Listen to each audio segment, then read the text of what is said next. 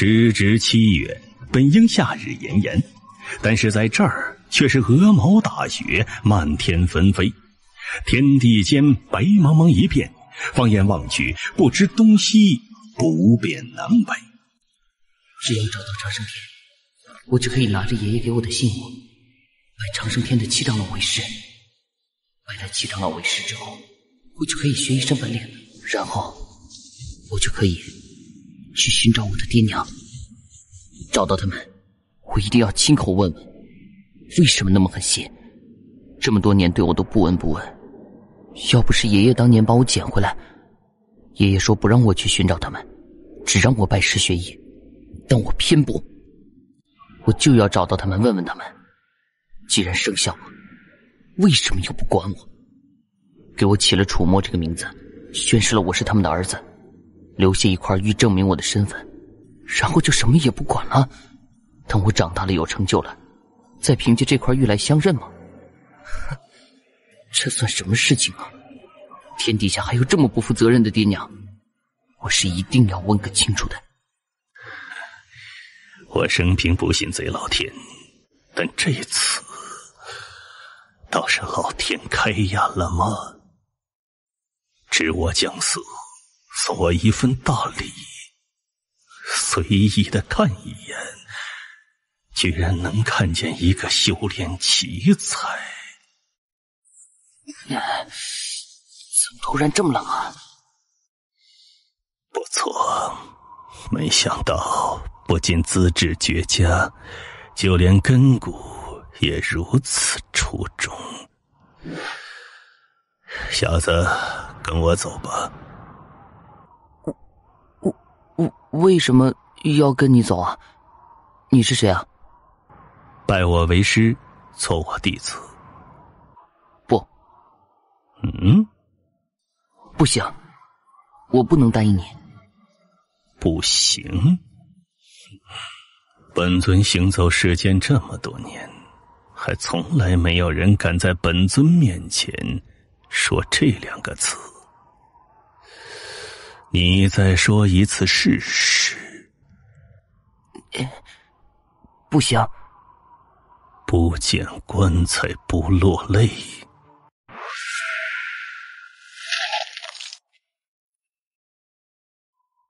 答不答应？不答应。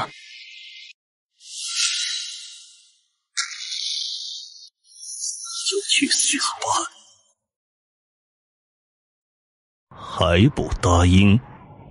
我不答应。你杀了我吧。还不答应？好，那我倒要看看你的骨头究竟有多硬。你怎么能这样啊？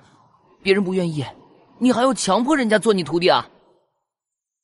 你当真不怕死？怕得要命。怕？你还敢拒绝我？我是要拜入长生天的人。我爷爷当年救过长生天的7长老性命，7长老曾留给我爷爷一件信物，只要带着信物去长生天，长生天一定会收我为弟子。长生天是这世间第1名门正派，长生天里面都是英雄豪杰，都是拯救世间疾苦的大侠，都是神仙中人，他们可不会像你这样强迫收别人为弟子。长生天是这世间的第1名门大派，里面都是英雄豪杰，都是拯救世间疾苦的大侠，都是神仙中人。呸！简直狗屁不通！名门正派里面就一定都是好人？幼稚！你胡说！长生天绝不会是你说的那样。你说长生天如何好？我问你，你可见过长生天的人？没有，但我爷爷见过。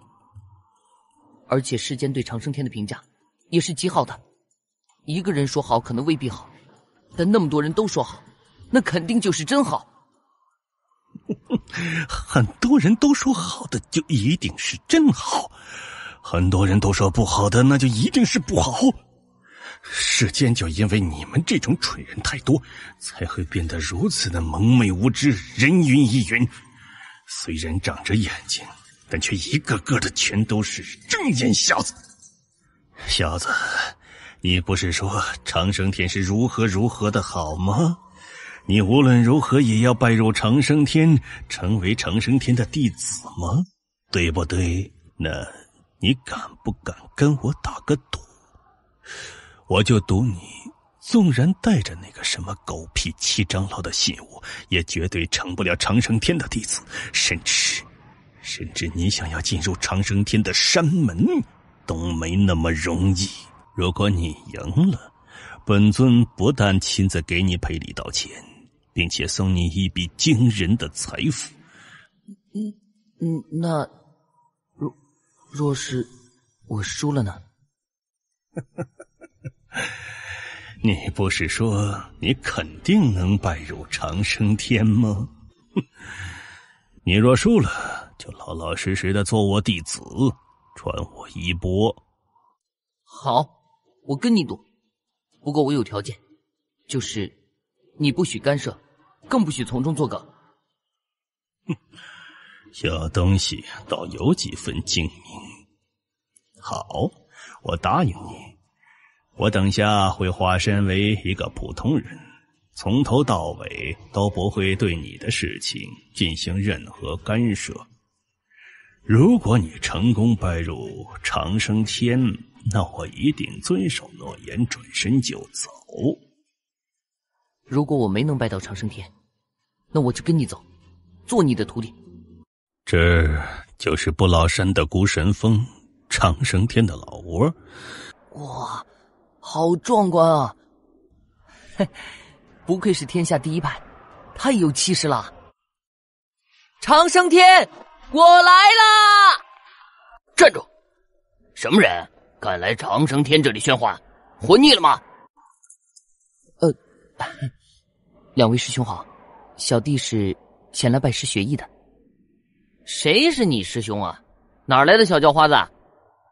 还拜师学艺？嘿嘿，就你，跟他废什么话呀？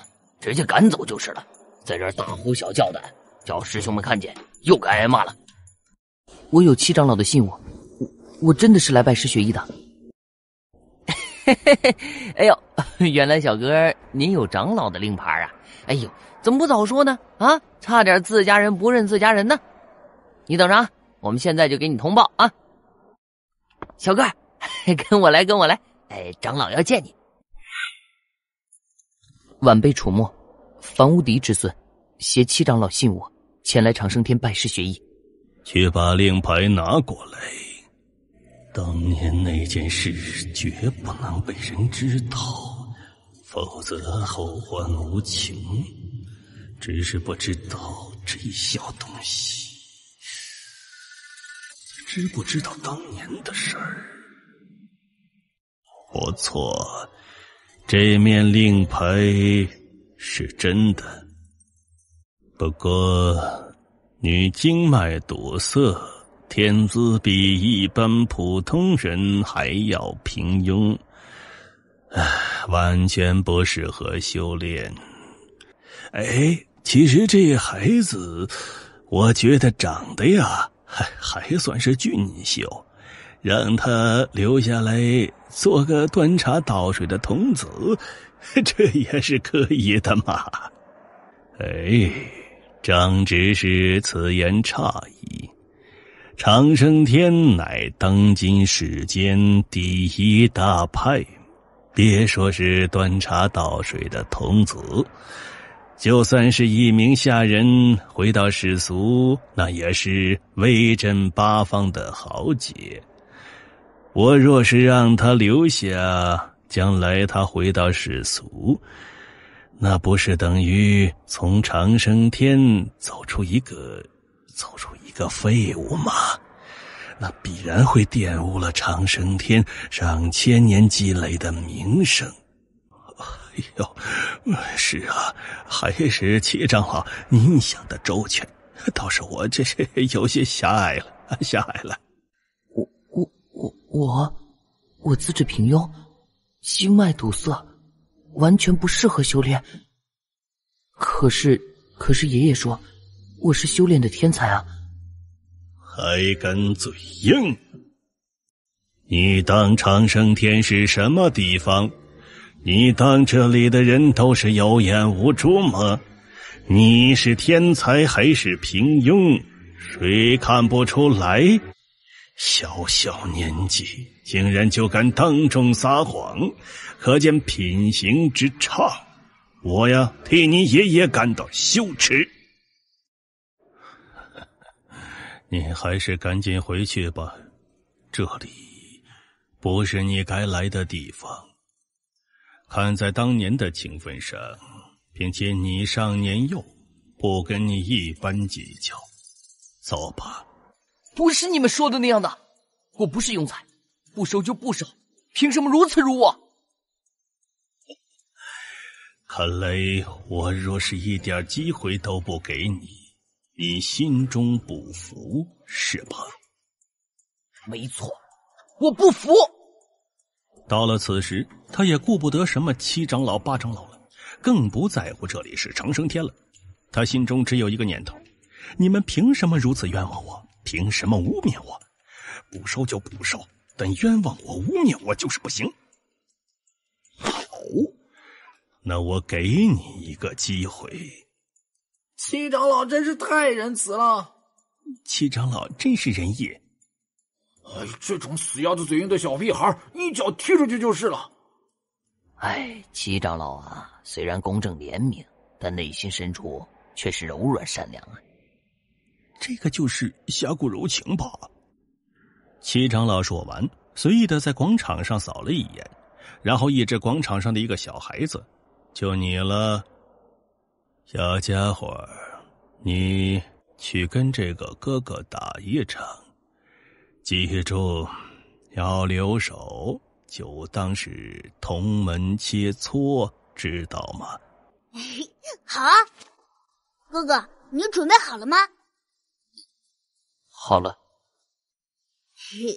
哥哥，我可是这长生天中最弱的人呐，所以哥哥放心啦，我一点都不厉害的。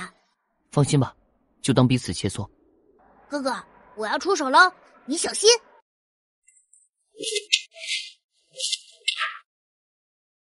这小男孩境界高过我。给我去死！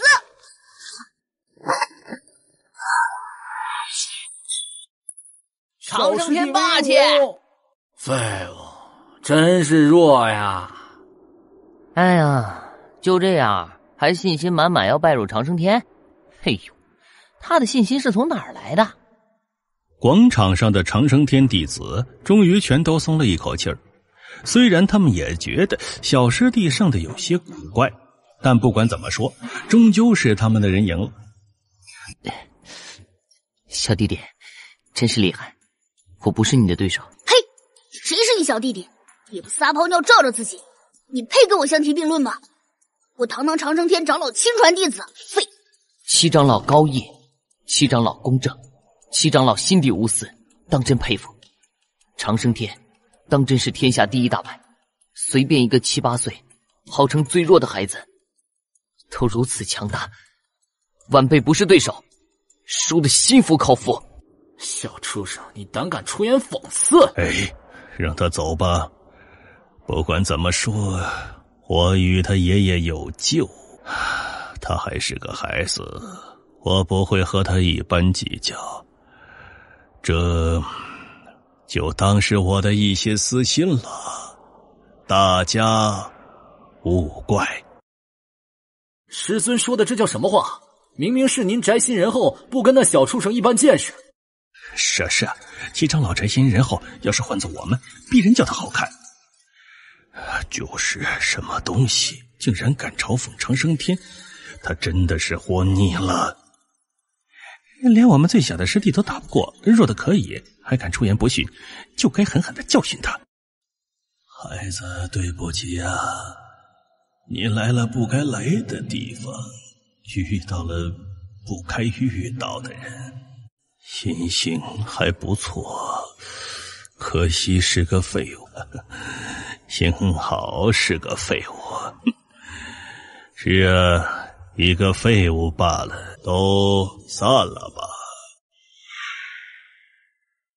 不老山、孤神峰、长生天，总有一天我会再来这里，亲手砸了这道腐朽不堪的山门。嘿，你怎么说话呢你？孤神峰下，你敢说这种大逆不道的话，活腻了！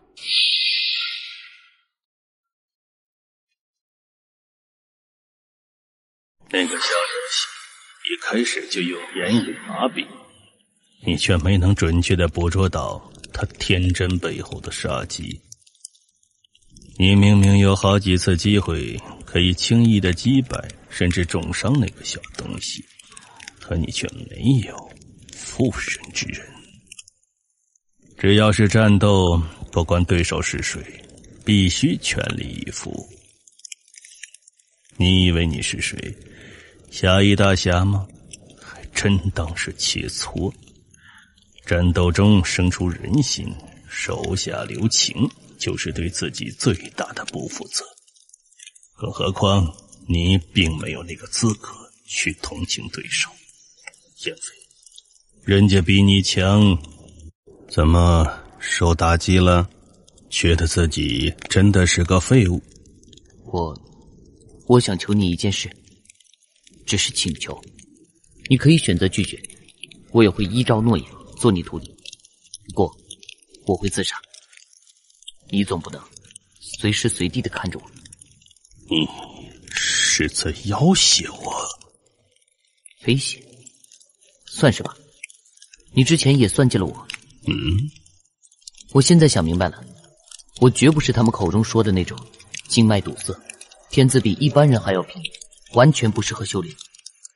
我爷爷虽然没有你那么强大，但至少也是战场上的一名将军，已经踏入元官巅峰，即将突破到第5层的强者。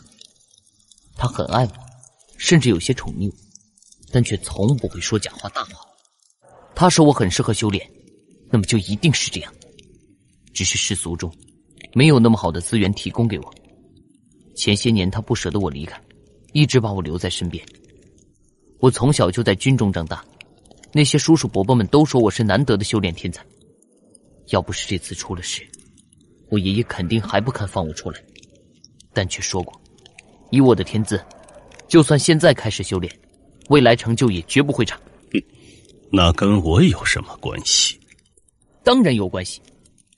你是坏人，坏人做事自然不择手段。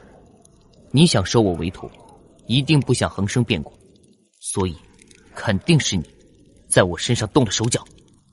不然的话，那个忘恩负义的七长老绝不敢在众目睽睽之下说我经脉堵塞，天资驽钝，不适合修炼。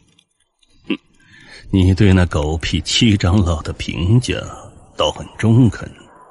虽然我没有证据来证明你在我身上动过手脚，但我相信我的直觉和判断。那又如何呀？不如何，我只想告诉你，我没有那么笨，而且我也没有怪你的意思。你算计了我，我求你帮我一个忙，这应该是很公平的。公平？这世上哪有公平这2个字？只有弱者才会天天把公平挂在嘴边儿。是，我知道，所以我只能用我的命来求一个公平。你想求我去保护你爷爷一次？你不是笨蛋，难道我就是蠢货吗？那个狗屁的七长老哪里适合你爷爷有救？哼，分明是欠了你爷爷一个天大的，但是却说不出口的人情。我如果猜的没错，他甚至可能有什么不光彩的把柄在你爷爷手上。不然的话，他怎么会给你爷爷一枚长生天的长老令牌？又怎么会在见到你之后直接就想杀了你？他一定是认为你爷爷把他那些不光彩的破事告诉你了。也是你那太过于自信的表情把他吓到了。不过接着他从你的口中试探出你并不知情，这才让他那位心狠手辣的小兔崽子亲传弟子来对付你。要不然随便找个和你年龄差不多的优秀弟子，早把你打死了。正因为你并不知情，或许他暂时不会来追杀你，但你爷爷他是一定不会留的。判断出这些事情很难吗？不过这种破事儿跟我有什么关系？他杀了你爷爷，等你日后强大了去找他报仇就是。你是将他抽筋扒骨千刀万剐，还是扔油锅里炸了？哼哼，都随你啊。既然现在有机会救我爷爷，为什么要等他去杀？你有那个能力吗？我没有，所以我才求你啊。我不答应。那我就去死。你爷爷叫范无敌，你叫蠢墨，十有八九都不是你亲爷爷，你管那么多做什么？不错，我是被收养的孤儿，但是爷爷把我抚养大，没有爷爷就没有我。你没有人性，没有情感，难道别人也不许有吗？你有你就去救，我不去。我救不了，但我可以去死，让你没徒弟。我堂堂某君，就算在我这一生横行无忌，从来没有人敢这样威胁过我，也没有人敢像你这般放肆。谁让你想要我当你徒弟的？你就是一个混蛋！你也不是什么好人。行，我答应你，救你爷爷一次。不是一次的问题，你必须把七长老惊走，但不能杀他，让他活着，但却不敢再去找我爷爷的麻烦。这个人，有朝一日，我会亲自扯下他虚伪的面具，亲手杀了他。得寸进尺，还真是个急性子人。怎么？那个狗屁七长老迫不及待的去杀你爷爷了。那咱们还在等什么？急什么？区一个长生天的小长老，让他先走一夜，又能如何？你刚答应我的。你给我坐下，小兔崽子！本尊已然忍你很久了，本尊生平从未被人如此要挟，你是第一个。既然答应了你，本尊就一定会说到做到。你当本尊是长生天那些没有信用的小人？切！坏人有什么信誉可言的？我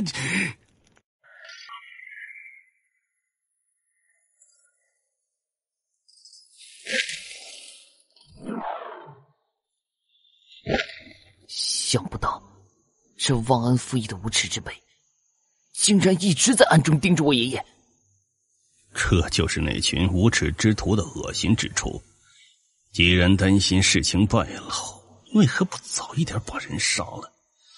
偏偏要做出一副道貌岸然的样子，令人不屑。你就是这样对待救命恩人的？我只是就事论事罢了，本尊可不需要什么救命恩人。你是什么人？深更半夜闯到我家中，有何贵干？范将军真是贵人多忘事，你仔细看看我是谁？你是……哎呀，我想起来了，你是赵宏志。原来是你小子！哎呀，对不起，老夫刚刚有些失态啊，乍见故人心中欢喜。忘了你现在已然是长生天的七长老了，依然是大人物了。在樊老将军面前，我可不敢称什么大人物啊。哦，戚长老，您是长生天的大人物，老夫只是这世俗中的一介武夫，这些年来未曾泄露过当年的事半分，不知这何处得罪了戚长老您，还请明示。到现在你还装糊涂，原本我还当你是个守规矩的人，这些年来一直保守着当年的秘密。我对你也算是礼遇有加，经常会让人送些上好的原药给你调养身体，但没想到你竟然会为了你孙子，让他带着我给你的信物踏上长生天来要挟我。樊无敌，你当真认为你一介凡夫俗子有资格来要挟我吗？你说什么？我孙子墨儿，你已经见到他了？这不可能啊！都到这种时候了，装糊涂有意思吗？你敢说你孙子去长生天不是你让的？头错，我孙子出没是我打发过去的，虽然我也不知道他为什么提前了有大半年就到了呢，但这依然没多大关系了。那孩子在炎黄城中因为招惹到了顶级的权贵，不得不离开这儿。可因为了天资绝佳，根骨齐家，我就想，与其让他拜入到陌生的门派当中，不如拜入长生天去。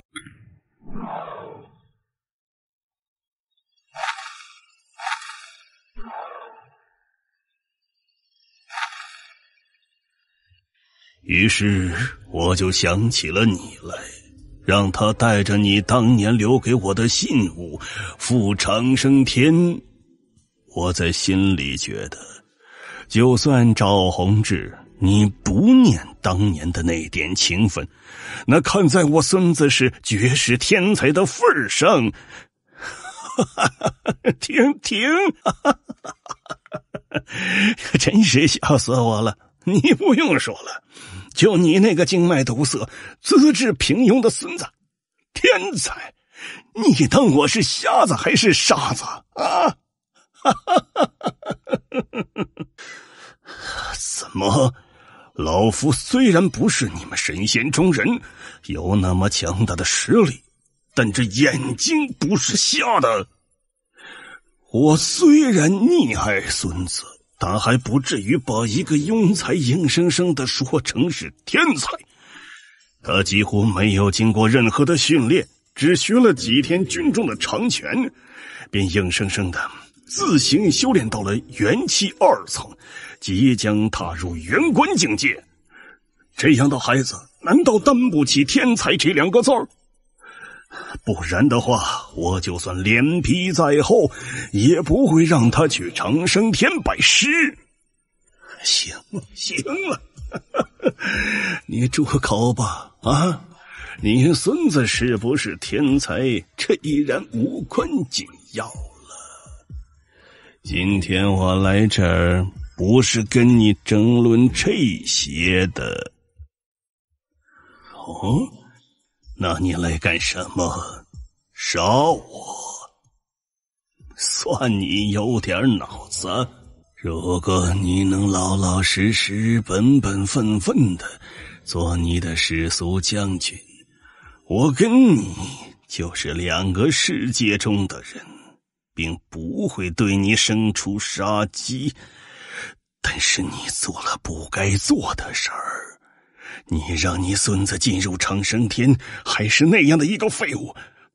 好吧，就算他不是废物，因为他带着我的信物来拜师，我若是把他收下，回头肯定会有人调查我跟他之间的关系。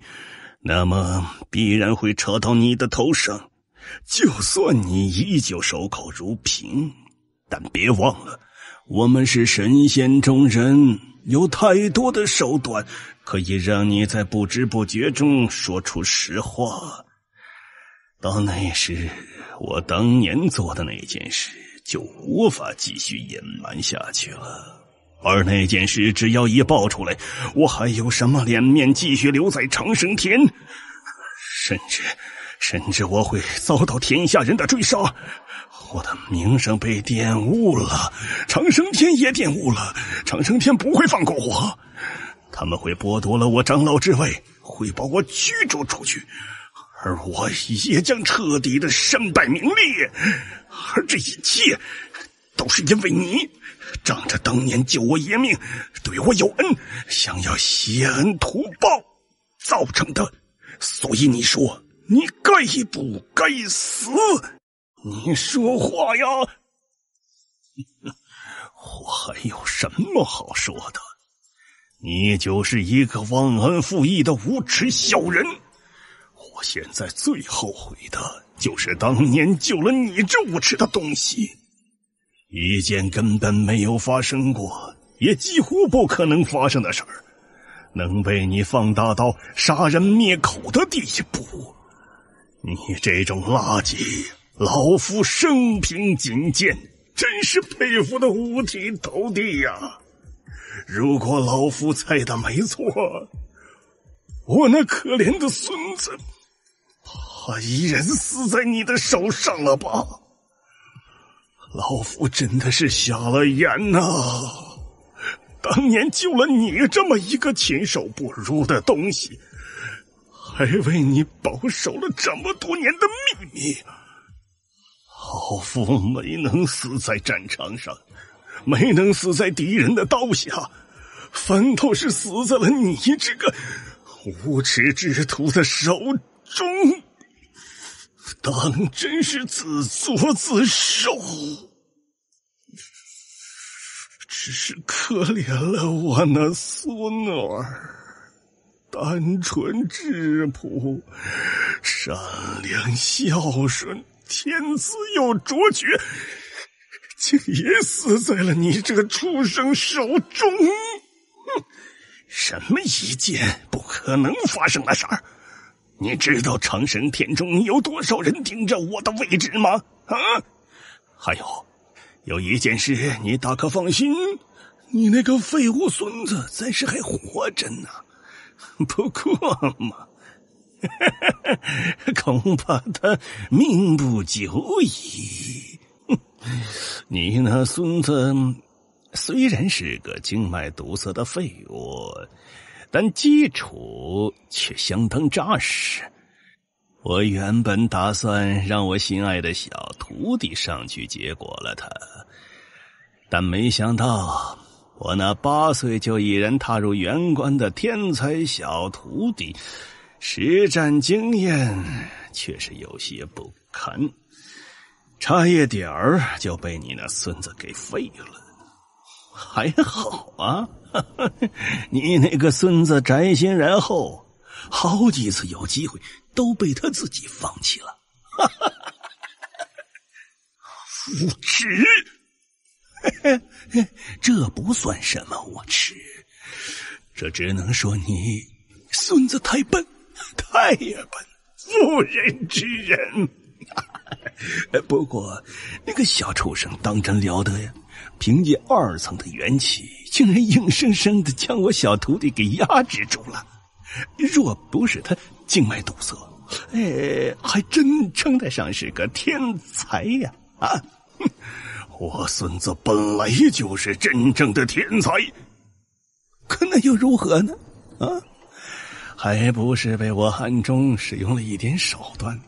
我打了一道禁力在我的徒弟身体当中，我就给他算计了。而且我那小徒弟也是争气，反应极快，一掌就拍飞了你孙子。忘了告诉你，我那个宝贝徒弟用的是血煞掌。血煞掌你听说过吧？重者必死。必死！畜生！那什么狗屁血杀掌，我早就给你解了。楚墨没吱声，但心中却流过了一股暖流。你这忘恩负义、狼心狗肺的畜生，杀人灭口，还需要找什么狗屁的理由？我知道我孙子还活着，我心甚慰。你放心，我孙子命大得很，他是不会死的。今天你杀了我，有朝一日，我孙子必然会杀上长生天，亲手砍下你的脑袋，为我报仇。来吧，畜生，来杀你的救命恩人吧！好，老东西，你竟敢这么污蔑一个长生天位高权重的长老，你该死！本尊一直觉得自己就是个不折不扣的坏人，心狠手辣，作恶多端，强横霸道。直到遇到你，本尊突然间发现，跟你比起来，本尊竟然是这天底下少有的大善人。本尊就从来没见过像你这样不要脸的东西。伪君子这3个字用在你头上，都玷污了君子这2个字。就算是伪的，好歹也有君子那一面，而你就是一个垃圾。你爹妈究竟是什么物种，能生出你这么一个玩意儿？当初怎么就没有直接把你给架死？你这种垃圾的存在，简直就把坏人的名声给败坏到家了！这一顿耳光抽的简直太他妈爽了，大快人心。魔君这一通很抽，也将在楚墨那里受到的气基本上发泄的差不多了。你这畜生，本该一掌拍死你了事，但是我怕脏了我的手。我虽然不杀你，但你今天的丑行、做过的丑事，我可都是全部的了然于胸。这个人是我罩着的，回头他若是出半点差错，哪怕是死在战场上，我也一定会去长生天把你给救出来，让你求生不能，求死不得，再把你做过的那些丑事一一公之于众，让天下人都知道你这长生天的长老是个什么狗东西。你若不信，尽管尝试。现在呢，给我滚！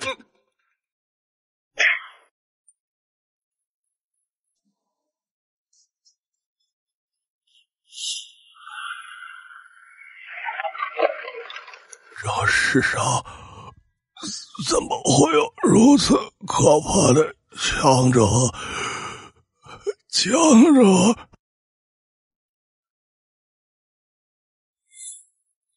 虽说到恩不言谢，但老夫还是要多谢恩公救命之恩。我可不是为了你，要谢就谢你自己的孙子好了。爷爷，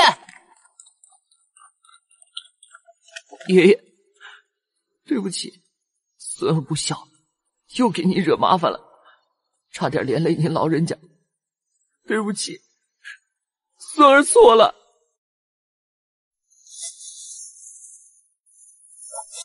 好孩子，你哪有错？是爷爷错了，不该当年救那畜生。总有一天，孩儿会亲手摘了他的狗头。乖孩子，快跟爷爷说说，这一切到底是怎么回事啊？有什么话要跟你爷爷说的，就快一点，说完了咱们就走。放心，我答应过拜你为师，也绝对会说话算话的。爷爷莫急，听我跟你慢慢说。一个催促要快点，一个却要慢慢说。老爷子嘴角抽了抽，有些无语。因为他发现自己的孙子居然对这个可怕的黑衣强者不是很客气。不过怎么看，自己的孙子似乎都没有吃什么亏啊，这个让老爷子更加奇怪了。楚墨当下呢，就把自己在冰雪之原上遇到魔君的事情大略的跟老爷子说了一遍，不过省去了魔君折磨他的经过，他不想他爷爷为他担心。他只说魔君呢是一个世外高人，要收他为徒，但他呢却想要拜入长生天。你这孩子，如此强者要收你为徒，你竟然还拒绝你！孙儿当时心中的执念便是拜入长生天，谁能想到？楚墨接着把他在长生天当中的遭遇详细的又说了一遍，也没提魔君封印他资质和根骨的这个事儿。赵宏志这个畜生简直是无耻之尤！刚才您就应该知道他是个畜生。那也生气，想不到我的一个举动差点害了我的孙子。什么名门正派，呸！什么天下第一，简直不要太龌龊嘛！你可知那赵宏志为何如此忌惮我？事情啊是这样的，说起来已然过去有15、16年了，那个时候我还没有收养你呢。当时我是一名偏将，率领一队斥候去探查敌情，没想到在一处深山老林目睹了一场可怕的战斗。准确的来说吧，是一场完美的虐杀。那是我见过的最可怕的攻击。你们知道是什么吗？爷爷，别卖关子，快说快说。是风翼龙。什么？风翼龙？这不可能吧？风翼龙虽然强大无比，但智商极高，是人族的守护神兽之一，他怎么会攻击人呢？你可以试试去把风翼龙的蛋给偷了，看他攻击你。哎呀，您可真是厉害，一下子就猜到了原因呢。这不会吧？赵宏志有胆子去偷风翼龙的蛋，那可是9阶元兽啊！而且他是长生天的弟子，这么干难道就不怕引起天下人的愤怒？我终于明白他为什么要杀你了。原来如此，他当年做的这些丑事被您看见了，您又救了他，然后您救了他，帮他养好了伤，又答应他不会把这件事说出去，对吧？不该救他的。我全明白了。怪不得赵宏志一见到这面令牌就对我起了杀心，原来是怕当年丑事败露，后来试探出我并不知情，这才放了我一马，任我离开，也是笃定我中了血煞掌，必死无疑。但却依然觉得他这样拒绝了我，爷爷定会恼羞成怒，那他当年的丑事自然无法隐瞒，所以他才要在第一时间杀了爷爷灭口。我没告诉你这件事，就是不想让人觉得我在挟恩图报啊。不过终究是我做错了，当年他能做出这偷风翼龙蛋的那种事情，就足以说明这人的人品有极大问题。是我太过于迷信长生天的这块金字招牌。金字招牌的背面其实一样会有很多肮脏的东西。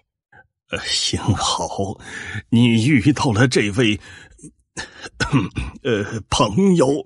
老爷子不知该如何称呼这个黑衣男子，因为魔君看上去太过年轻，叫我魔君吧。老爷子微微的挑动眉梢，在心中品味出这2个字的含义了。再一想孙子对他的态度，老爷子似乎隐隐的有些明白了一些什么。不过老爷子久经沙场，这辈子什么人没见过，加上刚刚发生的那一件事，对长生天他已然是彻底的失望了。朋友以魔为名，行的却是侠义之事。我孙子能遇上你这样的良师，也是他这一辈子修来的福分。傻孩子，还不快给你师父磕头！徒儿楚墨，见过师尊。哈哈哈哈！告辞了。难怪叫魔君，还真邪性。去自己搭一座木屋。师傅，您这东西从哪儿变出来的？哪那么多疑问？师傅，您要去哪儿啊？见魔君离去，楚墨不由得有些心慌。这深山老林的，天知道这里面都有什么猛手。再说他虽然从小在军中长大，会的东西也不算少，可搭木屋这种事情，他是一点经验都没有。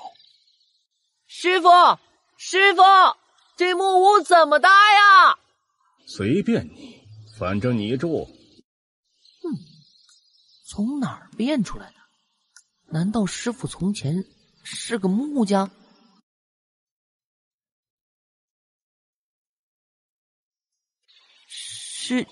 师傅，这木屋是您建的？你当别人都像你那么蠢，连个木屋都建不好？会做饭不？会。但我讨厌说谎。我没说谎，我从小就在军中长大，爷爷每次上阵之前都把我放到火头军那里，早就学会了做饭，而且我的厨艺好着呢。哦，那去把这肉做了。还有，我说一段口诀，饭做好之后你要背诵下来，我会考教。说完，魔君直接念出一段口诀来。这段口诀声色拗口，虽然才300来字，但有很多字儿，楚墨甚至是第一次听到，既不知道他是怎么写的，也完全不明白那字儿是什么意思。师傅，能再说一遍不？好多字我不明白什么意思，也不会写啊。不说就不说，我自己慢慢回想，我还就不信了。嘿，真准时。口诀呢？背诵下来没有？我只背下来1多半。楚墨说完便开始背诵。他的记忆力还是很强大的，虽然有些磕磕绊绊的，但也成功的把那段口诀背诵出了1大半。这种能力若是放在世俗中，哪怕是那最顶级的书院，恐怕也要被当作天才。因为魔君从头到尾就只说了1遍，并且还有很多的字是生涩难懂，当然是楚墨根本就不懂。在这种情况下，他能背诵出1大半，哪怕是最苛责的老师，想必也会称赞几声吧。楚墨也多少有些自得，不过在魔君这儿永远不会有称赞。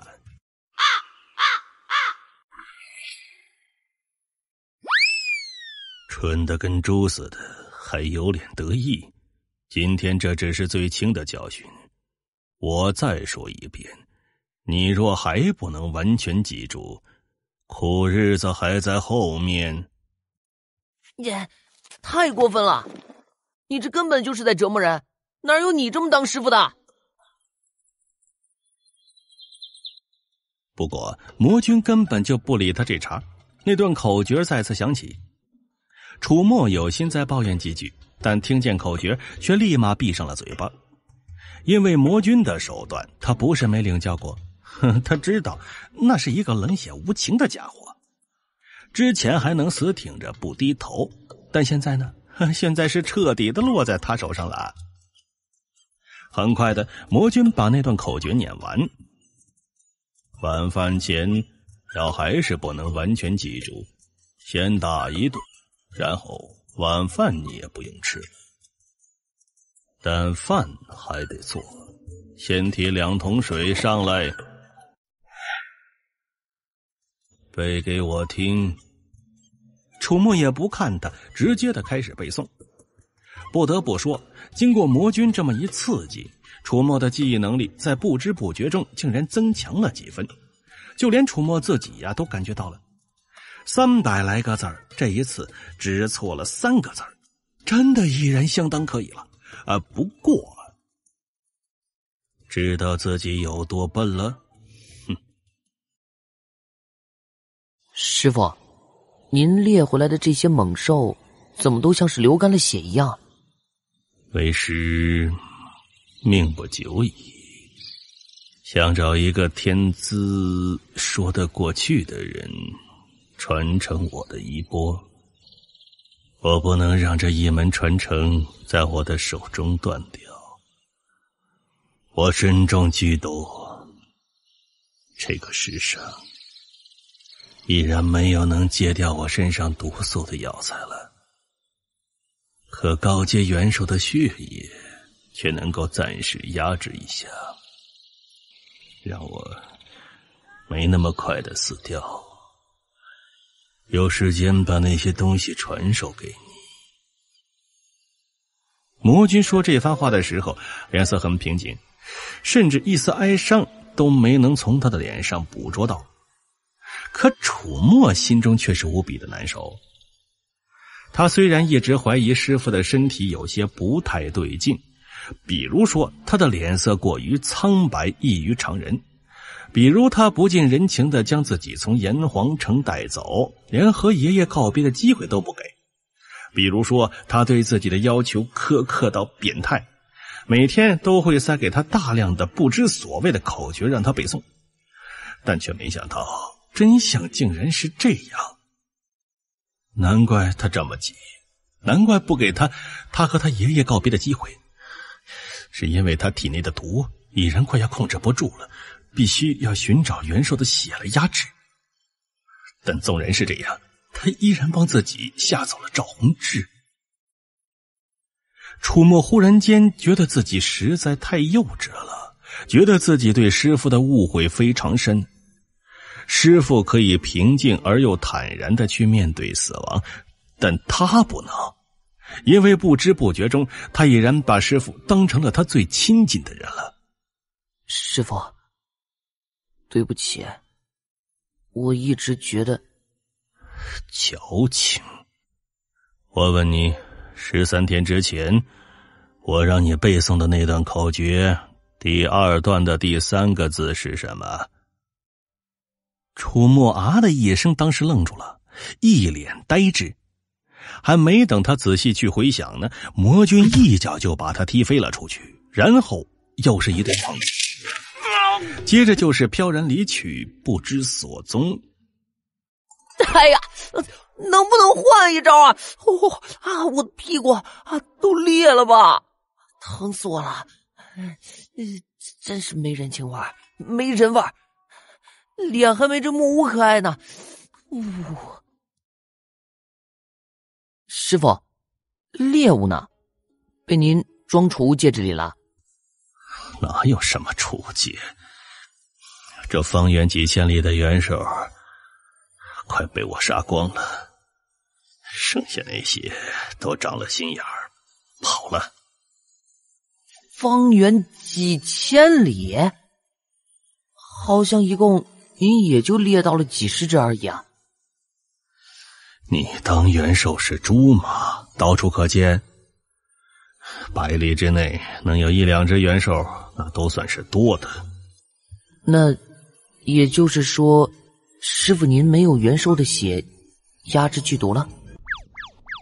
所谓的压制也不过是一时的，对解毒完全无效，无所谓了，反正你也快出师了。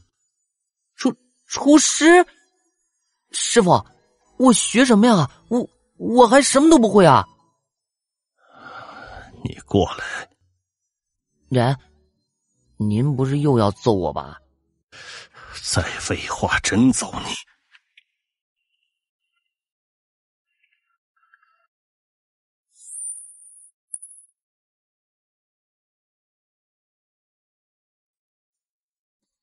师傅！啊！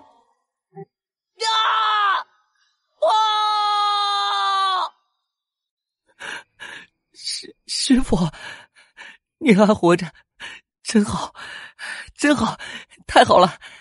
师傅，您告诉我，您的毒需要什么药材来解？上天入地，徒儿也给您弄来。哪怕那药长在长生天的药园，徒儿把长生天献了，也给您抢来。幼稚！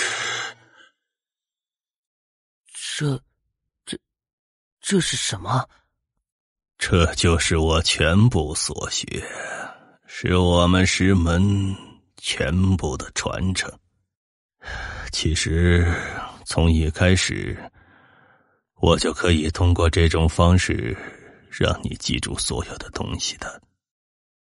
感情我那些揍都是白挨的，原本可以不挨打的，对吧？没错，可那样你会记得更牢靠，会比较扎实。去做饭，饿了。师傅，珍珠，我无需你来可怜，你只是我寻找的一个传承衣钵之人，少来同情我。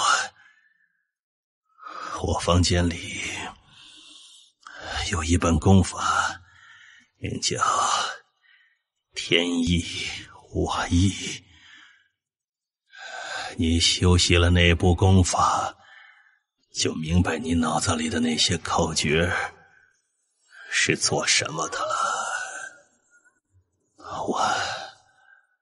我已经没有遗憾了，回头把我就地掩埋，尘归尘，土归土，罢了，罢了。师傅！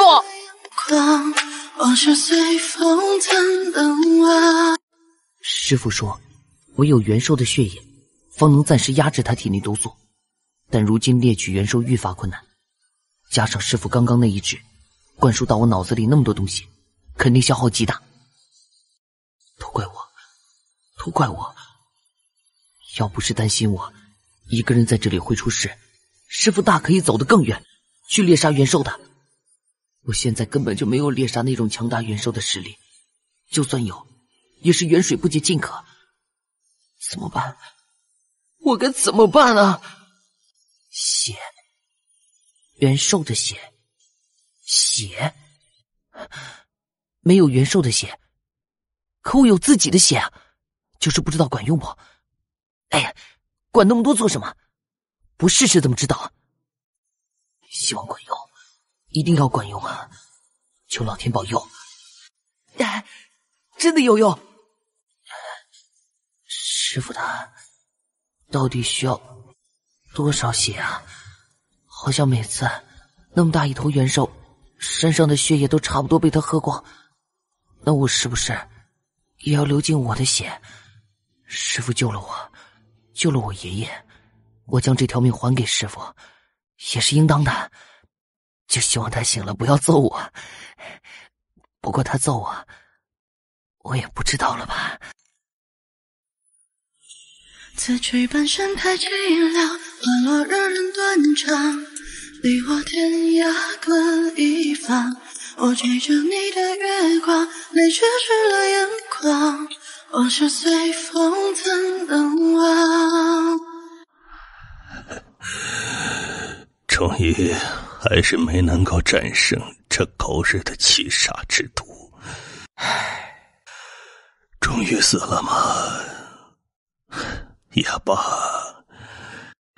死也算是一种解脱。爹，我是不是很快就可以见到你了呢？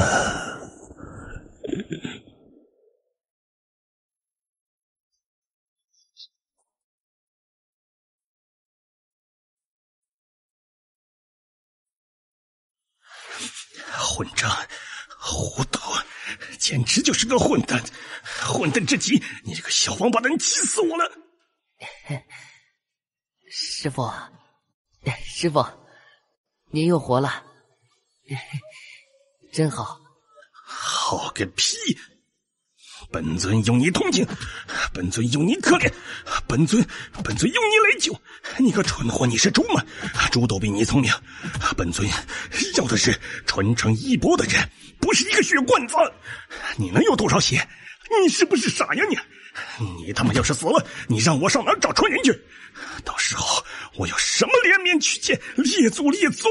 混蛋，妈的混账！嘿嘿，师傅，怎么不打了？滚一边去，贱坯子！我的天哪，我居然能看见这种血，这是7阶的元兽了吧？您居然能杀死7阶的元兽，太厉害了吧！这种没见识的货，真是我徒弟。哼，杀他很难。嘿嘿，那是，对师傅来说自然是不难喽。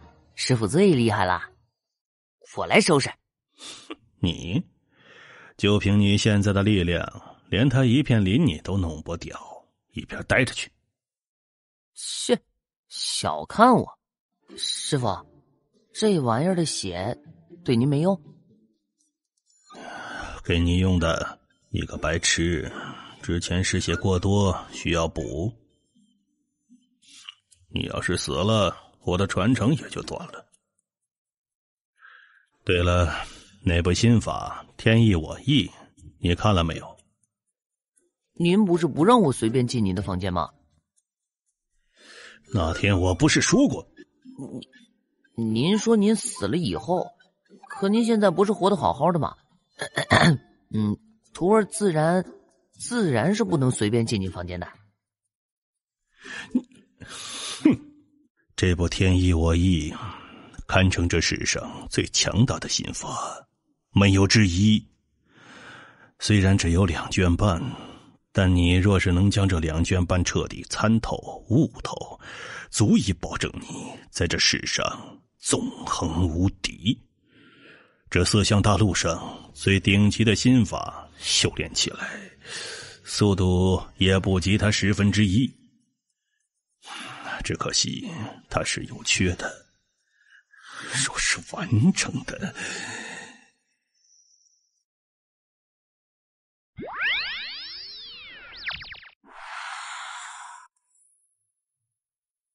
你自己回屋参悟一会儿。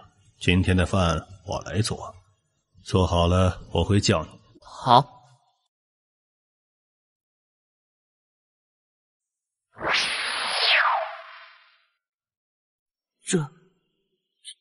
这是怎么回事？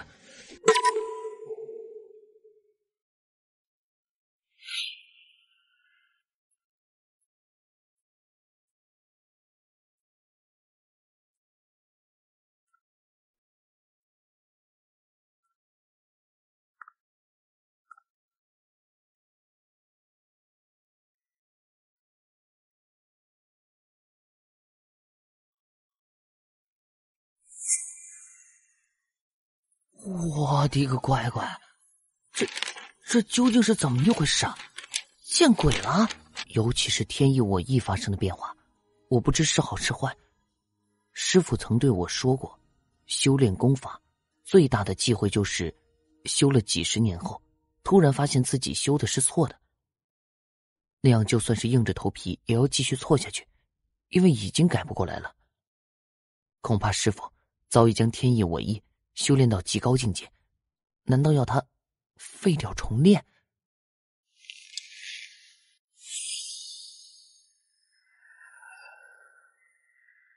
苍天有道，虚无缥缈，万界众生皆在追寻。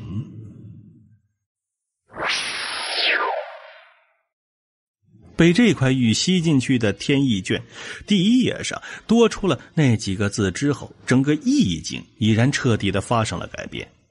楚墨按照这其上的功法运行的方式，稍一修炼就感觉到一股充沛的元气从四面八方瞬间涌进他的身体当中。这太快了吧！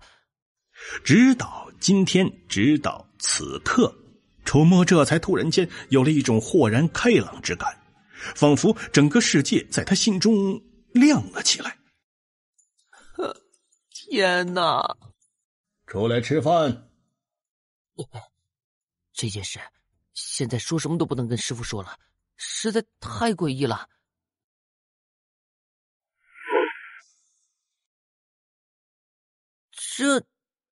这是您做的？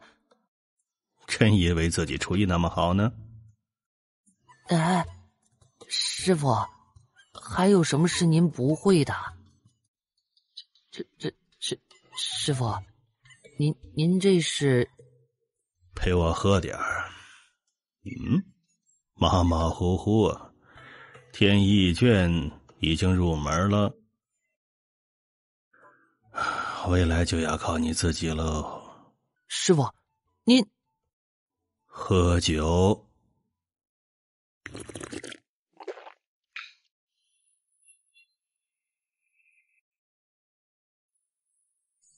还不快运行心法，冲击元关，等什么？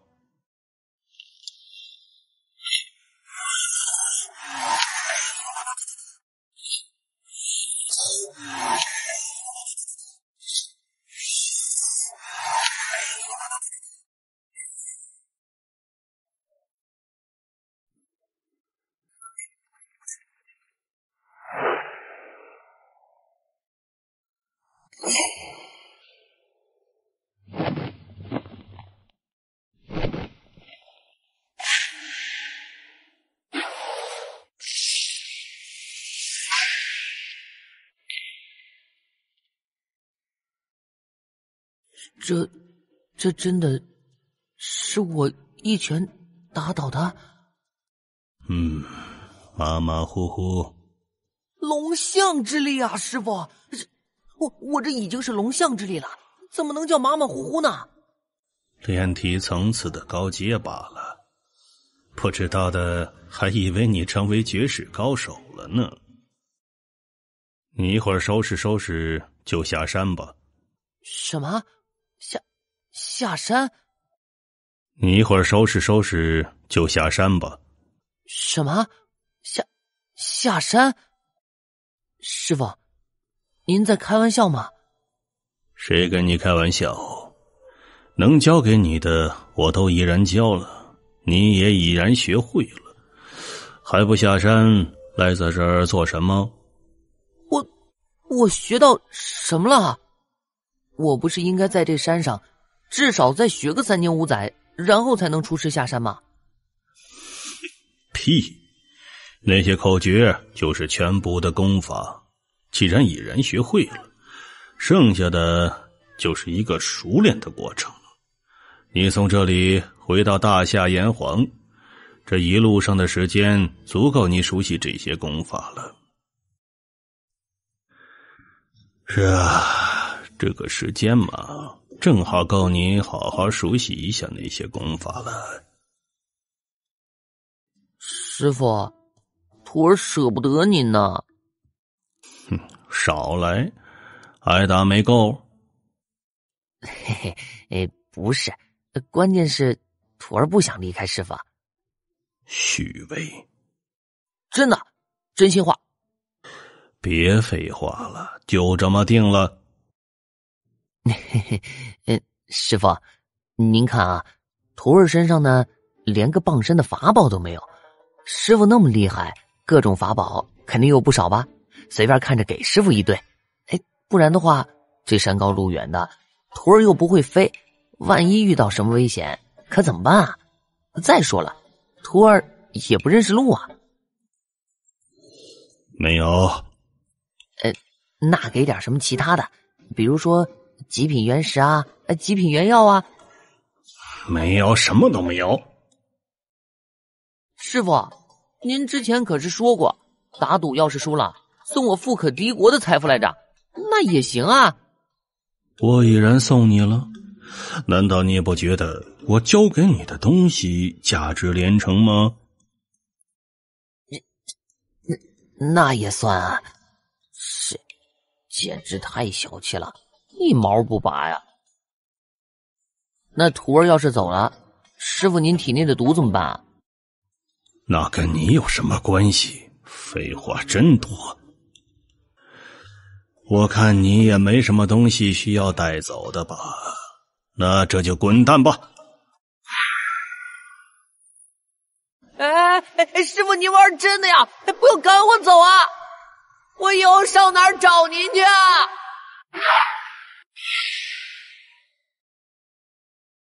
若是师傅再次昏迷晕倒，我又不在身边，那可怎么办？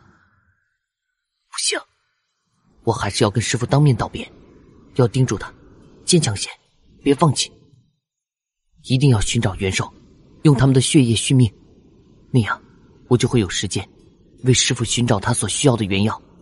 只要我活着，就不会让你轻易死去，我会尽我所能来挽救你的。我知道你的心中有太多未了之事。师傅，我回来了。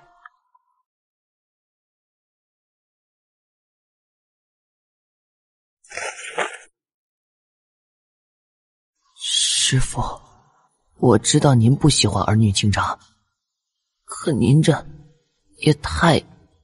师傅，我知道您对我期望很高，徒儿一定不会让你失望的。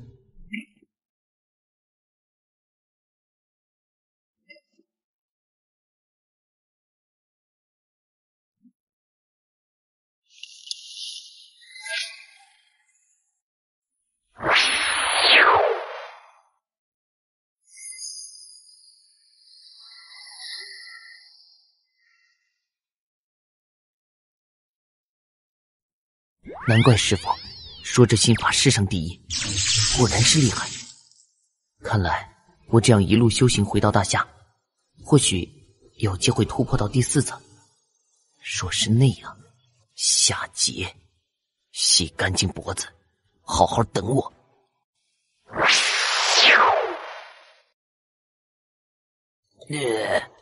这是什么东西啊？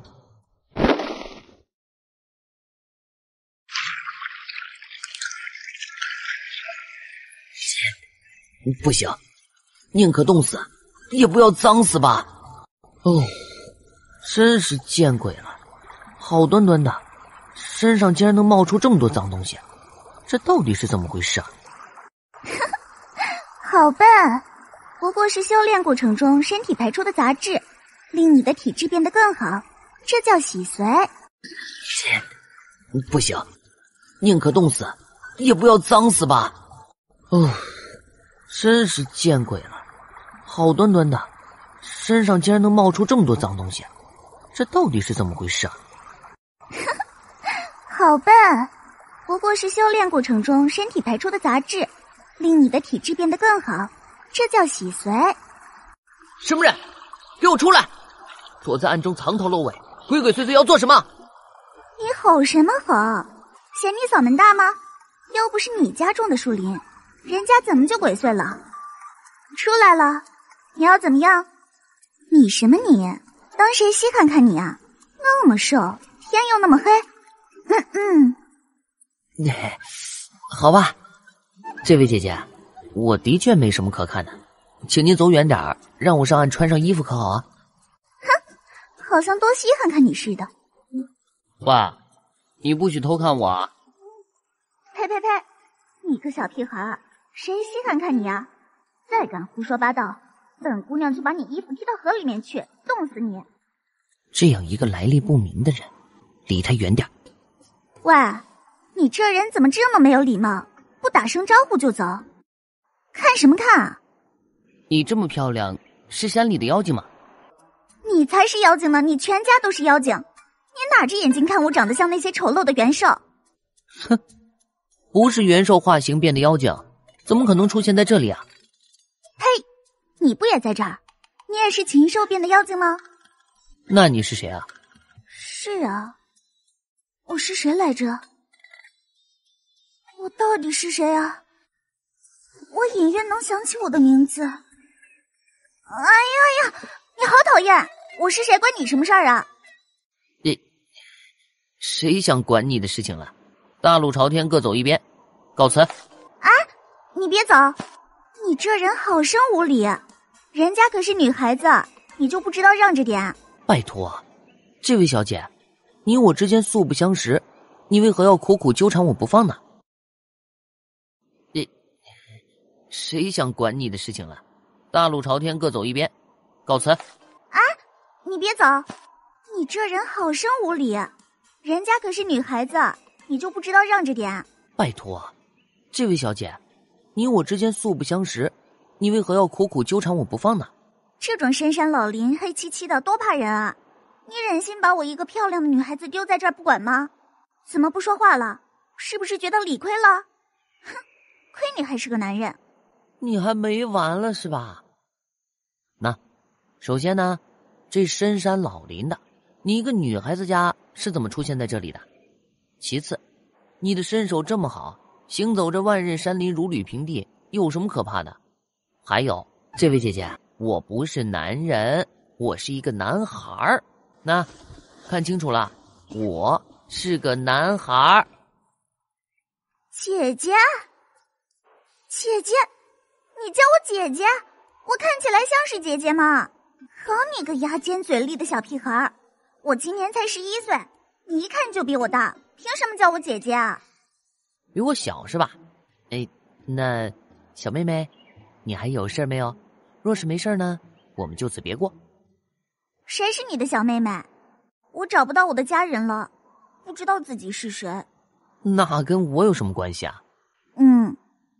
的确跟你没什么关系。算了，人家还有事，回头找你玩。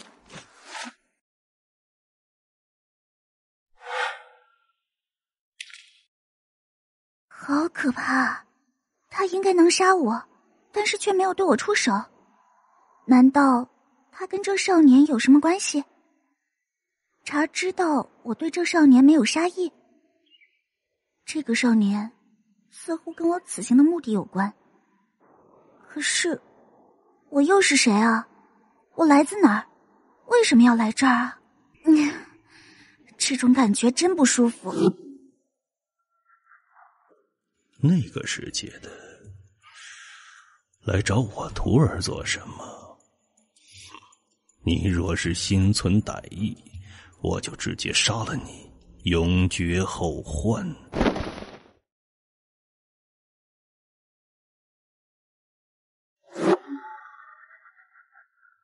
那个世界的来找我徒儿做什么？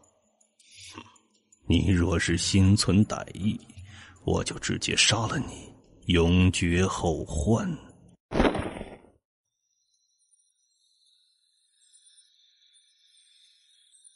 人家师傅教徒弟刀法、剑法、拳法、掌法、步法，总会说个清楚明白的，然后还得悉心指点，深入浅出。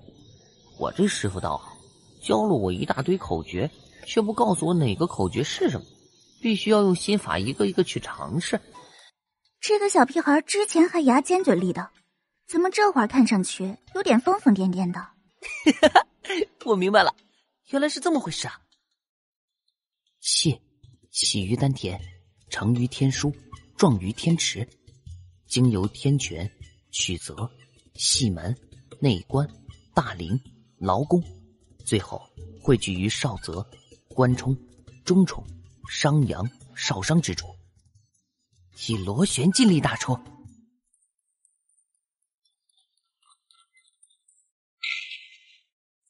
他疯了吗？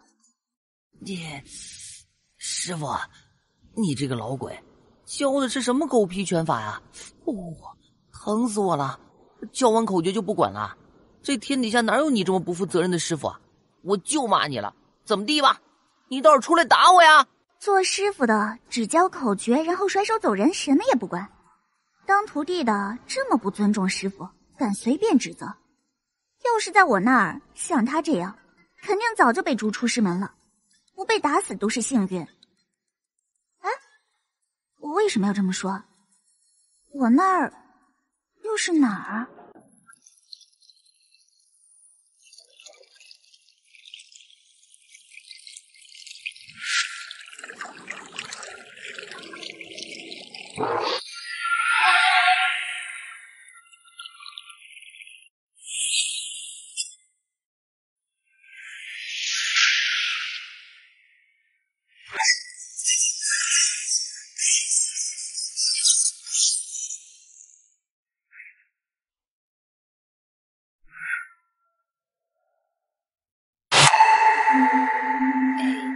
莽兄，你好啊！今天天气不错，你也出来溜达了？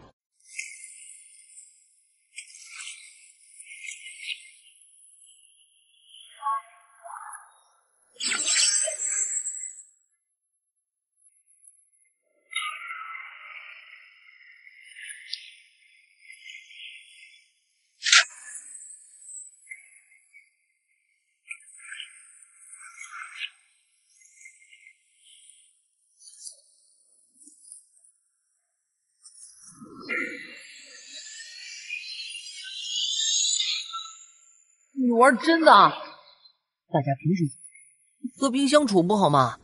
如果我不出手帮他，十有八九他会死在这条小蛇的手里。我能感觉到他跟我这一次的目的有关。哎呀，烦死了！天知道我的目的是什么，但我却不能让他死掉。还是等等看吧，现在就出手救他，他也未必会感激我。找个天资卓绝的、看得上眼的孩子，把该教的东西教了，然后就让他滚蛋。死不死的，关我屁事。反正传承没断在我魔君手上，我就不至于死后无颜面对列祖列宗。看来这东西终究还是要使用啊。爹，你说对了，说是有了牵挂，就永远不会真正洒脱。七转仙丹，当年你为了拿到这个东西，不惜潜入丹宗，把它倒出来送我。因为这件事，你家族上下震怒，为了平息丹宗怒火，那几个该死的长老丝毫不顾念同族之情，亲手把你打得肉身碎裂，一身道行尽毁，又把你的元神囚禁于炼神台，日夜受那神火之烤。他们真是狠啊，还真下得去手。丹宗的人都看不过眼了，都说算了，说此女盗丹有罪，但却事出有因，做出相应赔偿，这事就罢了。可是那群畜生，为了一点资源，为了心中思念，竟然直接的出手将你镇压。我可怜的弟儿，他们都该死，我更该死，而我什么都做不了，什么都做不了。该死的人是我，受那神火之烤的人也应该是我才对。我原以为七杀之毒可解，被打落凡界之后，想要解开这毒再去救你，但我终究还是小看了这毒，终究还是高看了我自己啊！我是个废物，我解不了这毒，我只能等死。原本毅然认命，可谁想到我会遇见一个精彩绝艳的少年。爹，他真的是个很优秀的孩子，你见到他之后也一定会喜欢。原谅我的自私，我想看着他成长起来。七转仙丹，一转续命1年。爹，对不起，再等我7年。7年之后，等着孩子成长起来，我便化作亡魂去找你，哪怕魂飞魄散，我也要让你解脱。这师傅妖怪来了，快救命啊！再不救我，你徒弟就死了，你传承就断了。感情你刚刚一直在散步吗？混蛋！蠢货，你学的拳法是摆设吗？哎呀，小爷我也是有本事的人啊，那3招拳法我不是领悟出了1招吗？我怎么这么蠢啊，忘了这茬了。喂，我说大长虫，你要是再追我，我就不客气了。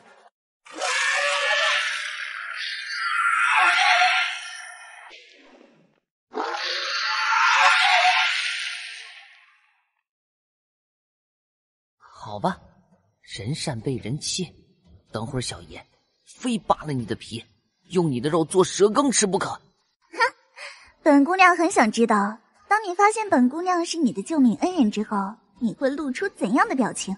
气于丹田，长于天枢，壮于天池，经由天泉、曲泽、西门、内关、大陵、劳宫，最后汇聚于少泽、关冲、中冲、商阳、少商之处，以螺旋尽力打出。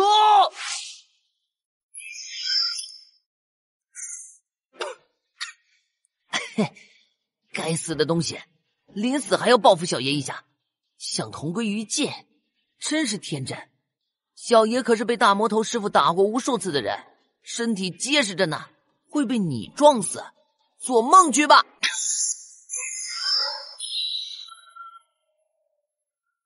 真是一个恐怖的小怪物。再来咬我！老虎不发威，以为小爷是猫咪吗？你奶奶的！老老实实待在水中不好吗？出来做什么？陆地上也是你能混的地方，小命都葬送在这里，这下爽了吧？你怎么还跟着我呀？哼，这片山又不是你家的地盘，你管我去哪？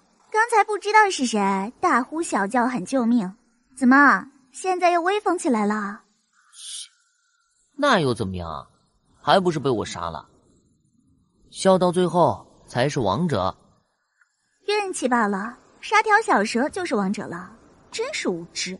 4阶的小元兽，连兽丹都没有，血肉倒是能增强一下体力，没什么价值。哎，帮我个忙，扒皮抽筋取骨。多恶心啊！你让我一个女孩子做这个？不帮就不帮，说那么多废话做什么？这不能做那不能做，这种地方就是你一个女孩子该来的。切！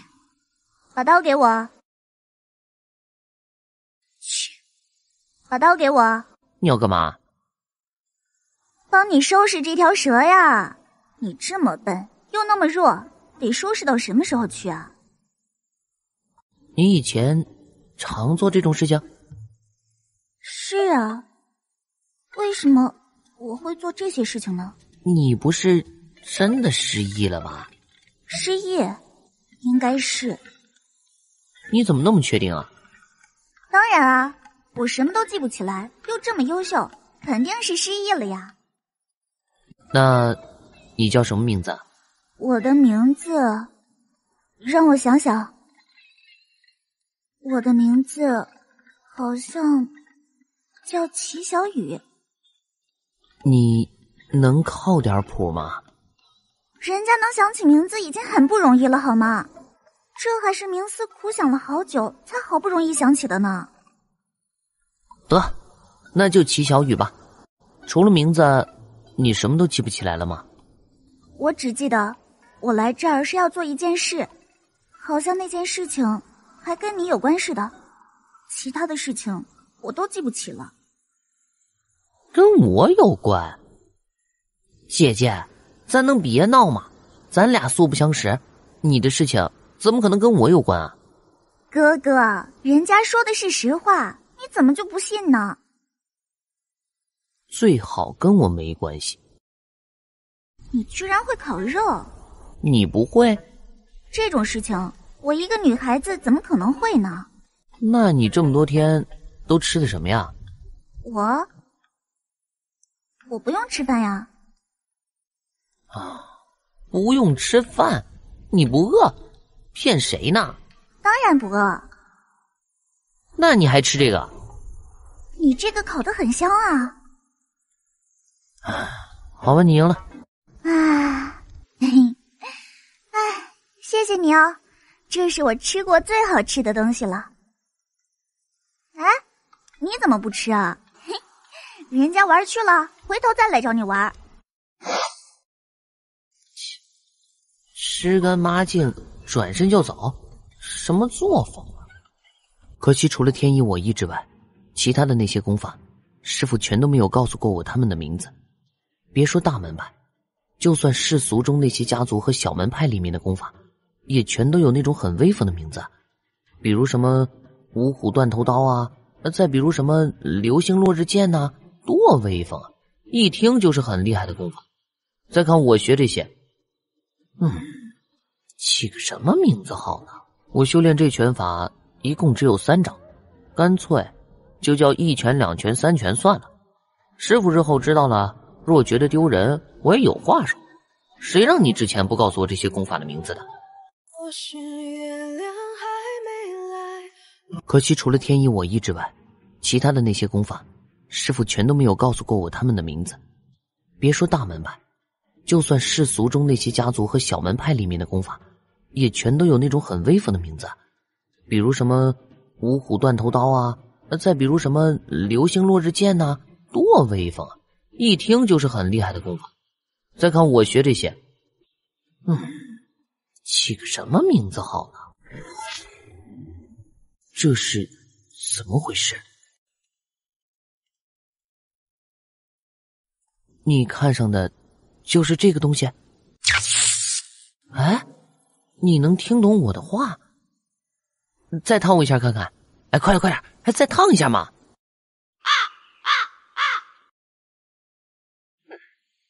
这样一棵枯死的小树能有什么价值啊？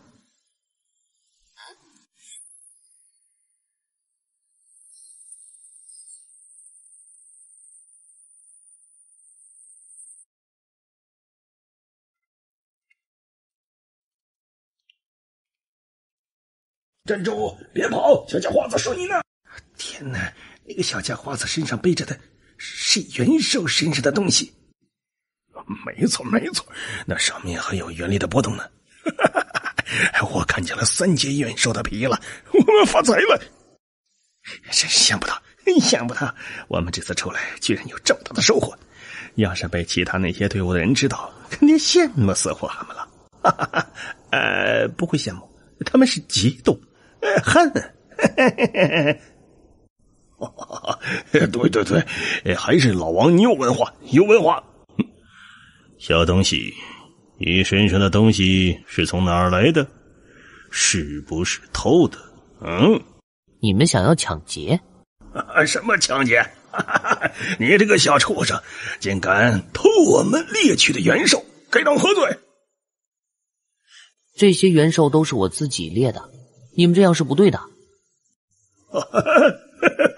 这小东西，你是在跟我们讲理？真的，我没骗你们，你们不要找我麻烦，不然……小兔崽子你！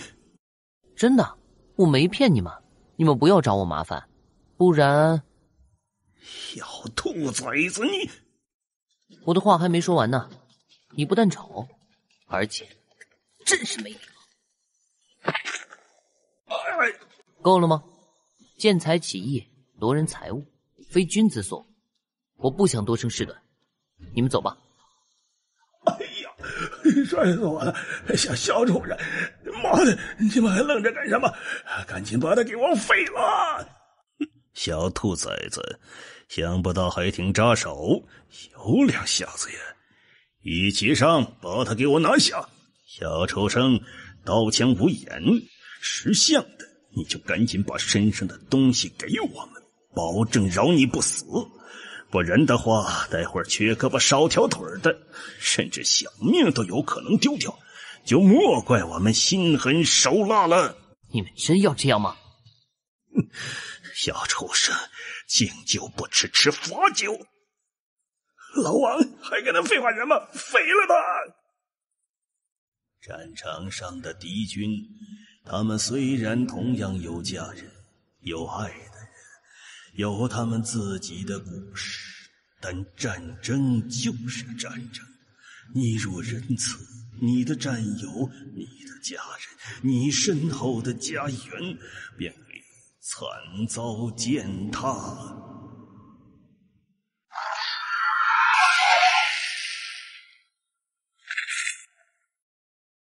够了吗？还要继续吗？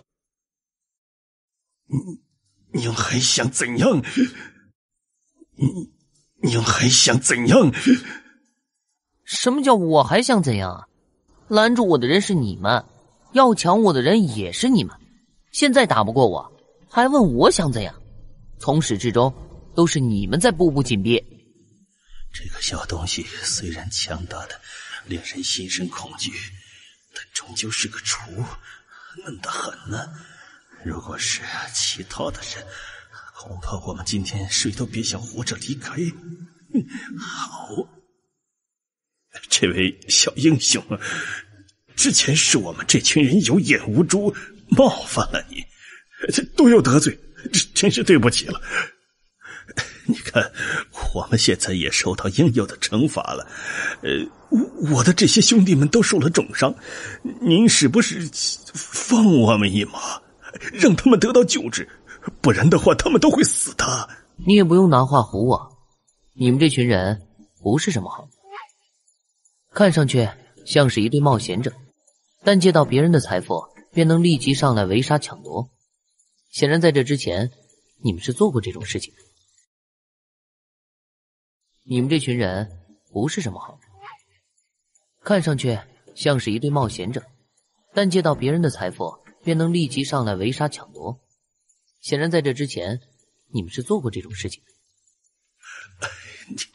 您误会了，我们不是您说的那种人，只是小英雄你年少，我们想欺负一下，这个倒是真的。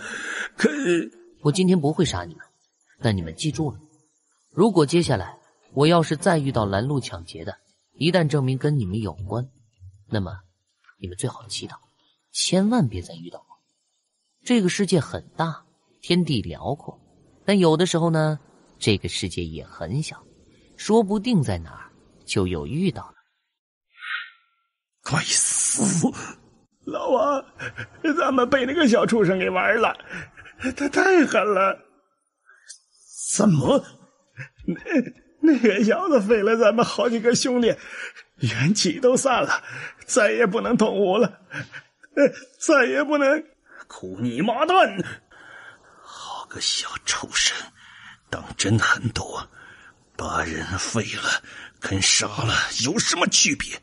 临走时还威胁老子，小东西，要是让你安生的走出这片草原，老子的姓就倒过来写。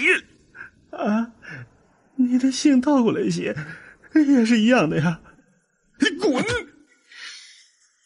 志同抱金砖，行走于闹市，你想死，我就成全你。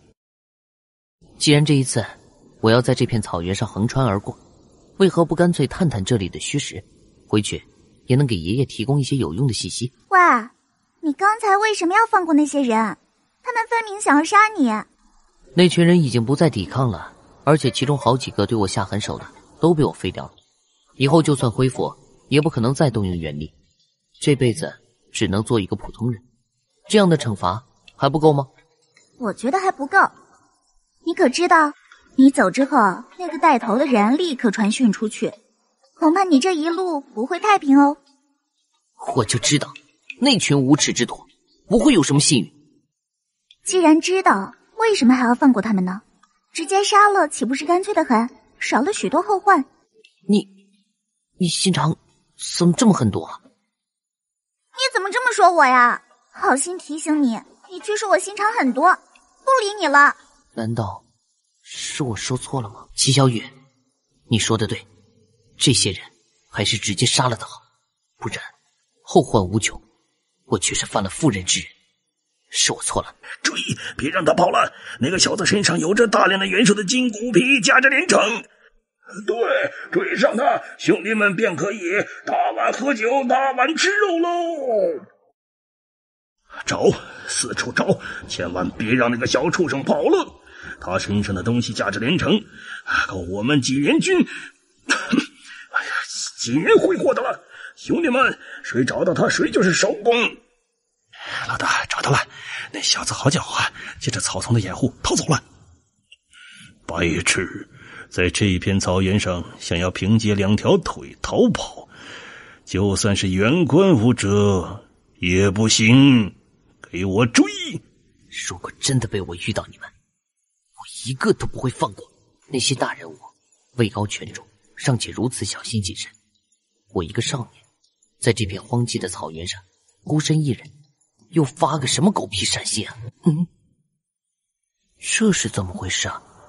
难道是我的玉？有什么发现？没有，那个小东西比我们想的狡猾得多。狡猾个屁！就从你开始。对不起了，如果你不想杀我，我又怎么会对你出手？妈的，这个该死的小王八蛋真是狡猾虎皮，看他能躲到什么时候啊！惹火了老子，一把火烧了这草原。可别，你要是真一把火烧了，那咱们都得死。这秋高气爽的，整个草原都干得很，估计一把火能烧个几天几夜。是啊，不用急，等明天天一亮，那小子就无从遁形了。这片草原上除了那群该死的王庭子弟，又有谁比咱们更熟悉啊？是不是？在这儿一人10几年了，我都快忘了家乡是什么样，真想念呢。行了，估计用不了多久，咱们就可以回家了。这些人果然没那么简单。这夜晚也不适合寻人呢。要不我看咱们明天天一亮再找吧。那小子在这片草原上根本也逃不出去嘛。曹队长，你怎么了？你是发现了？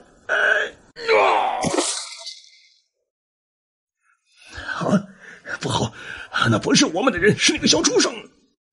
该死，杀了他，不留活口。好个心狠手辣的小畜生，今天必杀你！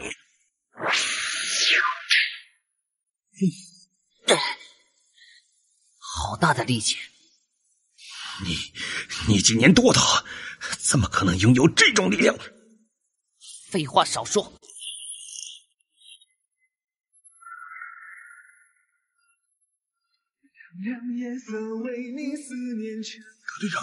大队长死了！大队长死了！大队长果然是军人吗？那个小畜生已然突破眼关，不然大队长肯定不会被他算计。大家多加小心，别让他近身，用弓箭对付他。这支箭是我的了，我记住你了。这少年是从哪儿冒出来的？难道和我一样出自某个大门派？不然的话，他怎么能躲开我那会心一箭？少主，咱们追还是不追？算了，不追了。就算追上，你们也不是他的对手，白白送死。他的胆子很大，赌对了这种程度的攻击，我暂时只能发出1次。若说我将会心剑术修炼到第2层，便可射出这样的箭2箭，那样的话，他今天必死无疑。少主别急，您肯定会很快成功的。哪有那么容易？算了，今天咱们倒霉，遇到硬茬子了。死了几个兄弟，回头厚葬了。告诉他们的家人，他们都是为国捐躯的。以后他们的生活，本王负责了。少主仁慈，能跟在少主身边，是我们所有人最大的幸事。很有意思的小东西，记住我了，我也记住你了。我射了你一箭，你却杀了我好几个心腹手下，又顺走了我一支蓝羽箭，这笔账以后再跟你算。走。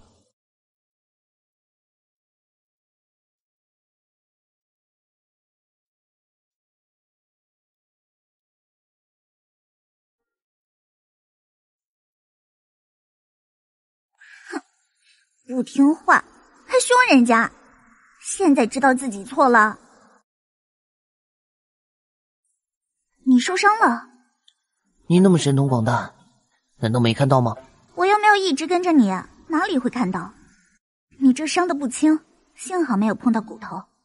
你疼，你轻点儿。还知道疼啊？看来没有傻掉嘛。你才傻呢。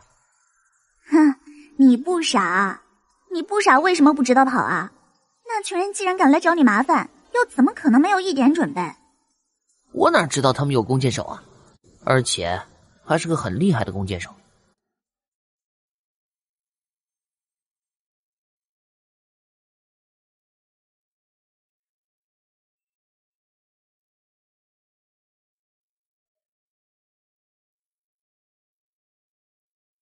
喏，就是这东西，我觉得它的材质似乎不同寻常，用它的人也不会很多，以后肯定能找到那个家伙。哎，是个好东西啊！切，我当是什么东西呢？不过是一支蓝玉剑罢了，没什么稀罕的。什么？这是传说中的蓝玉剑？你没骗我啊？哎，你别乱动，骗你做什么？这东西又不是什么稀罕的玩意儿。哎，对了，你那些元兽的骨头啊、皮啊哪儿去了？莫非被抢了？没有，被我藏起来了。齐小雨是什么境界啊？齐小雨，喂，你在干嘛？发什么呆？是在担心你那些宝藏吗？要不我陪你去把它取回来？算了，以后再说好了。哼，真想不到，大齐皇室的子弟竟然亲自来到这片草原上。看来你们对这片草原还真是志在必得呀。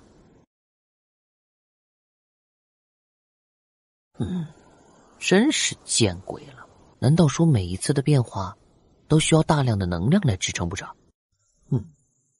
看来也只能等他下一次烫我了。戈尔扎，你这个叛徒，你背叛了王庭，背叛了你的祖先，你不会有好下场的。公主，投降吧！戈尔扎永远是您最忠实的仆人，不要再抵抗了，没有意义的。戈尔扎没有背叛王庭，没有背叛祖先，戈尔扎有不得已的理由。公主，大王子和二王子都已经降了大齐，现在就剩下您和小王子。您要是不投降的话，您跟小王子都会死的。咱们草原和大齐打了几百年，难道公主不知道大齐的厉害吗？你放屁！打了几百年，大齐哪一次把我们给打服了？科尔扎，你就是贪生怕死。金哥和银哥两个混蛋也一样，贪生怕死。你们怕，我那一不怕。草原王庭向来只有战死的王族，没有投降的懦夫。公主殿下，戈尔扎是草原的勇士，不会贪生怕死。如果可以，戈尔扎宁愿和大齐决一死战。可是这次跟之前不一样啊，公主。大齐布下无数的手段，如今依然开始收网，整个王庭早已然被他们分化。草原上的部族也至少有1/3投降了大齐。公主，您醒醒吧，我们已经输了。只要您点头，您依然是这片草原上最尊贵的公主，您的地位依然高高在上，无人能及。公主，戈尔扎求您了。戈尔扎，你就是个叛徒，少说些花言巧语吧，你说什么都没用。如果你真的还有良心，今天就放过我们，我格尔木会记得你的好的。我的好弟弟，不是我想不想放过你们的问题，如果你们不投降，我身边这些人也不会放过你们的。那就决一死战吧，戈尔扎，我不会对你手下留情的。戈尔木，你不是那些人的对手，快点回来！只要到了后月长老那里，我们就得救了。公主，别忘了戈尔木格尔木是为了保护公主战死的。格尔木，不要去！不要去！弟弟，让开，别无为送！不，你想死吗？你为什么要杀我弟弟？是他自己找死。如果你也想死，不在乎你的妻儿老小，我也可以成全你。你同样也是战场，在这里只有生与死，没有滋味。不管我的父母是什么人，但是如今的我就是不折不扣的大夏子民，能够为我的国家出一份力，是我最大的荣耀和骄傲。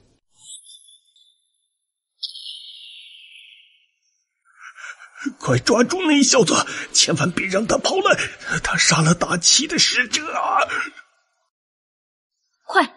快去帮他，这个人我要定了。公主，你先走，我们几个人去把那个少年抢来。不行，这个少年如此强大，他一定能够帮助我们，我要亲自去请。太危险了，公主。我们现在何时不危险？大齐的那名使者已经被那少年给杀了，剩下的都是我们草原的人。你们会害怕格尔扎吗？我们会帮那个叛徒。那就好。小英雄，暂且留他一命，他还有用。我最恨的就是你这种卖主求荣的小人。这个人咱们一定要留住，他关系到我们夺回王庭的成败。他要是肯帮我们的胜率会增加3成，说不定皓月长老也会因此出兵帮助我们。可是他这种身手，咱们现在又凭什么留住人家？我看这少年正义感十足，不然绝不会出手帮咱们。我先试试看，然后再看看他想要什么。唐叔叔，有话您就直说吧。现在父王和母后都不在了，金哥和银哥又投靠了大齐。我虽是王庭的公主，可如今若是没有你们这群人，我又算得上什么呢？怕是早就被人拿去献给大齐那些恶人。公主若是想要求他一时保护，倒是容易。我相信凭我这张嘴应该能说动他。可是公主如果想要长久的庇护，嫁给他吗？我看这少年很是不凡，虽说衣衫褴褛，但是眉宇间却带着一抹贵气，不像是普通人家的孩子。加上他的身手，很可能是来自某个大门派。要是真能让他动心，留在草原帮助我们，说不定我们真的能够起死回生。一切庞叔叔做主便是，只要能让草原王庭起死回生，让那一做什么都行。那个女子似乎是这草原王庭上的公主，堂堂公主怎能如同丧家之犬一样被人在后面追赶？那个格尔扎说大王子和二王子都已经投靠了大齐，应该就是那个金哥和银哥吧。这么看来，草原王庭应该是发生了巨大的变故，以至于连他们的公主都不得不奔波逃命。若是这样，我想要留在这里一段时间，跟他们打通关系，应该不难。小英雄，刚刚多亏了你救了我们，不然的话，恐怕我们都见不到明天的太阳了。你是大夏人？你怎么知道啊？你不用担心什么，我不认识你。我从你说话的口音和长相判断出来的。哦，这样啊。怎么，小兄弟，你也是大夏人？我在大夏生活过。哦，原来如此。在下庞中原，祖籍大夏，来到这片草原呢，已然有15年了，一直在王庭做事。不知道能否知道小兄弟你的姓名呢？我叫林白，在一个门派学艺，如今下山行走。哦，原来是林白老弟。不知老弟这次下山要执行些什么任务啊？没什么紧要任务，就是历练。哎呦，好一个唇红齿白、剑眉星目的英俊少年呐！林公子，今天呢，要不是你，我们恐怕都要遭劫。我们公主有心想要报答你，却又觉得金钱这些俗物对林公子这种身份的人来说，简直是种羞辱。不知，林公子你，有什么需要我们做的？尽管开口，能做到的，我们绝不推辞。我这次下山，主要就是为了历练自己。今天之所以出手帮你们，也是看不惯那些人恃强凌弱、卖主求荣。这种小人，我最看不惯了。林公子真是侠义心肠。哎呀，可惜现在不是从前呐，不然的话，肯定要好好的报答你。无妨。不过庞先生，这草原上究竟发生了什么？能跟我详细说说吗？哎呀，这个一言难尽呐。当年我落难，是大王和王后，也就是公主的父母收留了我，给了我一处容身之地。这里虽非我的故乡，但这些年过去，却也跟我的故乡也没什么区别。我毕生最大的心愿，就是希望这片草原能够真正的属于这里的人民，所有人都能够安居乐业。只是大齐一直虎视眈眈数百年来从未放弃过对这一片草原的觊觎。最近这几十年，他们一直在布局。他们，哎呀，先王也是被蒙蔽了，还以为大齐转性了，这一直到死，心里面都还做着和平的美梦呢。我一直知道大齐肯定会有手段用在这儿，一直小心防范。我也不断的提醒先王，但却没想到他们收买的人竟然是2位王子。那2个不为人子的畜生，大概在半年前某一次酒宴上偷偷的给先王和王后的酒里面下了药。那种药无色无味无形，而且药性缓慢，中毒之后根本就无从察觉。因为他们并不敢一下子毒死先王和王后，因为那样王庭的禁军肯定会把他们碎尸万段。就算他们是王子也不行，王庭的禁军只听命于大王一个人。先是王后昏迷，御医刚刚查清楚，这种慢性毒药至少在王后体内积累有半年时间了。那边更大的不幸传来，大王也昏迷不醒。早已准备好的金戈仗着长子身份，利用草原的规矩，大王不在，他主政，强行颁发了数道命令，将王庭的禁军换成了自己人，彻底控制了王庭。银哥那个畜生则带着那位大齐使者，亲手斩下了自己父母的头颅，以示彻底投靠大齐，表忠心。对外则宣称说大王和王后因病暴毙，然后又污蔑公主想趁乱夺权，对公主下手啊！可怜先王和王后宅心仁厚，就这样被自己2个畜生一般的儿子给害死了。大齐布置在草原上的那些手段，几乎是一瞬间就彻底的爆发出来了。整个草原1/3的部族首领都被大齐收买，许诺给他们巨大的好处。这边事发，他们那边就背叛了王庭。这群无耻的小人！皇庭内部除了金哥和银哥的人之外，还有很多人，是我都意想不到的大齐的人。公主，我们能逃出来，还多亏了那些之前被换掉的王庭侍卫，是他们拼死保护我们冲杀出来，然后他们又留下断后，如今恐怕也都活不了了。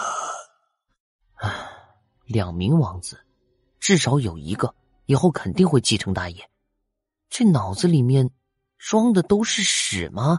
居然会做出这种大逆不道的事来。先王最宠小王子，那2个大的王子就有了危机感。可小王子那么年幼，就算先王再怎么宠他，也不可能把王位传给小王子的呀。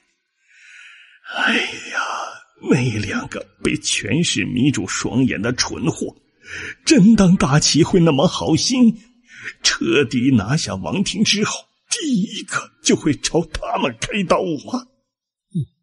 的确是2个蠢货，而且禽兽不如，连自己的父母都害。那你们现在逃出来是要投奔谁去吗？这片草原虽然以大王为尊，但实际上也是由多个部族组成的。这一次大齐终于掀开了底牌，有1/3的草原部族宣布归顺大齐，但还有2/3却并没有背叛。其中最强大的一个部族当属皓月长老的部族。一直以来啊，皓月长老的部族都是这片草原上仅次于王庭的一股力量，而且世代跟王庭关系亲密，始终保持着联姻，算是自己人。真那么亲密吗？真要是有那么亲密，那边应该早就派人来了吧？对皓月长老来说，最重要的是保存他的实力。他是公主的亲姑父，但他也是金哥严格的亲姑父。那你们还去投奔他，又有什么意义啊？草原上或许还有不少忠于王庭、忠于公主的人，那些人的力量若是能够团结起来，也的确很强大，足以趁着大齐的铁骑还没踏上这片草原之前，把金哥银哥给灭了。但问题是，没了大王的王庭，又有谁能让这些人心甘情愿地团结在一起？那依公主吗？她是草原上最闪耀的那颗明珠，是草原人心目中的女神，但她终究不是女王。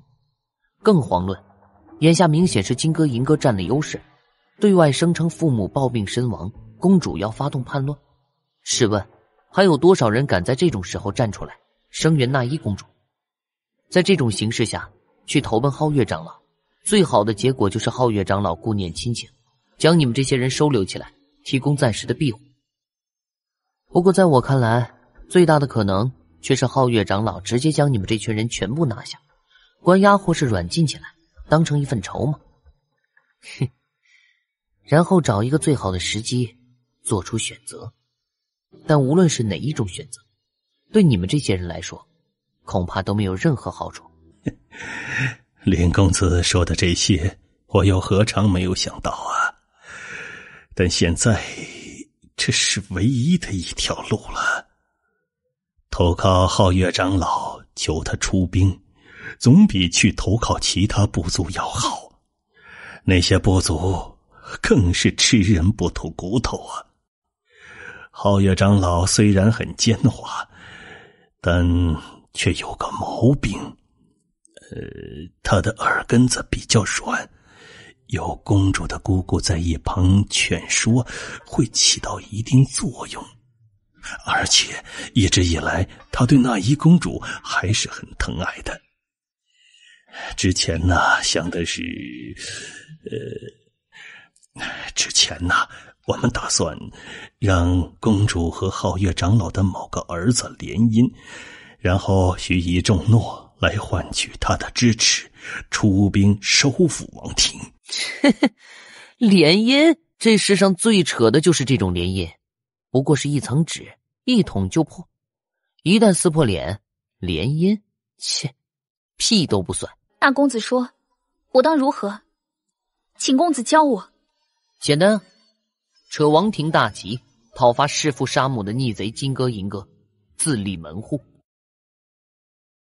我们现在这样子，立得起来吗？就算我真的自立门户，可就这么几十个人，有什么用呢？又有哪个部族会听我这个落魄公主的话？我拿姑父得到这个消息，恐怕会第一个出兵把我们给灭了。公主殿下，你错了。哦，那公子说我错在哪儿？我们不会给你姑父这个机会。我说的自立门户，是在收服了皓月长老，也就是你那位姑父之后，才会正式宣布出来。你一直觉得没有人会响应你帮助你，其实不然，因为现在的你是一个落难的逃亡公主，这时候谁会响应你？谁敢响应你？但你若是一个握着大义的复仇公主，身边又有皓月长老的部族支持，你说那些没有背叛的部族会不会选择支持你啊？他们没有背叛，难道只是因为他们不怕死？他们其实是在等王庭的行动。背叛者固然会有，但我相信草原上的汉子大多数还是有血性的，包括那些背叛的部族当中，也肯定有不愿做大旗走狗的人。而这一切目前只有你，公主殿下，只有你才能做到。皓月长老那里，你不用担心皓月长老会不会支持你的问题，他当然不会支持你。就算父王和母后还在，现在这种形势下，姑父他也不会支持我们的。嘿嘿，那就打到他支持为止。莫非林公子愿意帮助我们？庞先生，明人面前不说暗话，这不正是你想要的结果吗？林公子，皓月长老那里实力可不弱，想要用武力慑服他，绝非易事。姑父的身边有2个元官境界的护卫，一身实力极强，而且那2人跟姑父几乎是形影不离，就算姑父睡觉的时候，他们2个都在外面守着。嘿嘿，我又没说要强攻进去，就凭你们这点人，恐怕没到人家门口就被人给射成刺猬了。那样对公子来说会不会太危险了？这件事跟公子毕竟没什么关系。如果想要一点危险都没有，我又何必下山历练？只是那样，我们欠公子的实在太多了，要怎么报答公子呢？我是大夏的人。啊？你这是扰其就下呀？扰其就下，算是吧。敌人的敌人，算是朋友。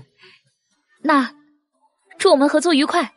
原来他这么做，更多的是为了他的国家。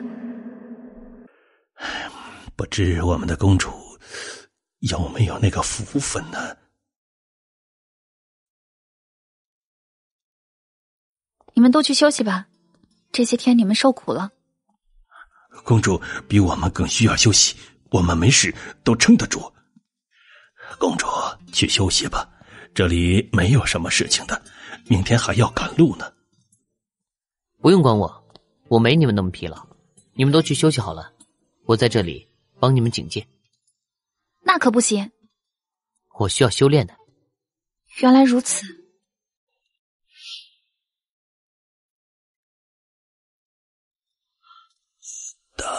大齐的特使身上有一枚戒指，他跟我炫耀过，说是可以储物的神戒。我不是和你邀功，也不想求饶，我只想告诉你，草原王庭的弟子不是废物，不是卖主求荣的小人，他们控制了我的父母妻儿，我若是不听他们的话，他们就会杀了我的家人。我知道我该死，但我从来没想过要背叛王庭。原石？难道是这块原石的力量，让天意我意又多了几个字？这是什么东西啊？这股血煞之气是怎么回事？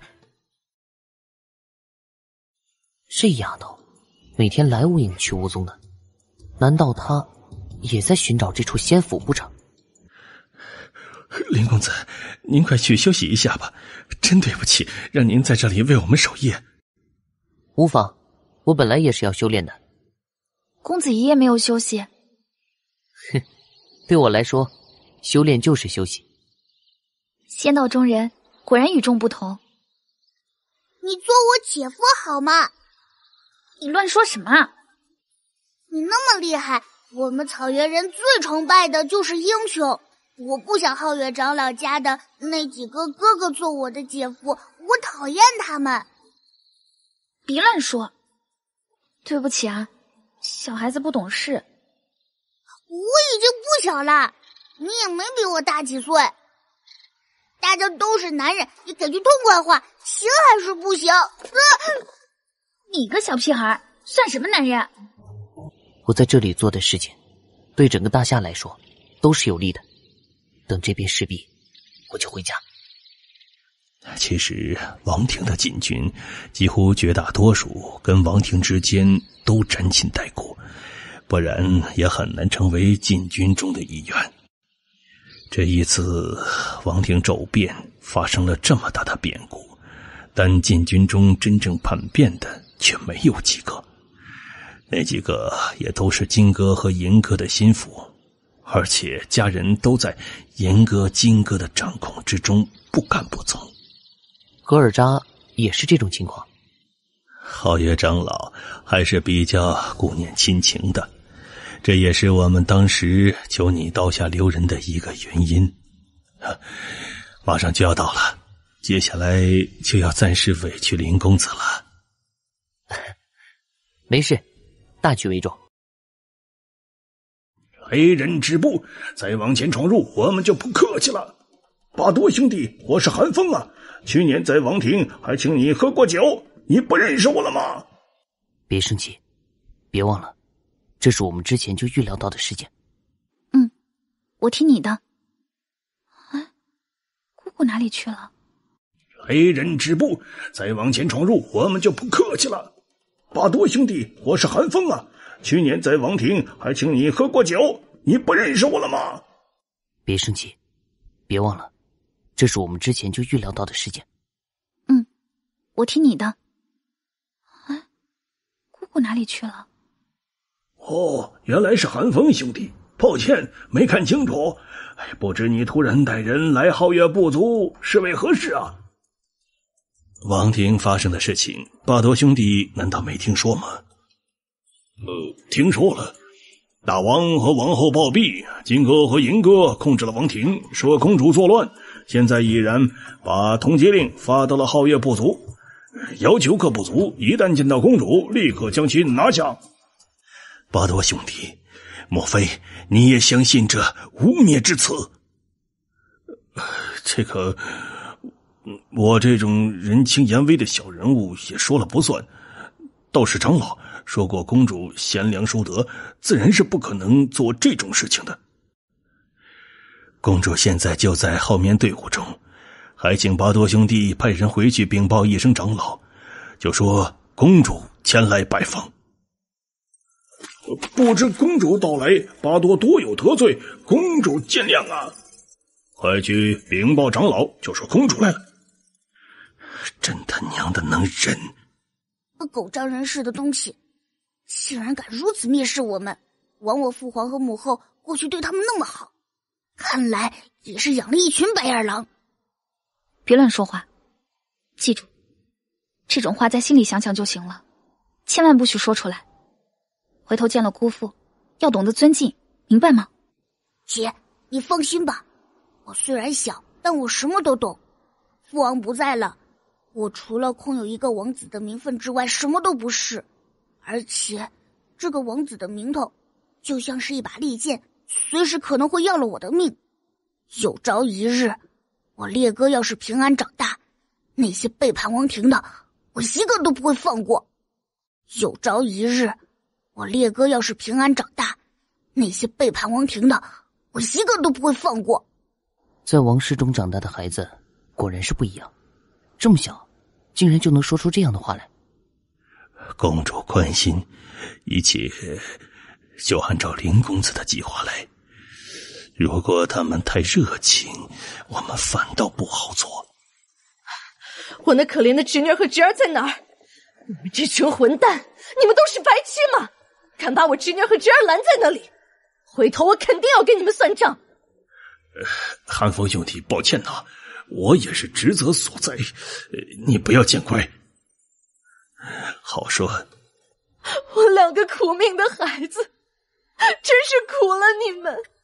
姑姑对不起你们，姑姑早应该去接你们的。好了，现在你们什么都不用怕，有姑姑在，就不容许任何人对你们有半点伤害，谁都不行。走，跟姑姑去见你姑父，求他出兵，抓住金哥、银哥那2个畜生。你姑父若不出兵，姑姑就带着你们远走高飞。他的年纪也不大，之前不是说那一要跟皓月长老的几个儿子联姻吗？难道他10几岁就生了孩子？皓月长老在娶宝莲公主之前，曾经有过一个妻子，生下了3个儿子。后来他妻子病死，跟大王求亲，宝莲公主这才嫁过来，还没有子嗣呢。庞先生，这一路辛苦你们了。公主，这是我们应该做的。咱们走吧，先去我那儿。公主在这里有自己的住处，跟皓月长老并没有住在一起。有故事啊。你怎么把他给招来了？他从来也不去长老那儿，属下哪能想到今天他会出现在那儿，也不知道是谁走漏了风声。该死的，那你见到长老了吗？从始至终长老都没有露面，3位公子也没有出现。妈的，这个女子自从嫁过来就没给咱们一次好脸色。公主多了个屁！大人，慎言呐！有什么呀？这里都是咱们自己人，3位公子心里难道就不是这么想的吗？那倒是，大人息怒，咱们还是回去复命吧。这边的事情，想必3位公子都已然知道了呀。你受的委屈，回头我会跟大公子说的。且容他们猖狂几天，等到了时候，长老真的想通了。走。宝莲公主从小就向往大夏的文化，喜欢读大夏的经文典籍，喜欢大夏的诗词，连带着也喜欢大夏的建筑。想不到皓月长老对她还真的不错，竟然在这儿给他修了一大片大夏的宫殿。是啊，这地方想要建筑这样一片宫殿可不容易，材料就是一个巨大的麻烦。皓月长老的财力堪称草原最强，就算王庭最鼎盛的时期，积累的财富恐怕也不及皓月长老身家的1/3呀。这么厉害？先生跟宝莲公主之间……林公子，此事切莫再提。这里呀，可是皓月长老的地盘，有些话不方便说。公子若是想知道，以后有机会的。无妨，我只是有点好奇而已。庞先生来了。成年人之间的世界好复杂呀。皓月长老到，大公子到，二公子到，三公子到。你怎么来了？庞先生，我们又见面了。在下见过皓月长老。不用那么客气，大家都是老朋友了。咱们的侄女儿和侄儿都来了，我能不过来看看吗？还不过来见过公主和三王子？感谢你们这一路上护送公主和王子，你们辛苦了。这碗酒我先干了。你们都是草原上的好男儿，都是热血的汉子，不要因为我在这里就放不开。当这里是你们的家就好，大家随呀。对不起啊，今晚让林公子受委屈了。按说，林公子才是应该坐在桌首的人。哎，咱们之前不是说好了，我的身份不能暴露，不然的话，接下来的计划便没法开展了。事情恐怕有些变化。怎么？事情，皓月长老他有很大问题。刚刚喝酒的时候，我有意试探了一下皓月长老的三个儿子。那三个家伙，老大是个小面虎，心机很深；老二阴沉沉的，说话很少。那三个家伙，老大是个小面虎，心机很深；老二阴沉沉的，说话很少。唯有老三自命风流，有些轻浮，算是最没有心机的。因此那三个小子当中，只有老三才是最容易对付的。我从老三的只言片语当中察觉到，今天巴多在那儿阻拦，并非是皓月长老手艺，应该是出自他大儿子皓月阁木。这件事让皓月长老雷霆震怒，狠狠地骂了皓月阁木一顿。皓月阁水那小子虽然只露出半句，但又怎能逃脱我的眼睛？皓月阁水那小子虽然只露出半句，但又怎能逃脱我的眼睛？这件事不是皓月长老手艺，然后他又因为皓月阁木做了那件事大发雷霆，这里面肯定有问题。因为他不是宝莲，他没有那么喜欢纳伊和烈哥。他发火是怕皓月阁木的举动引起我们的警惕，所以才会在晚宴上带着他三个儿子露面，并且全都一脸见到亲人的开心模样，对王庭发生的事情只字不提。这分明就是在麻痹我们，这分明就是在麻痹我们。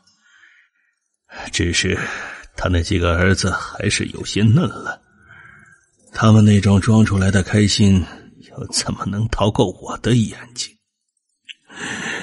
先是大骂皓月阁木，然后又亲自过来参加酒宴，这根本就不是皓月长老原本的性格。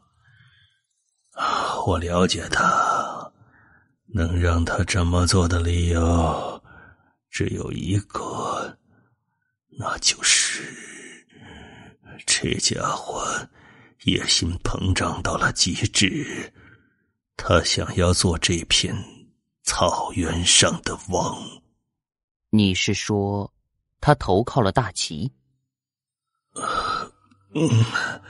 投靠大齐，这种可能性或许有一点儿，但微乎其微。就算他跟大齐有联系，也不过是相互利用罢了。这个人的骨子里骄傲得很，他是不太可能投靠大齐的。那你说皓月长老的手下中会不会有大齐部下的棋子呢？这种可能性还是有的。那么咱们之前的计划是不是暂时推迟？这里的形势你也看到了，比咱们想的复杂的多，需要看清楚。所以那个计划的确应该暂时推迟。这就要委屈林公子在这多待一段时日了。没关系，反正我也没什么要紧的事情，谨慎一些是应当的。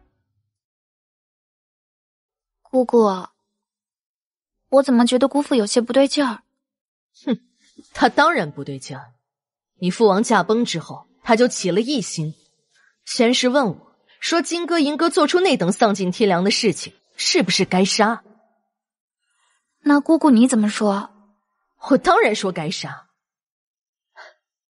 那2个孩子也算是我看着长大的，小时候都不错，没想到长大了之后竟然会做出这种丧尽天良的事情来。你姑父又问我说，若是杀了金哥银哥，给大王报仇之后，草原王庭怎么办？哼，我一听就明白了他的意思，告诉他草原王庭永远是大王这一脉，金哥银哥都死了，不是还有烈哥吗？他又说烈哥年幼，根本不能服众。我告诉他，烈哥年幼还有那依，咱们这草原上又不是没出过女王。我肯定不行。你为什么不行？你的性格跟我最像，都是风风火火，敢想敢做，而且你比我聪明，为什么不行？现在这情况，说这个太早了。那依有些失落地说，姑父若是真的有了那个心思，整个草原又有谁能阻止他呢？你知道吗？你父母的死其实跟他有直接关系。什么？不然的话，你以为金哥银哥的那种药又是从哪儿来的？这不可能吧？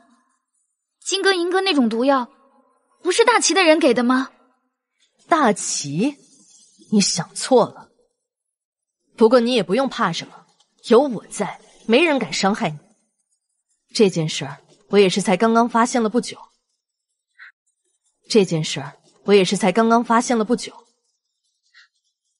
因为我现在也中了这种毒，怕是活不久了。这不可能！姑姑，你一定是在骗我的，对不对？别担心，姑姑暂时还没事儿。那个王八蛋还不敢在这个时候杀我，他还需要我的名声，为他聚拢草原的部族呢。你是怎么知道这件事的？因为那种药，我很久以前曾听皓月阁水无意中提过一次，但直接被皓月阁墨给打断了。我当时并没有太当一回事儿。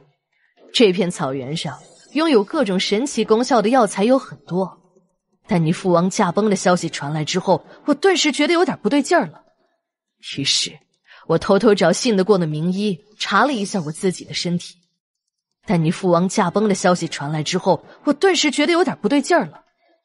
于是我偷偷找信得过的名医查了一下我自己的身体，结果发现我的身体中中了一种慢性的毒。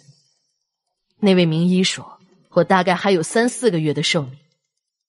我当时就想到了你的父母，于是我开始暗中调查。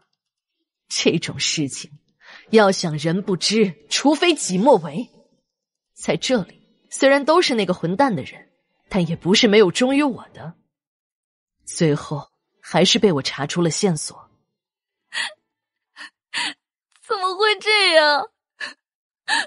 姑父他不是对你很好，还给你修了这么一座宫殿吗？因为从嫁到这里，我就没让他碰过一下。他对我好，给我修这宫殿，一来是给你父亲看的，二来也有让我感动的意思。他对我好，给我修这宫殿，一来是给你父亲看的，二来也有让我感动的意思。但是我的心早就给了别人，怎么可能再给他呢？他的心机深到难以想象。我中毒的时间是在你父亲驾崩前的半个月，那时候他就已经做好了准备要杀我了。因为他知道你父王一死，你跟烈哥年幼，没人辅佐的话难成大事，而能够辅佐你们的人也只有我。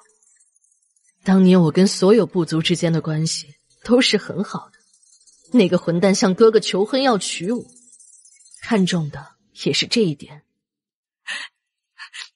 可是他就算真的想做这草原上的王，也没有必要杀了姑姑您啊！您是他的妻子呀。妻子算什么？不杀我，我又怎么会容许草原上的王权旁落？只要我振臂一呼，肯定会有很多人相信我，而不是他。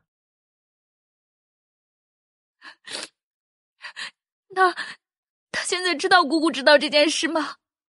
当然不知道，我已经查出是谁在对我下毒，但我依然装作不知道，每天都在服用。那怎么行啊？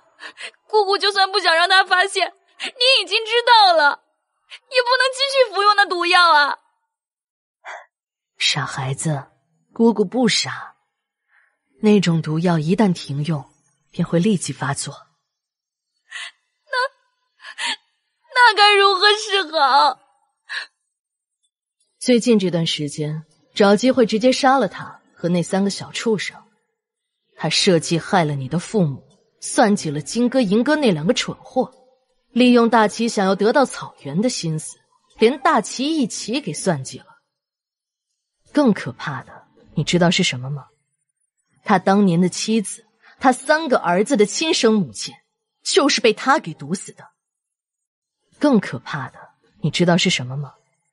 他当年的妻子，他3个儿子的亲生母亲，就是被他给毒死的。死前的症状跟你父母中毒的症状一模一样。这个混蛋，如果跟他没有仇的话，肯定会躲得远远的。他太可怕，心机太深，又心狠手辣，看似耳根子软，实则冷血无情，是一个真正的枭雄。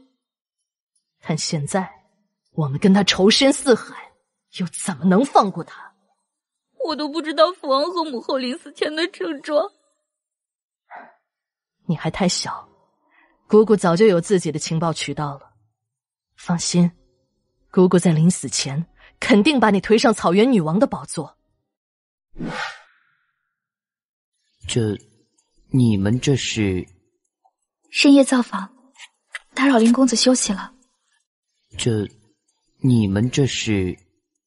深夜造访，打扰林公子休息了。林公子果然厉害，幸亏没对我们出手，不然的话，我们恐怕已经稀里糊涂的死在这儿了。哼，两位既然如此小心谨慎，那还是长话短说吧。枪还是老的辣呀。林公子也是少年英雄，我听那依说过你，多亏是你救了那依。只是现在这种形势，没办法对林公子表示感谢，但我们姑侄全都铭记于心。呵呵，这个没什么的，只是公主您也中毒了。林公子，您是大门派出来的弟子，一定有解毒良药，对不对？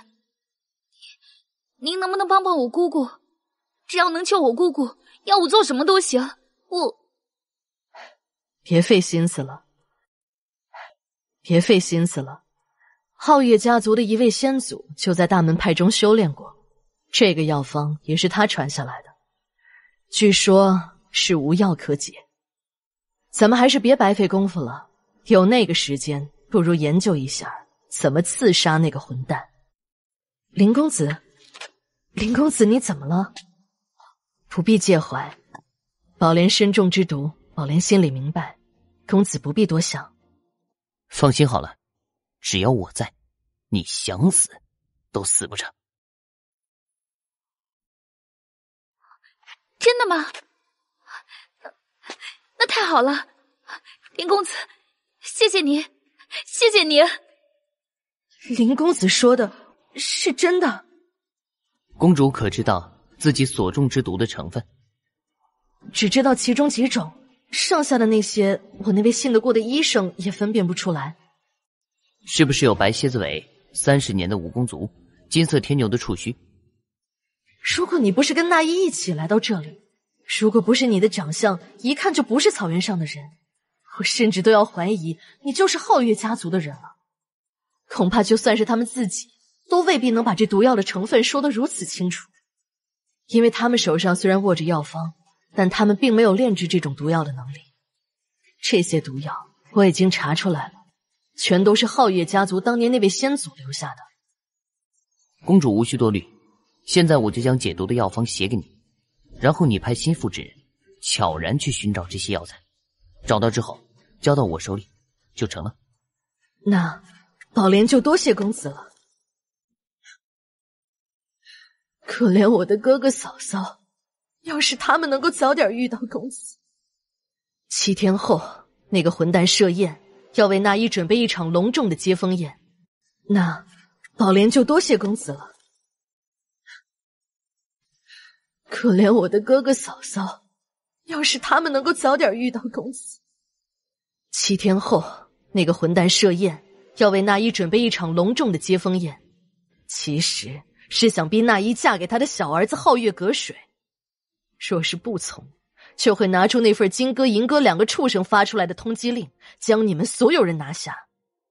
我们就趁着这个机会下手，只要控制住那个混蛋，我便有足够的信心掌控整个局面。公主，这里毕竟是皓月长老的地盘，您真的有那么大的信心，在控制住皓月长老之后，就能掌控住整个局面？我的手上握着他太多的证据，他也知道这一点，这也是他想要杀我的一个原因。一旦这些证据公布出来，他立马就会身败名裂。一旦这些证据公布出来，他立马就会身败名裂。我是曾经的王庭公主，我想要动用一些资源，其实很简单。不过现在我只有一个心愿，我只希望我的侄女儿能够成为草原上的女王。傻孩子，你姑姑我杀了那个混蛋之后，我的名声就坏了。不管他做了多大的错事，不管我跟他是不是有夫妻之实，但是名义上我始终是他的妻子。而且姑姑的心里对那个王座从来就没有过半点想法。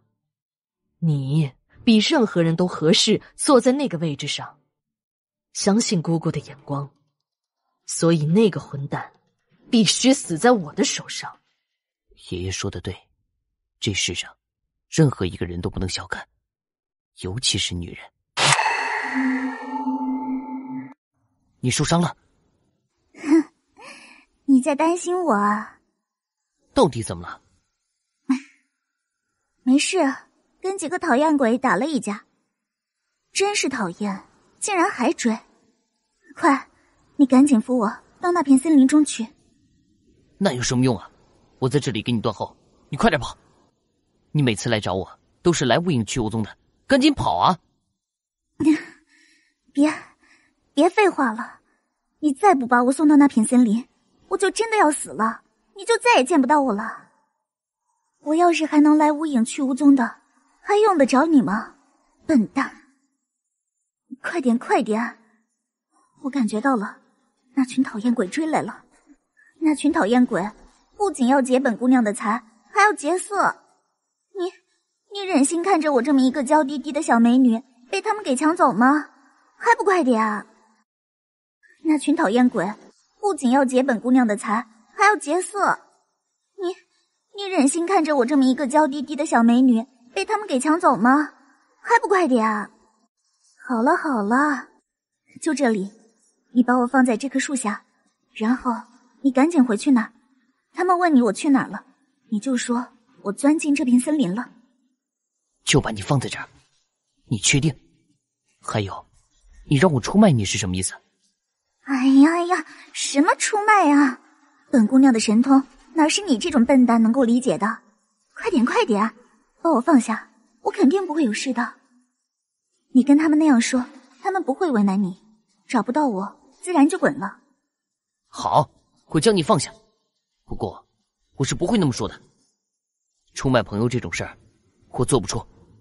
笨蛋，都说了我不会有事。小子，你有没有看见一个穿着蓝裙的少女？没看见啊。你们是谁啊？哦，没看到吗？你在这里做什么？打猎啊。你一看就不是这草原上的人，在这里打什么猎啊？小家伙，你最好不要跟我说谎，不然后果很严重的。你干什么？吓唬人吗？我可是王庭的人，惹怒了我，让你们都走不出这片草原。哦，王庭？好了，为难一个小家伙做什么？赶紧抓住那个妖女再说，千万不能再让她跑喽！该死的，真不知道那妖女是从哪儿冒出来的，简直像一条泥鳅。泥鳅？这世上哪有那么好看的泥鳅啊？我看到像是一个龙女啊。反正我看上她了。泥鳅？这世上哪有那么好看的泥鳅啊？我看到像是一个龙女啊。反正我看上她了。到时候抓到她之后，她身上的东西归你们，但人我冷秋明要定了。这种极品的少女谁不想要？调教出来当个侍女最为合适不过。按照我长生天的规矩，到时候大家抓住她后可以战一场啊，谁胜谁带她走。战就战，超凡，别人怕你长生天，我冷秋明可不怕。少在我们面前摆你那长生天弟子的架子，臭显摆什么呀？哥哥，你是长生天的神仙？真的吗？我知道长生天，那里都是神仙修炼的地方，那里面的人都是英雄豪杰，都是拯救世间疾苦的大侠。哥哥，你能不能带我到长生天拜师啊？我也想当神仙的。哦，你这草原上的小屁孩也知道长生天？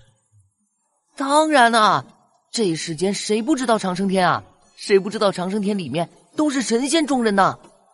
小弟弟，长生天的收徒标准可是很严格，不是什么人都能进的。不过你若是天资卓越，又有我举荐，或许有机会进入哦。哟，堂堂长生天长老亲传弟子，光骗一个小孩子，很有意思吗？长生天里面都是英雄豪杰，都是拯救世间疾苦的大侠。这是我东方白听过的最好笑的笑话。嘿，小朋友，你可别被传言给骗了，什么狗屁的神仙呢？别说他长生天，就算是整个四乡大陆上，又有几个人敢称自己是神仙的？你可别被传言给骗了，什么狗屁的神仙呢？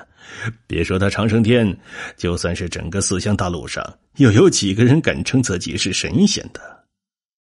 不错，不过是占了一处好的修行之地，骗起世间的凡夫俗子来，本领倒是足够高明，会一点点手段就是神仙了。那这世上的神仙也忒不值钱了点。人家长生天经久不衰的秘诀啊，就在这儿。以后咱们都得多学着点儿，拯救世间疾苦。有意思，有意思啊！当着一个世俗中的小孩子，你们觉得这么说话合适吗？合适啊，怎么不合适啊？我觉得简直太合适了。哎，小兄弟，我于宗厚看你顺眼，不如你来我金刀派，我可以让你直接成为外门弟子。哎，小兄弟，我于宗厚看你顺眼，不如你来我金刀派，我可以让你直接成为外门弟子。哎，你自己若是努力的话，几年之后说不定就能跟我一样进入内门。若是运气够好，还能拜在哪个长老门下，成为长老亲传弟子。不过，我得把话和你说明白啊。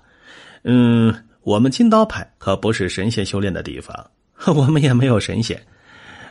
虽然我们金刀派跟长生天一样，都是这4项大陆上的顶级门派，但是不知道他们长生天怎么的就那么厉害，里面都是神仙，笑死我了。我们天剑门也不比长生天差到哪儿去，但是也没见过神仙，真是奇了怪了。长生天真是厉害啊！我们天剑门也不比长生天差到哪儿去，但是也没见过神仙，真是奇了怪了。长生天真是厉害啊！我们烈火宗也没有神仙，好奇怪，好奇怪哟！好，小子，你很厉害啊！三言两语的，竟然就挑起了我们之间的争端，真看不出你竟有这种本事。你要干什么？我没招着你啊！你这么厉害，留在世上，我觉得真是有些屈才了。我这就送你去见神仙。赵凡，你还要脸吗？要对一个世俗中的小孩子下手，还找这种狗屁不通的理由？这不是他们长生天一贯的手段吗？为了不留污名在这人世间，任何对于他们不利的事都得要彻底的抹去。这不是他们长生天一贯的手段吗？为了不留污名在这人世间，任何对于他们不利的事都得要彻底的抹去。那今天这孩子，我们还必须要他活下来呀！啊，小子，我已经知道你是草原王庭的人，记住，你要是敢胡言乱语一句，我必会杀你满门。秋明、于宗厚、东方白，你们3个不错啊，真不错！我赵凡记住你们了，还有那狡诈阴险的小畜生，你也给我记住了，我不会放过你！其实也没什么，咱们又没把他怎么样，要是他有脸去告状，恐怕日后在长生天也会抬不起头来的。是啊，他应该没那么傻，这里的机缘他也不会轻易让别人知道的。冷兄说的对，反正咱们又没把他怎么样，就算他告状也得有证据才行。更何况我不相信他会舍弃这里的机缘不要。对，只要他回来，就必须向咱们3人低头。但前提是，咱们3个必须要始终保持一致。那是当然，放心吧，他长生天再怎么霸道，也不会为了一个内门弟子得罪我们3个门派的。你们也要杀我吗？你别怕，我们杀你做什么呀？小家伙，你要是来金刀派提我于宗厚，不敢保证你直接进入内门，但是做个外门弟子绰绰有余。好，那烈火宗就提我东方白。我还没找你，你反倒找上门来了。你不是走了吗？白痴，那是隐身符。那这张符是我进入师门之后得到的最珍贵的东西，就因为你这个小畜生浪费掉了，不杀你难填我心头之恨。长生天不是正义的化身吗？你怎么能这样的？我又没有招惹你。真是天真。不过让我有些意外的是，你竟然是个元力武者，还真是有些小看你了。不过没关系，就算你是元力武者，今天也必须要死。你要是不杀我，我就告诉你那蓝裙少女藏在哪儿。哼，你果然见过她，你最好不要跟我耍花招。小子，你刚刚躲开我那一击，我就已经看出来你的境界至少在2层巅峰，但我要杀你易如反掌，就像捏死一只蚂蚁。我知道我打不过你，但你要答应不杀我，我才告诉你的。好，我答应你，只要你带我找到那个妖女，我就不杀你。好，我带你去。我是看着她进入这片森林的，但具体她藏在哪里我并不清楚。不过我估计她也肯定走不远，当时她伤的就很重。是吗？当然。你在算计别人的同时，别人可能也在同时算计你。想要不被算计，就永远只能算计在别人的前面，要么就是拥有比其他人都强上很多倍的实力。那样，纵然有人想要算计我，但在绝对的实力面前，他的算计也只不过是一只爬在身上的小虫子，随手一指头就可以弹飞。你自己也说过，这儿的风水不错，你就在这儿安心长眠吧，也不用急，以后会有很多你的同门下去陪你。难怪那些大门派全都对原石等资源如此看重，用原石修炼真的不一样。若是我能够有足够的原石，配合天意我意进行修炼，那我的实力提升速度岂不是相当惊人？你怎么还在这儿？你把那个最讨厌的人杀了？你怎么知道的？这一次你可是没有在我身边看吧？人家就知道，就是不告诉你。切，不说就不说，有什么了不起的？齐小雨是什么境界？他是怎么修炼的这么快的？然后体质未知是怎么回事啊？其他未知又是什么东西啊？哇，你在想什么？生气了？当着人家这样的美女走神，很没有礼貌呀。你在这里到底要找什么？是那座传说中的仙府吗？仙府？仙府？切，这个世界上怎么会有仙？还仙府？怎么可能啊？那你之前受伤又是怎么一回事啊？这个地方有点不太一样，似乎有某种东西落在这里，然后那东西形成了一道自我保护的禁制，大概就是你所说的什么仙府吧。仙府是肯定没有的，但这里的确有不寻常的东西。我受伤是因为我想强行破开这里的禁制，我没成功，它比我想象中的还要强大太多。于是我遭到了反噬，受了重伤，被那几个无耻的讨厌鬼给盯上，想要劫财劫色的。你不是替本姑娘打发走了吗？刚才还杀了一个最讨厌的。不是仙府，禁制又是什么东西啊？笨蛋，禁制就是防御啊，任何强大到一定程度的东西都会自我保护。笨蛋，禁制就是防御啊，任何强大到一定程度的东西都会自我保护。如果他不认可你，你又降服不了他，那么你就无法打开这禁制，自然也就没有办法得到他喽。你怎么懂得这么多的？是啊，我怎么知道这些的？哈，本姑娘就是上知天文下知地理，就是这样一个聪明伶俐、美丽可爱、温柔无双、善解人意、天下第一漂亮的美少女。哎，你不累吗？以后不要问我什么事情是怎么知道的，我就是知道。你每问一次，我的脑袋都疼得快要炸掉。对不起，我不知道。算了，也不是你的错，我自己也在找原因。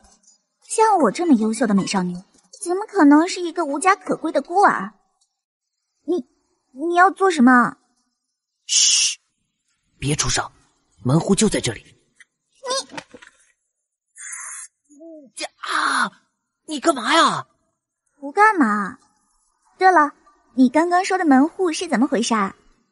难怪人家说不要去猜女孩子心里面想什么，果然很复杂。切，猜不出就不去猜，我又不是雪儿府那个花痴。你说的那个禁制，如果它有门的话，就在这里。在这里？怎么可能？这里一点力量波动都没有。别出声，先确定有没有人发现这里再说。这小子会不会是对我起了什么心思啊？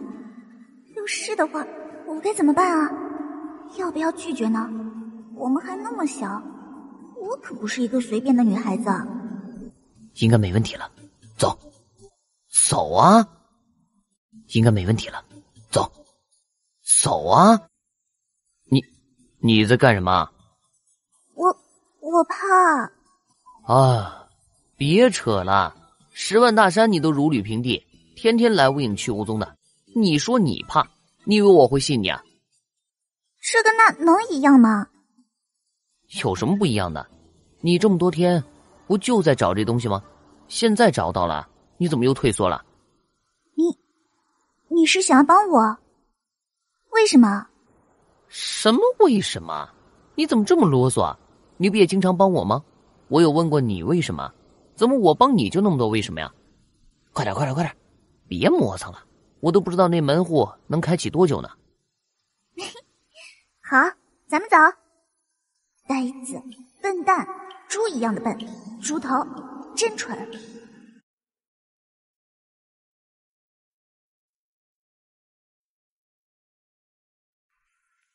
冷兄，咱们还是别找了，那个妖女肯定早就跑了，她的实力要高出我们一大截，一心逃走我们肯定追不上，更别说她身上十有八九啊还有保命的东西啊。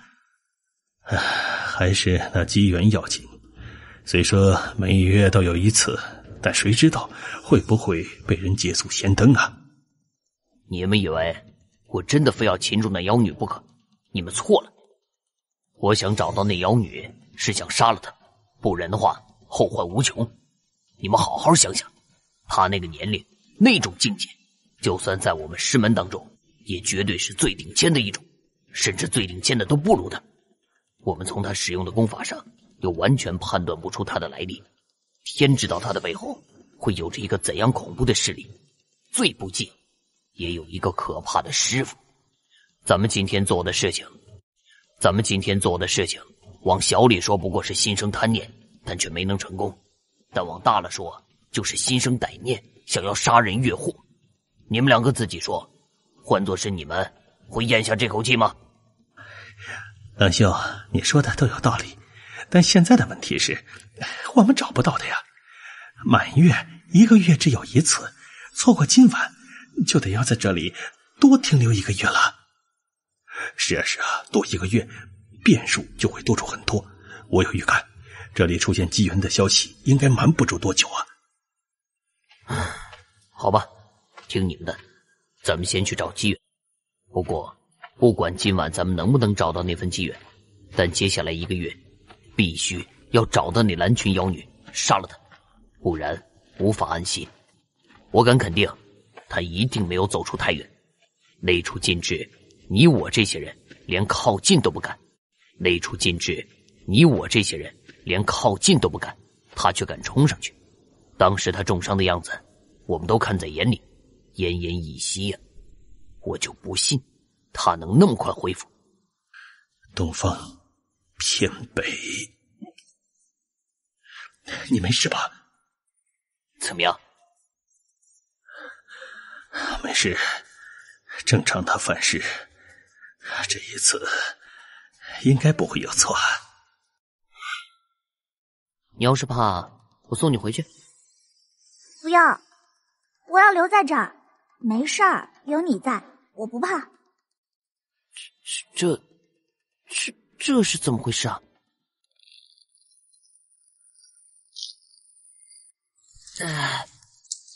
怎么回事啊？对了，齐小雨呢？我有点事先离开一下，回头再来找你。齐小雨。啊，原来是离开了，还好，不是被我丢在那片神秘空间中就好。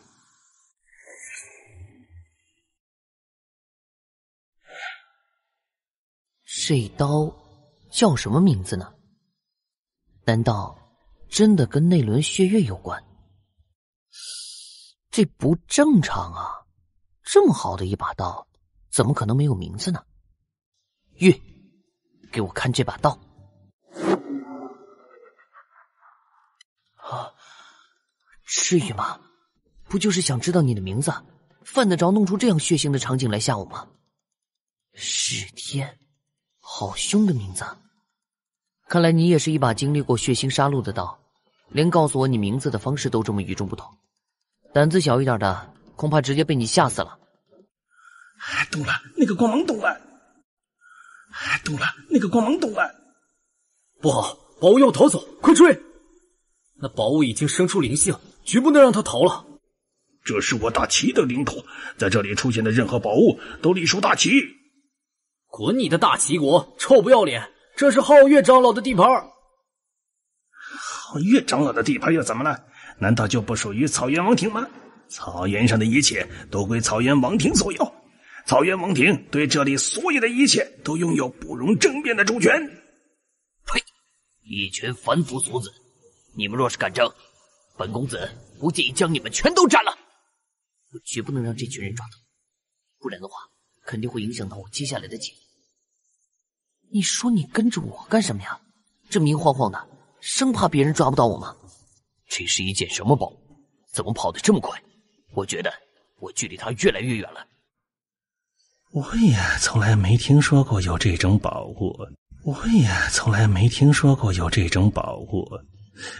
通灵的宝物自己会飞走，这个我倒是听说过。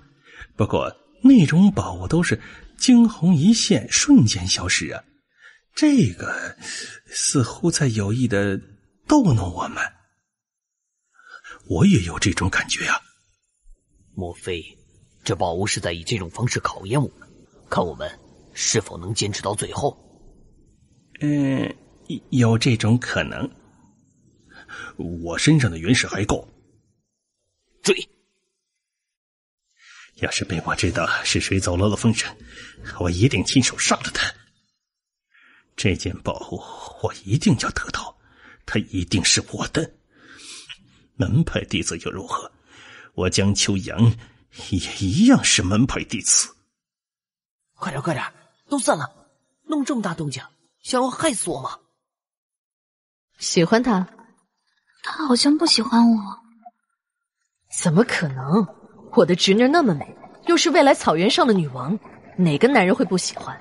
除非他瞎了眼。我看呢，他不是不喜欢你，而是他太小了，根本就不懂这些事儿。怎么可能不懂？他那么聪明，是我见过的人当中最有智慧的。看来我的宝贝侄女儿，未来的草原女王，真的是动了心呢。姑姑我可是过来人，跟你说，男孩子再怎么聪明智慧，但对这种事情也要比女孩子迟钝得多。记住了，我的宝贝侄女儿，喜欢就要去追，千万别等错过了自己再去后悔。13、14岁的少年也不算小了，草原上的儿郎这么大的，很多都已经定亲了，到了15、16岁就可以娶妻生子了。姑姑还说我，当年你自己却为什么又……对不起，姑姑，那一说了不该说的话。宝莲公主摇了摇头。姑姑不怪你，当年姑姑这么做也是迫不得已。你父王这人呢，哪方面都很好，但是性子偏软，太过仁慈。其实啊，当年有好多次机会可以展开铁血手腕，将整个草原彻底收复，他却偏偏想要怀柔。哼，这草原上霸者为王，你怀柔有什么用？越是怀柔，别人越觉得你好欺负。那时候皓月长老的势力已经崛起了，而且有一发不可阻挡的势头。如果任由他发展下去，恐怕过不了几年，草原上就会发生一场大战。当时我劝你父王，找个借口对他们出兵，将皓月长老直接拿下，就算不杀他，至少也要将他软禁起来。可是你父王却给拒绝了。那边的皓月长老这个混蛋，应该是听到了什么风声，居然就只带了2名护卫跑到王庭来求亲。你父王觉得皓月长老光明磊落，根本就没有反叛之心，不然的话，怎么敢就带着2名护卫前来求亲呢？再加上他一直不同意我跟唐先生的事情，当下一糊涂就答应了这门亲事。这件事情是我父亲做错了，耽误了姑姑这么多年。倒也谈不上是错吧，至少我过来之后，那个老混蛋比过去收敛了很多，不敢再那么光明正大的发展皓月部族的力量。不然的话，这片美丽的草原之上，恐怕早已燃起了战火。姑姑，您真厉害，受了这么大的委屈，还能这样坦然的去面对。换作是我，肯定做不到。你会做到的，姑姑一定会让你成为这片草原上最璀璨的那颗明珠。是为了要我支持他的侄女登上王庭的那张宝座吗？可惜了，这样一个级别的绝色美女，我却无福享用。因为那个位置我也想做。若他乖巧，那我皓月部族还是能容得下一个没有了依靠的前朝公主的，这样草原上的人也会拥戴我们。欢迎你们，我亲爱的妻子，还有我的宝贝侄女和侄儿，欢迎你们来到皓月部族。我还第一次见到心机城府这么深的人，难怪能将皓月部族发展到今天这种程度。跟着一起活动一下，不要被人看出异常。今天这场酒宴，为了迎接我的侄女那依公主，我的侄儿烈歌王子，大家开怀畅饮，不醉不归，干了这碗酒。我们草原上的汉子和姑娘都是这样的直接爽快，不似那些中原人遮遮掩掩扭扭捏捏，令人厌烦。那你们这些年轻人有没有想要对心上人表白的呀？有。哦，是你这臭小子，可我从来没见你有什么心上人。那你要对谁表白呀？可我从来没见你有什么心上人。那你要对谁表白呀？我皓月隔水，草原上的好儿郎，要喜欢就一定喜欢这草原上最璀璨的明珠，所以其他的那些姑娘虽美，但我皓月隔水的心中就只喜欢那一个。公主答应，公主答应。我说一句，首先要感谢隔水哥哥对那依的厚爱。那依妹妹，我对你一片痴心。大家先听我说，在这里我要先澄清一件事情，王庭发生骤变，想必你们也都听说了。今天这种欢愉热闹的场面，那依本不该说这些让大家扫兴，但既然隔水哥哥向我表白了，那么有几句话我就先说出来。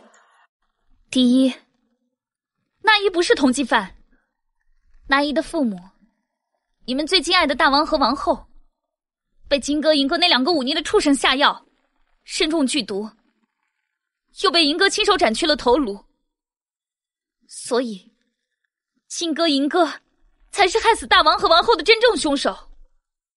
第二，那依想要请求姑父出兵帮助那依去讨伐金哥银哥那2个逆贼。那依妹妹放心，只要你成了我的妻子，我一定派兵。三弟喝多了，站都站不稳了，就知道胡言乱语。没事没事。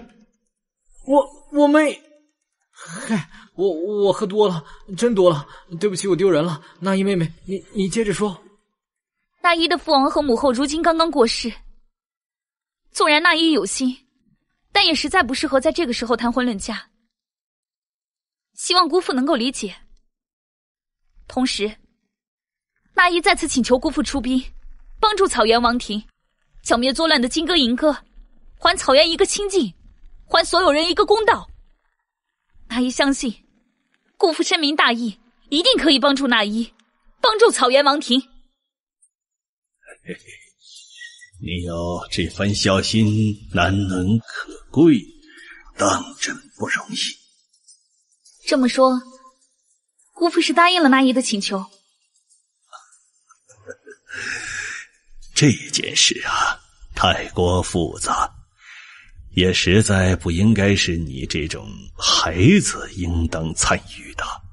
不过你放心哈，你父母双亡，我跟你姑姑就是你唯一的亲人，一定会为你做主的。你啊，是我的晚辈，是我最喜欢的一个孩子。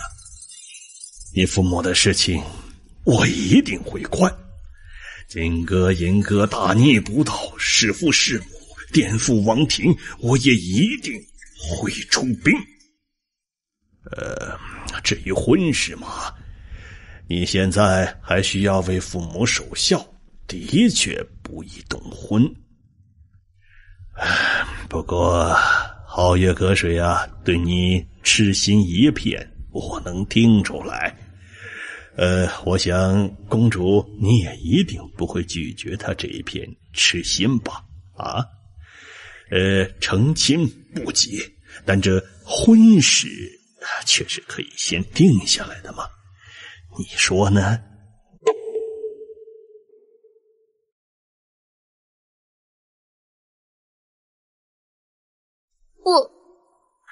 哎呀，这件事啊，就这么定了啊！我是你姑父，是你的长辈，自然不能害你啊！答应了你的事情，我也一定会做到。金戈银戈颠倒黑白，泼在你身上的那些脏水，姑父一定给你洗去，还你一个清白。等一下。爱妻有何话要说呀？草原上的姑娘都喜欢英雄，我说的对吗？美女配英雄，没错。那么草原上最璀璨的那颗明珠，也应当找一个草原上最英姿勃发的英雄，就像当年我嫁给你。夫君，你说是不是？这个英雄，这个英雄，我就生受了。我也算是皓月阁水的母亲，我并没有自己的孩子，因此阁水虽非我亲生，但却视同己出。不过，虽然我是阁水的母亲，但我也不会因此徇私。所以我提议让阁水跟王庭中的骑士比试一番。众所周知，王庭的骑士都是我草原上最优秀的儿郎。阁水若能获胜，自然可以证明他也是草原上最优秀的儿郎，是真正的英雄。那么这桩婚事，我便举双手赞成。大家说我的建议怎么样？这主意好，好，就应该是这样。英雄都是打出来的。正好也可以活跃一下气氛。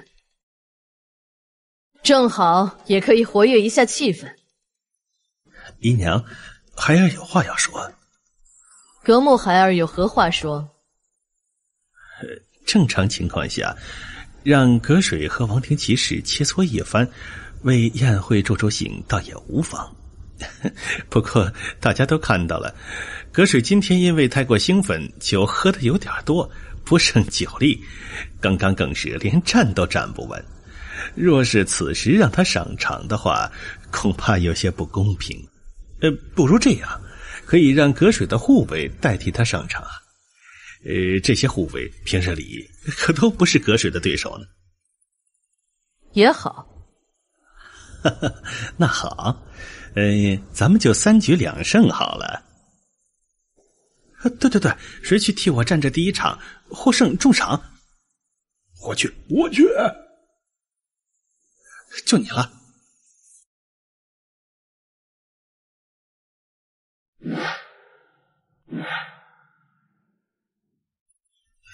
谁跟我一战？我来吧。诸位哥哥都是成名多年的王庭骑士，你们出手的话显得有点欺负人了，所以我来就行了。你是谁？你这么小，也是王庭骑士？我怎么从来没见过你？王庭数千骑士，你每个都见过吗？他是我亲自册封的护卫骑士。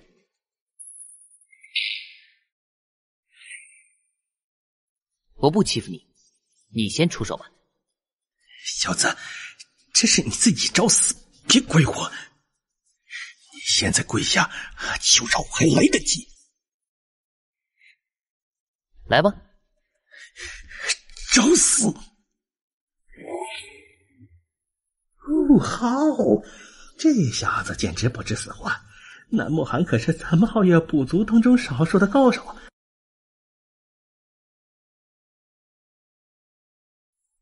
好，这下子简直不知死活。南慕寒可是咱们皓月部族当中少数的高手，即将突破阳关，打他一个小屁孩，还不跟碾死一只蚂蚁那样容易啊！是啊，那个小屁孩一定是暗恋那一公主。现在见到公主要成为咱们皓月部族的人了，心生嫉妒，失去理智了。我都有些不忍心看了，简直就是大人欺负小孩子呀！哎，哈哈，别一拳给打死，那就不好玩喽。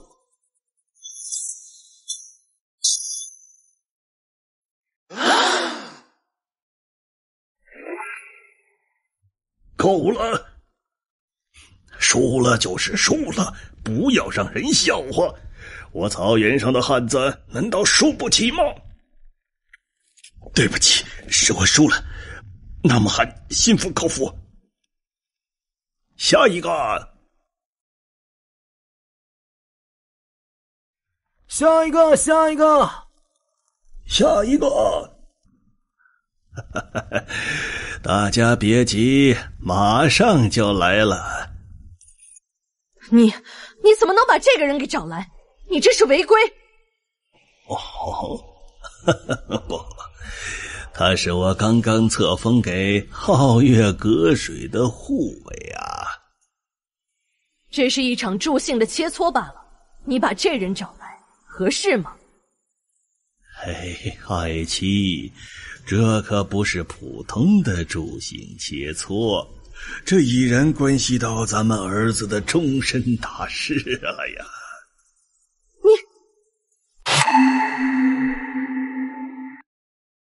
这是我皓月部族的勇士啊，是皓月隔水的侍卫啊。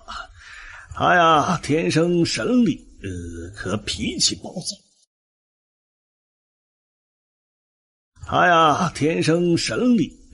可脾气暴躁，最喜欢做的事呢，就是把活人直接撕碎。所以这位小兄弟小英雄，你可要小心啊！若是觉得自己不是对手，现在可以认输，不然的话，待会儿就算是我也控制不了他。给我看这人境界。无境界，身体素质9级，天生神力，中毒，毒性成分为无境界，身体资质9级，这又是什么情况？草原上的男儿只有战死的，没有被吓死的，所以这一战我接了。好个草原儿郎，有勇气！高大，上吧！小家伙，你长得细皮嫩肉的，看上去很好吃的样子。来吧，大家伙，来打我！不能打了，不能打了。现在已经没人能够阻止了。别担心，会好的。别跑，给俺站住！胆小鬼呀！你没有那么傻，你中毒了，我能解。俺凭什么相信你？你中毒的症状是……我这么善良，怎么会骗你呢？你要是想改变眼下这一切，就跟我合作。我这么善良，怎么会骗你呢？你要是想改变眼下这一切，就跟我合作。当然，我保证可以解了你的毒，可以去掉你身上的锁链，让你自由。这毒不解，你这辈子都会受人所知。想想吧，皓月长老到底干了多少缺德的事情，恐怕你深有体会。我既然能说出你所中之毒，能说出你中毒之后的症状，那么我自然有办法解了你这毒。你看我今年还不到14岁，就已经这么厉害了，打遍草原无敌手。你不用瞪我，你不算，你是怪物。所以像我这种英明神武的英俊少年，怎么会说谎骗你呢？俺该怎么做？你把我举起来，做出要撕了我的样子，然后你等着我的信号。当我大喊一声杀的时候，你就全力将我抛下皓月长老。你不怕俺变卦真的撕了你？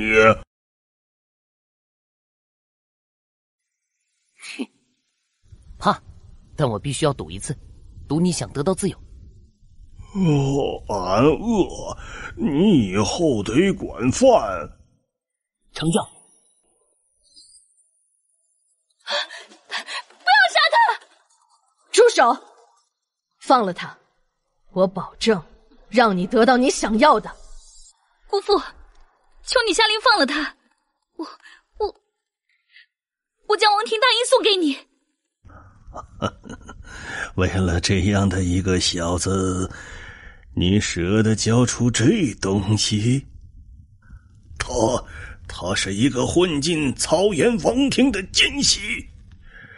大傻，先别杀他，我要将他的真面目公之于众。你胡说！他不是奸细，他拯救了我。这王位，你想要就给你。我什么都不要了，我只要他，你放了他！休想！你们那点幼稚的算计，也敢在我面前显摆？这里是皓月部族，这里是我的地盘，在这里，我可以光明正大的告诉你，我的好侄女。在你们离开王庭的第一天起，你们的所有动向我就一清二楚。想知道是谁一直在暗中出卖你们吗？葛尔扎，你还不出来吗？呸！叛徒，当时就该杀你！你住口！我葛尔扎从始至终一直都是皓月长老的人，我从来没有背叛过皓月长老。你们心慈手软，没有杀葛尔扎，倒是让我得到了很多特别有用的消息。葛尔扎是我皓月部族最勇敢的勇士，要不是他，我还真不知道你们的队伍当中竟然隐藏着这么一个可怕的小东西。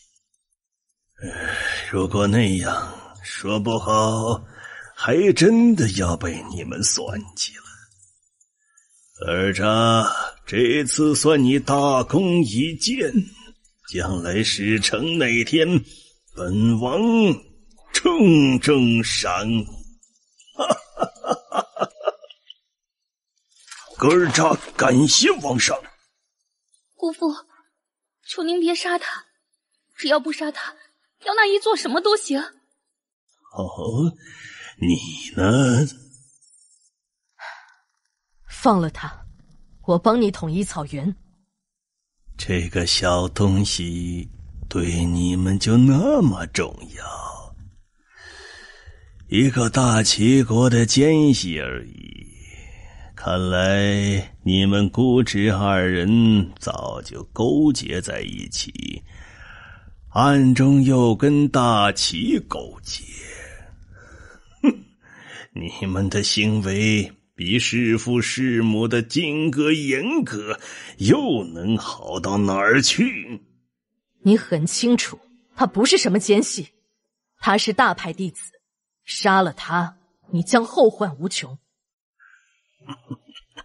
后患在这里，谁知道是我杀了他呀？就算知道，也是在公平竞争的战斗中被杀死。少拿那些大门派来吓唬我，大门派他也得要点脸。高大傻，给我撕了他！今天我让你吃一顿饱饭。不要杀他！贱人，你是我的女人，回头收拾你！上！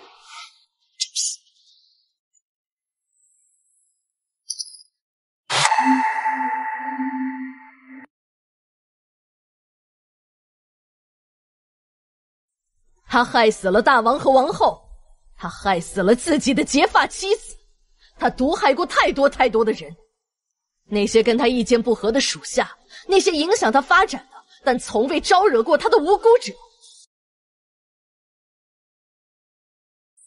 最重要的，你们都看见了，他反叛草原王庭，想要自立为王，他的野心暴露在天日之下，所以他该死。我是他的妻子，但我更是王庭的公主。我要为你们主持这个公道，我要为你们伸张这个正义。任何一个草原上的子民都应该为他的行为感到耻辱。我的手上有太多关于他的证据，随后我会一一公布出来，向你们证明我宝莲说的每一句话都是实话。让他过来。属下藤松见过公主。藤松，我知道你，起来说话吧。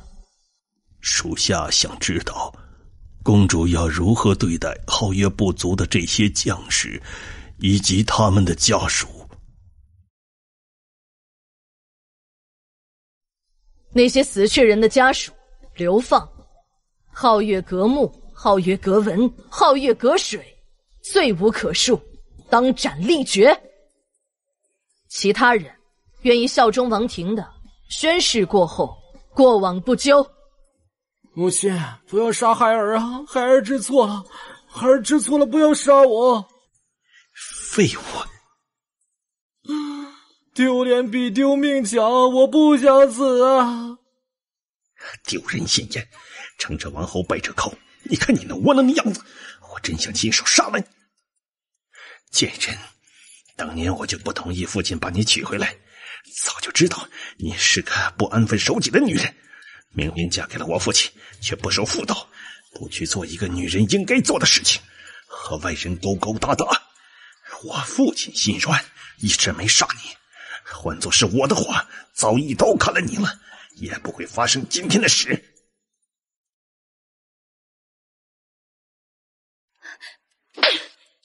事到如今，你还敢血口喷人？你知不知道，你娘就是你爹亲手毒死的？那又如何？我早知道。不如何，只能说明你和你爹一样，也是一个畜生。我姑姑同样也中了你们皓月家族祖传的毒，还有我的父王和母后，全都是你父亲害死的。你父亲就是个禽兽不如的人渣败类。没什么好说的，都斩了吧。为什么我不敢啊！不要杀我，不要杀我呀！母亲，求您不要杀我！随便葬了吧。不要觉得我狠毒，今天如果皓月长老没死，那么死的人就是我们。他对我们所有人绝不会有任何的仁慈和怜悯。随后他会率领大军一路杀向王庭。到那个时候，我们整个王庭这一支的部族，我们的父母，我们的亲人朋友，一个都别想活下来。这些年他一直都是这么干的，相信你们自己心里都有数。公主英明，原本还想着恶人由属下来做。韩松，你很好，心怀正义，为人宽厚。放心，我宝莲说到做到。现在我代表那依公主正式册封你为王庭骑士。属下万分荣幸能够成为那依公主的骑士，愿用毕生生命保护公主的安危，用我的祖先发誓，永不背叛公主。只要你们忠心追随公主，等公主成为女王的那天，只要你们忠心追随公主，等公主成为女王的那天，你们都将站在这片草原的最高处，你们都将成为最荣耀的那群人。现在你的任务是做好善后的工作，该安抚的安抚，该流放的流放，该收编的收编。有不听话的，我赋予你先斩后奏的权利。那些不服从你的，那些隐藏起来的皓月部族死忠，就由你来收拾了。这一次全仗林公子力挽狂澜，不然的话，恐怕我们这些人……庞先生太客气了，我说过，我做这些也是为我的祖国，同时你们也是我的朋友，不是吗？当然。朋友之间就不用说这些客套话了。好，这份情我庞某记住了。来日林公子若是能有用得到庞某的地方，庞某义不容辞。公子，你答应俺的事情呢？答应你的事情，我自然会做到。俺终于恢复自由了，可恨皓月长老这无耻的东西对俺下药，又囚禁俺10年，从不让俺吃饱，对俺百般折磨。要不是俺的心中还有生的执念，恐怕早就死在这儿了。公子，以后俺高英俊这条命就是您的了。是高英俊吗？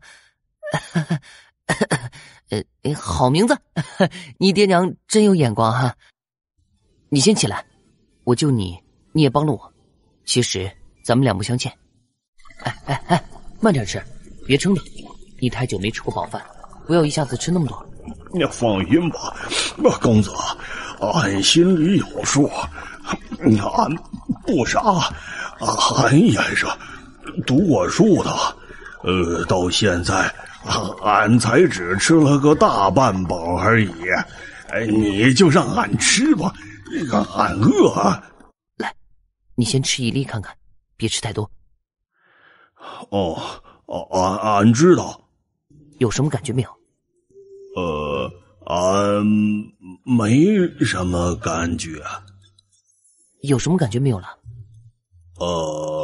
俺是不是吃的太少了？俺这么大的体格，要不俺都吃下去试试？还是再等等看吧。喂，你跑那么快干什么？坏肚子了！哎呦，公子，俺饿死了，咱们回去吃饭吧。你好了？好了，公子药真是灵，就是太霸道了一些，差点没把俺给拉死。幸亏公子坚持，要是吃2颗3颗，那估计俺可就惨了。可所以现在这肚子空空的，饿得要死。公子，您是不是要走了？你怎么知道？看出来的。那个王庭的小公主，俺都看出来了，明显对你有意思，可你却对她不冷不热，这是明摆着不想在这儿久留的意思啊。是，我心中有太多的羁绊，我不能留在这里。公子走到哪儿，俺就跟着到哪儿，但是公子得管饭。你留在这里不也很好吗？至少吃喝不愁的。我相信宝莲公主和那依他们也会对你很好的。俺不干。俺公子是不是嫌俺太能吃啊？要不俺以后少吃点儿，行吧？不是嫌弃你能吃，在这里我用的是另一个名字，我不想让人知道我的真正身份。而你太扎眼了，若是跟在我的身边，必然会被别人发现。你能明白我的意思了吗？俺明白。俺这体型，也的确是太高大威猛了些，走到哪儿都会被人指指点点。可是俺想跟着公子，俺不想留在这草原上。俺听说，不管是大齐还是大夏，城市都是极为繁华，俺想去替俺娘见识一下。你娘？说说你吧。俺娘啊，是这世上最美、最温柔、最善良的女人。她来自大夏，当年跟着外祖父的商队，在草原上遭遇了强盗。那群该死的强盗，不但抢走了商队的货，还杀光了所有的男人，抢走了所有的女人。那群强盗就是皓月长老的人。俺娘长得很漂亮，于是那群强盗把俺娘献给了皓月长老那个畜生。皓月长老强行的占有了俺娘之后，又为了不能生育的药，之后随手把俺娘送给了他的一个属下。后来俺娘就跟那个人在一起过日子了。那个人对俺娘还算不错，但脾气不好。俺娘因为皓月长老那个老畜生喂她药，不能生育了，所以那个人喝多了酒后总是打骂俺娘。有一次俺娘终于受不了，逃了出去，在草原上捡到了俺。你是孤儿？俺也不知道爹娘是什么人。俺娘说，她捡到俺的时候，俺身上就包着一个毯子，剩下什么东西都没有。大概是俺从小的样子就很难看，才被抛弃的吧？不是，你不难看，虽然黑了点儿，但却浓眉大眼。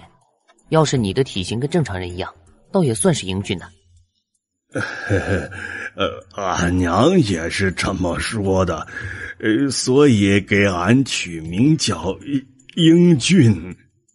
那后来呢？你又怎么会变成现在这个样子的？是皓月长老那个畜生。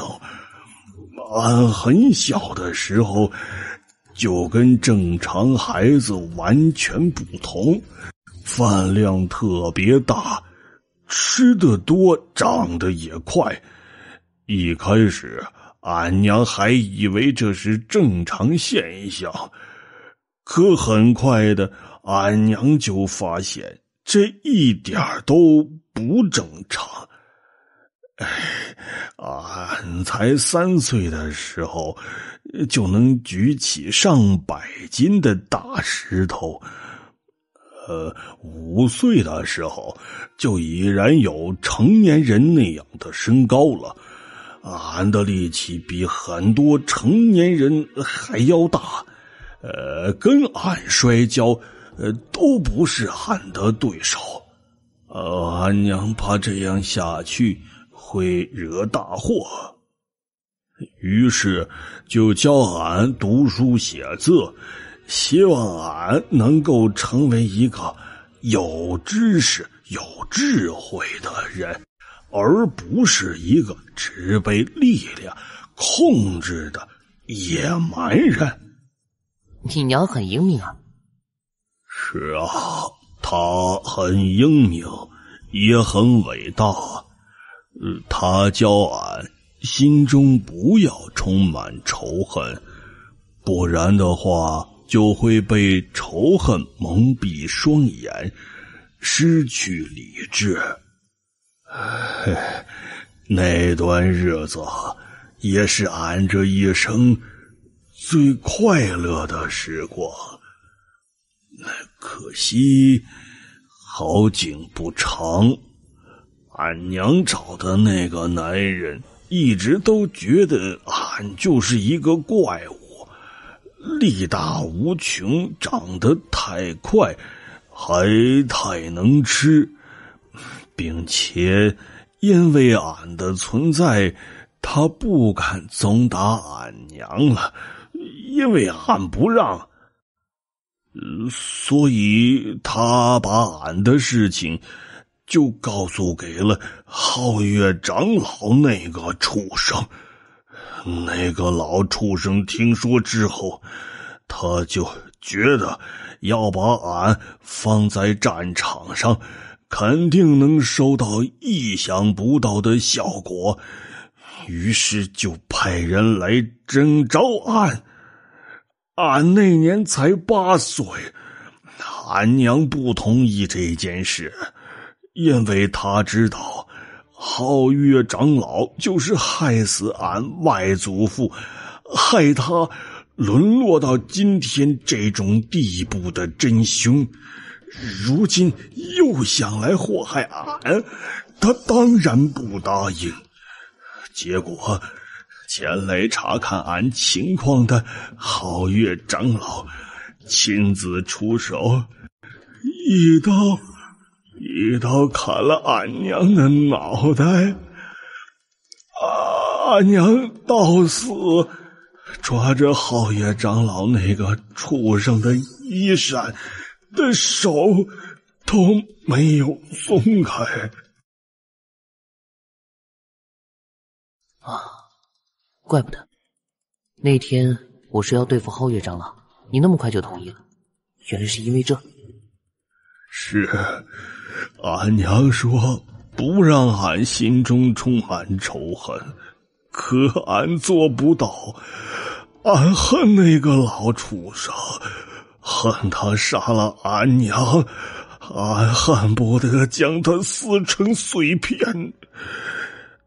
那个老东西也知道俺恨他，所以从一开始就用巨大的铁链把俺肩胛骨穿上，束缚住俺的手脚，每天折磨，就是想将俺当成牲口一样对待，让俺彻底的臣服他。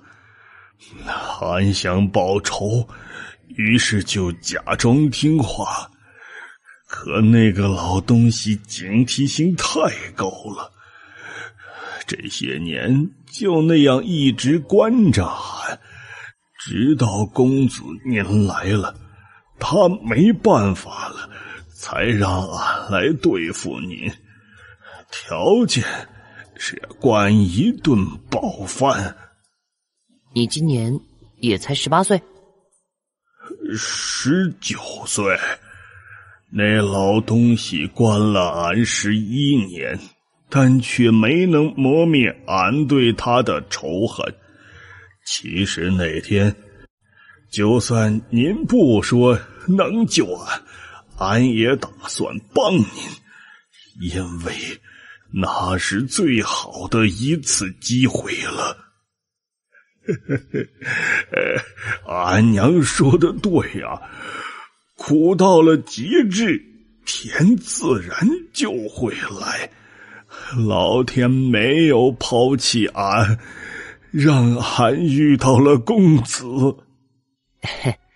其实我比你小很多呢，我还有几个月才能到14岁。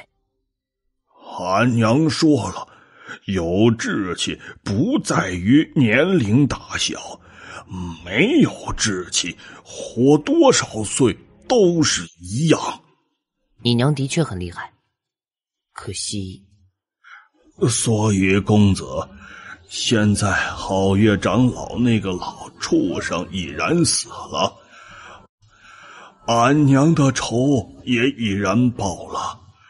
这片草原上再也没有俺留恋的东西了，俺不想留在这里。公子，觉得俺目标要是太显眼，那可以把俺带到一个地方，俺可以藏起来，不让别人看见。哪怕是把俺留在大夏的森林中，俺可以猎取元首，俺吃肉，把元首的筋骨皮都给公子留着卖钱。公子，您觉得这样行吗？你是单纯的想要离开这片草原，还是想就跟着我？俺想跟着您。为什么？俺就觉得公子您亲，不嫌弃俺，还信任俺。俺在这世上也没有别的亲人了，孤苦伶仃的一个人。公子就像是俺的亲人一样，虽然年龄没俺大，但俺服您。你不想找你的亲生父母吗？这个看运气吧，俺觉得机会不大。当然，如果可能的话，俺倒是想问问他们，为啥把俺给抛弃了？俺虽然长得丑又能吃，但俺能赚钱养活自己呀。他们生下俺却不管俺，俺想问问为什么？既然这样，那你就跟我走吧。哇，真的吗？太好了！俺又有家了，俺又有家了。家？多美好的一个字啊！什么？你要走？为什么？你不是出来历练的吗？这才多久啊？你是不是很讨厌我？我这次下山历练也是有时间限制的，师父要求我要在新年前回去。可是现在距离新年还有1个多月的时间呀，就不能多待一段时间吗？真的不行的。奈叶，你有你的事情，我也有我要做的事情。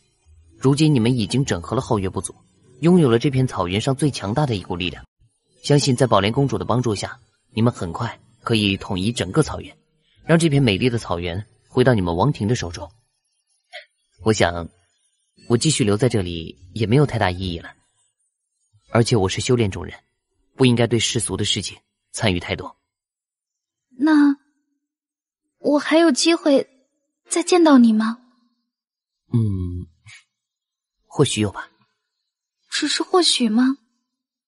林白，其实人家很喜欢你呢。跟你说着玩呢，看把你给吓的。你帮了我们这么多，现在要走，我必须要举办一个盛大的欢送会来送别你啊。算了，现在你还有更多重要的事情要去做，我一个人离开就好了。也好，那你走的时候让我送送你好吗？那我先走了，你好好休息一下。终于还是走了吗？忘了他吧，他是修行中人，跟我们终究不属于一个世界。你现在还有很多重要的事情要去做。我知道，可是我忘不了他。姑姑，你说怎样才能彻底的忘记一个人呢？这姑姑也不知道，因为姑姑跟你一样，喜欢上一个人就忘不掉。或许这就是我们这个血脉的性格吧。姑姑总比我好，至少杭先生他就在这里，以后你们就可以在一起了。可我却连他究竟在什么地方修炼都不知道。也许这辈子我都没有再见到他的机会了。姑姑能有今天，也是等待了很多年。在这之前，姑姑经历了多少苦难，你想都想不到，甚至连生命都差一点就失去了。而且，就算以后能跟他在一起，也是要偷偷摸摸的，永远见不得光。因为，就算皓月长老死了，他也是我名义上的丈夫。我的身份，既不可能光明正大的跟他在一起，也不可能身披嫁衣的嫁给他。说起来，其实是我亏欠他的太多。姑姑，大姨的心好痛啊，好难受，为什么要这样？哭吧，哭出来，哭出来，心里就会好受多了。姑姑，我还能见到他吗？我觉得能。为什么？因为姑姑觉得他不是那么无情的人，他还帮姑姑解了那恐怖的无解之毒，他是个真正的好人。只是他有他自己的事情要去做吧。那为什么不让我去送他？大概是不喜欢离别吧。不喜欢就留下嘛。你这就是孩子气了，他肯定有非常重要的事情要去做。如果现在要你放弃一切离开草原，你能做到吗？当然可以做到，什么女王的位置，我一点都不稀罕。那烈哥呢？烈哥怎么办？草原上的亿万子民又怎么办？你难道能眼睁睁地看着王庭示威，看着草原陷入一片战乱，水深火热、生灵涂炭之中吗？好了，听姑姑的话，等什么时候一统草原，等什么时候你成为这万里疆土的真正主宰，到那时你会拥有难以想象的强大势力。这股势力足以为你去做很多事情，包括寻找林公子。这可行吗？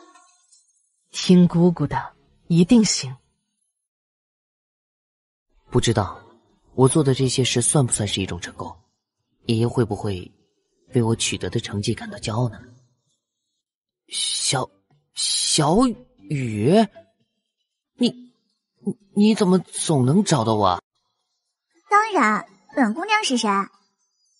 陪我玩。你要做的事情做完了？没有。现在我只想让你陪我，好不好？哎，可是我要回家啊。那没关系啊，我们同路。但怎么走，我说了算。那你的事情怎么办啊？再说吧。好啊，正好我一个人走，也很寂寞呢。开心吗？开心啊，跟你在一起就很开心啊。不过，是不是越过这片群山，就到了大夏境界了？你怎么知道？你来过这儿？哥哥，如果有一天我突然间消失，你会不会想我？消失？你为什么要消失啊？你难道是哪个大门派出来历练的弟子？是吧？你就当我是某个门派出来历练的弟子吧。你还没回答我呢。如果这辈子再也没有机会看见你，我会想你。我也会想你，很想很想那种想。就算修炼，一定要在门派中才行吗？是啊，当然要回去啊。就像你那位草原的姑娘，不可能因为你离开草原，就像你也不可能因为她留在草原，都是一样的道理啊。每个人都有属于自己的无奈。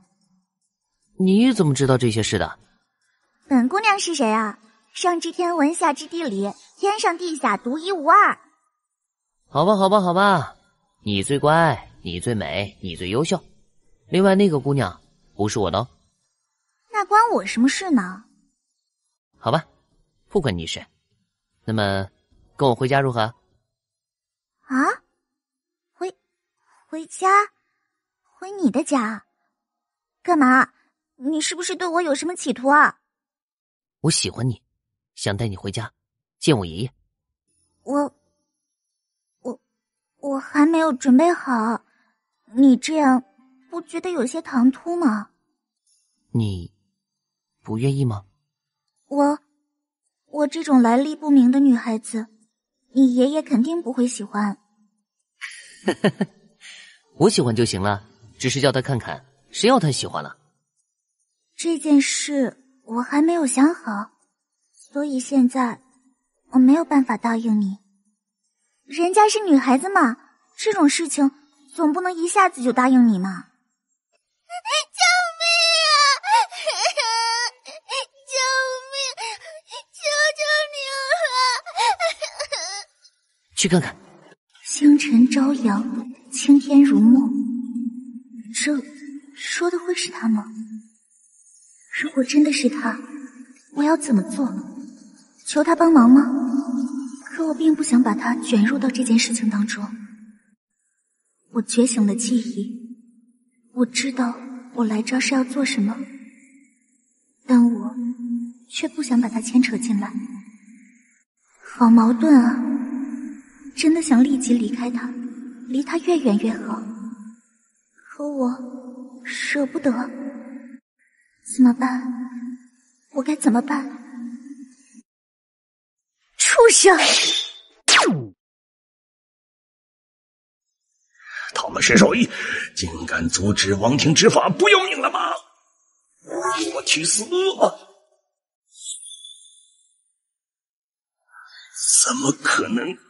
冤官无者！你不能杀我！我是草原王庭的银戈王子。既然已经出手，不如干脆帮你那个草原公主把那个什么金戈也干掉算了。啊，那不是我的草原公主。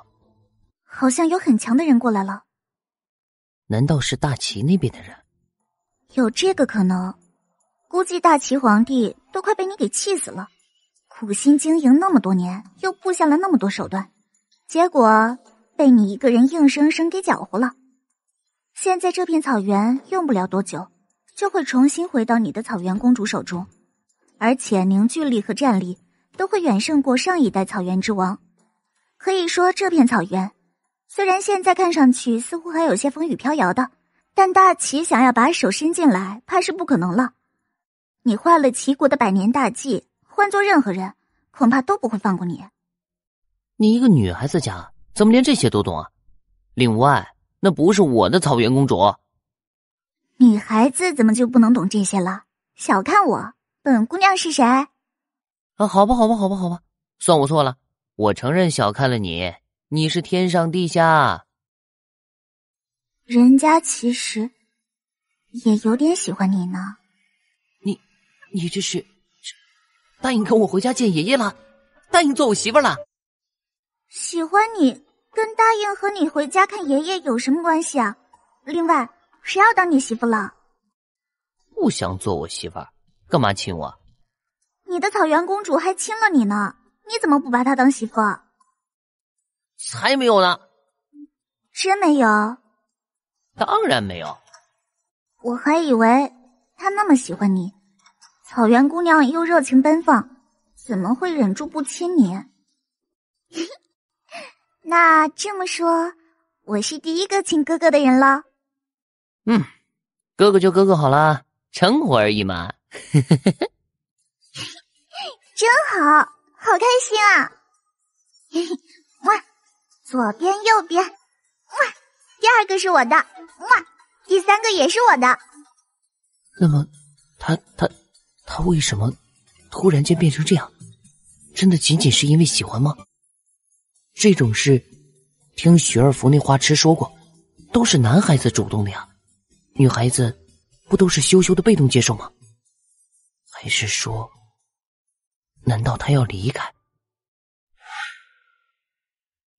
你是废物吗？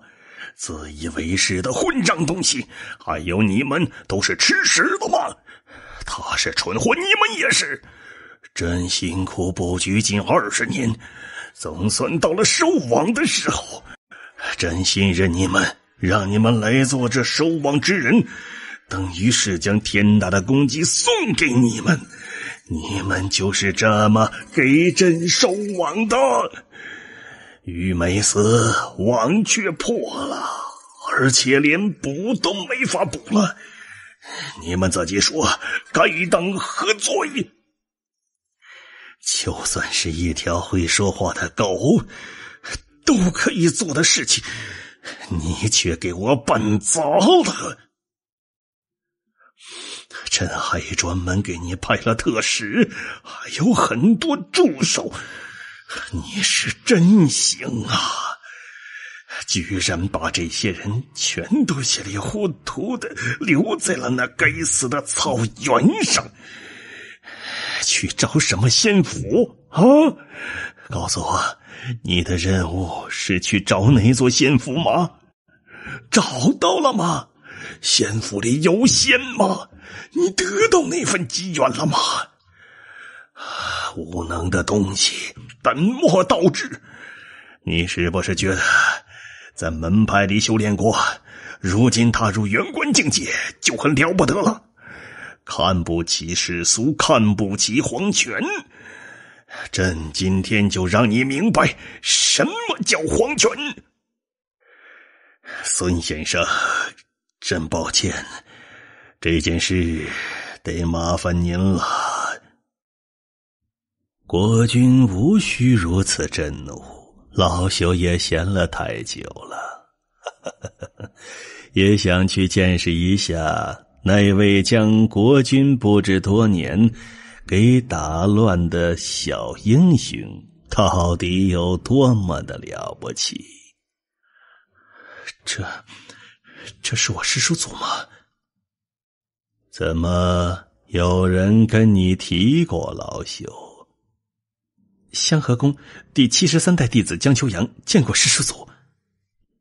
年轻人，修炼这条路不太好走。若我是你，有这种条件，要么做个闲散王爷，一心修炼，要么就好好想着如何做一个英明的国君。你很幸运啊，不但背靠门派，还有皇家背景，珍惜吧。起来吧。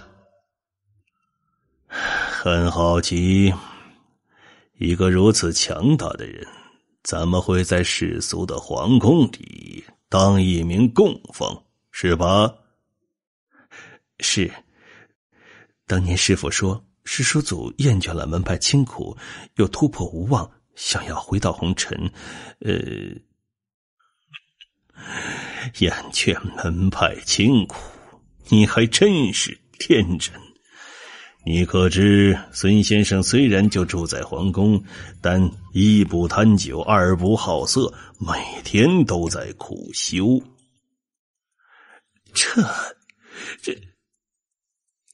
可这为什么呀？看来孙先生刚刚对你说的话，你是完全没听进去。也怪不得你的条件实在是太好了，你从小到大从来就没缺少过修炼的资源，所以你不明白也实属正常。年轻人，你背后靠的是皇家，皇家的资源一向都是任你取用，孙先生可没有。香河宫虽是不逊色长生天的大派，但是资源终究是有数的。孙先生并不是修行天才，也没有那么大的势力，他凭什么从香河宫索取大量的资源修炼呢？你真以为从小到大你在香河宫修炼消耗的大量资源都是香河宫提供给你的吗？你是那种可以让他们不顾一切资源那种往里砸的天才吗？虽然我希望你是，可你并不是。你这些年消耗的资源全都是大齐国举国之力供奉给香河宫的，而且你消耗的那些怕是连1%都不到。现在你明白什么是世俗皇权了吗？父皇，孩儿明白了。殿下，陛下交代了，您若是真的明白了，明天就去大夏的边防军营报道吧。从一个士兵做起，那里或许几年之内，或许1年，也或许更快，会有一场战争。陛下让您考虑好，若是没想通，就再好好想想。实在不行，回香河宫也可以。反正到哪儿，您都不会缺少修炼的资源。不，我明天就去边防军营报道，告诉父皇，我想明白了，也想通了。我要让大齐的皇权覆盖整个青龙大陆。我明白什么是皇权了，我明白权力的好处了。师父，您说的对，是我输了，没能让您另眼相看。我不是神仙，我曾自命清高，但以后不会了。别怕，有我呢。这话应该我说才对吧？难道只许你说，不许我说吗？我是男人。我知道你是。哥哥还是我的英雄呢。哼，看够了没有？看够了没有？老不休，你还要看多久？小女娃娃脾气倒是暴躁，老夫还没说你们两个小不点儿在这里卿卿我，看得老夫很是腻歪。你倒先说起老夫的不是喽。前辈来到这里有何贵干？自古英雄出少年，古人诚不欺我。你这样的少年天才，老夫生平仅见。小小年纪，不但境界突破了元关，而且心性沉稳，真是个可造之才呀！可惜呀！可惜什么？可惜你坏了齐国的大事，所以你这样的一个绝世天才嘛，就要死了。要是早一点看见你，兴许我就能有一个震惊四象大陆的徒弟了。呸！老不休，你配吗？嘿嘿，小女娃，黄级5层巅峰的境界了，你也是一个绝世天才，比这少年还厉害，真是难得呀！不知什么人能够培养出你这种体子来，真是有些好奇。四象大陆上，看来还是有眼识高人呐。我也不为难你，你跟这件事情无关，退去吧。你觉得可能吗？还有，别在那儿装高人前辈，要是找麻烦来的，就滚下来说话，点评我，你还不配。哥哥，我还是我，要记得我，一定要记得我。这是什么话？这老头说这件事跟你没关系，你走吧。哥哥也有这么孩子气的时候呢，我怎么会撇下哥哥离开呢？这是你说的，不撇下我。那么，要活就一起活，要死就死在一起。我答应你。你们够了！小女娃，老夫不是那种滥杀无辜之人，不想为难你，但你也不要一而再再而三的挑衅老夫的耐心。别逼老夫出手扼杀天才，你这种天才杀一个就够了，老夫不想造孽太深。现在的你还不是我的对手。就凭你也想杀我？你可以试试看。抱歉，你要死了。哥哥，我要杀了你！无知的东西，敢伤害我的哥哥，你给我去死！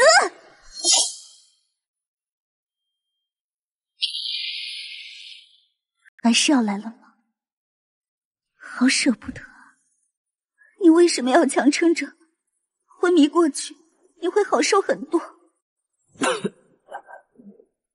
我怕一闭眼就看不到你了。怎么会呢？我那么喜欢哥哥，又那么厉害，那个破老头算什么呀？一巴掌就打死了，你怎么会见不到我？原来被你看到。哥哥，我现在是不是很丑？不成，你是这世上最美的女孩子，你都这样了，还给我吃上做什么？你死了，我能活吗？哥哥，我不会死，真的，这个不骗你。我来自另一个世界，这个我只是一具分身，一旦动用了本源力量，便无法承受这个世界的压力，所以会崩溃掉。我也舍不得离开你，但没办法。哥哥，你答应我，你千万要好好活下去。你骗我，你胡说！什么分身？我不信！你这分明是骗我的说法。哥哥要乖，我没骗你，我说的都是真的。你要是再这样浪费我的力量，可能到最后我跟你说话的力气都没有了。哥哥，我的确没有骗你，我不会死。可是这具分身意外崩溃，我的本体会受重伤，会不记得你是谁。对我来说，伤没什么，但忘记你，那才是最悲哀的事情。你说吧，我听着，你说什么我都信。这才乖。我来自一个跟这里完全不同的世界，想要找一个人，他能帮到我。原以为是哥哥，后来我觉醒了记忆，发现找错了，但我却不想去找了。你始终还是不擅长说谎，我不相信。你要找的人肯定就是我。真的不是，其实没关系的，我想我可以应付的。只是下次见到哥哥就不知道是什么时候了。哥哥，你要努力修炼，不要忘记我，千万不要忘记我，记得我的样子。你要想我，要天天想我，不许把我忘了。哥哥，你会记得我的样子，不会忘了我，对吗？哇！小雨，你出来！你给我回来！齐小雨，你这个骗子，我只骗你一句，你想骗我一生吗？出来！给我出来！唉，真没出息啊！我是在做梦吗？谁把我带回来的？他已经死了，为了救我而死，我还活着做什么？爷爷，对不起。混账东西！师傅。嘿，你小子在草原上真的得到了大机缘呢。你，师傅，对不起，我。你终于想起要跟我说对不起了？哭哭啼啼的，你是小姑娘吗？还学人家自杀殉情？我教你本事是让你自杀的？我怎么会有你这么丢人的徒弟？我难受，师傅。他是因为我才死的，我对不起他。我呸！看你那点出息，他还没死呢，你哭个屁呀你！没死，连您也骗我，都消失了，怎么会没死的？你懂个屁！他在这世间只是一道分身，动了不该动用的力量，自然要承受这片天地的镇压。哼，受点罪呀，是真的，但肯定没死。文君怎么这么倒霉，教出你这么一个白痴徒弟啊？你是猪吗？你怎么会这么笨啊？师傅，您说他还活着？真的，您不是骗我的。真是丢人呐！本尊稀罕骗你吗？要不是他在消失之前传音给我，你当我能那么快找到你？真想不到啊，那个种族的小公主竟然看上了我徒弟。不是说他们是世间最高傲的种族吗？也不过如此嘛。倒是独具慧眼，知道这小子不一般。不过这小子被他看上，真不知这是幸运啊，还是不幸。他传音给您，都说了什么？说你醒过来时看不见他，一定会很着急，让我来照顾好你。就这些？你以为传音是什么啊？像这样说话一样简单。他能够传音给我，已然是相当不易了。哼，你根本就什么都不懂。您又没教我。这一些事情不知道对你有好处，但我想知道，我一定要去找他。找他？你知道他在哪儿啊？你知道要如何离开这个世界吗？你知道找他的代价是什么吗？我不知道，但我还是要找到他。他能直接给师父传音，显然是知道师父存在的。师父应该也不是这个世界的人吧？不然以师父这种实力，又怎么可能默默无闻呢？我也不知道。玉，给我看师父的情况。境界未知，体质未知，其他未知，中毒严重，毒性成分为。这个世界并没有解毒之药，然这世间的任何药材不出几种属性，只是有药性强弱之区分，因此可以用大量的低级药材来取代。师父，我发过誓，一定要救你的。放心好了，徒儿一定会说到做到。算了，你先好好休息一下。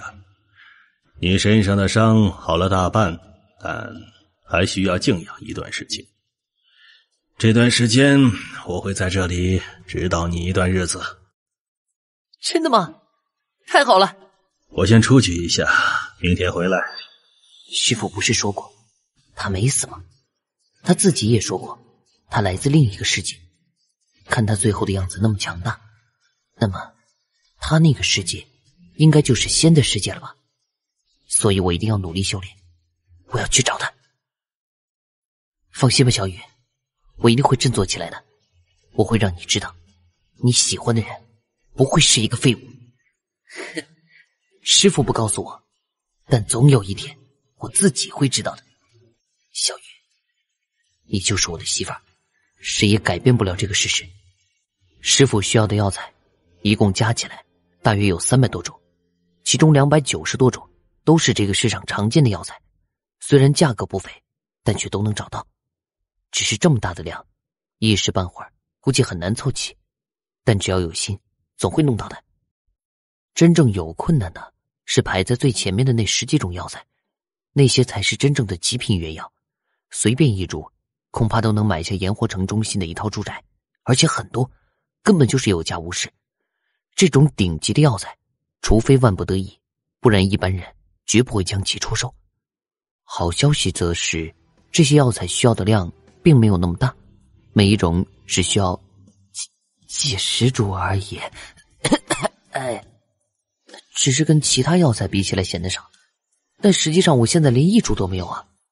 看来想要给师父解毒，还真是一件任重而又道远的事情啊。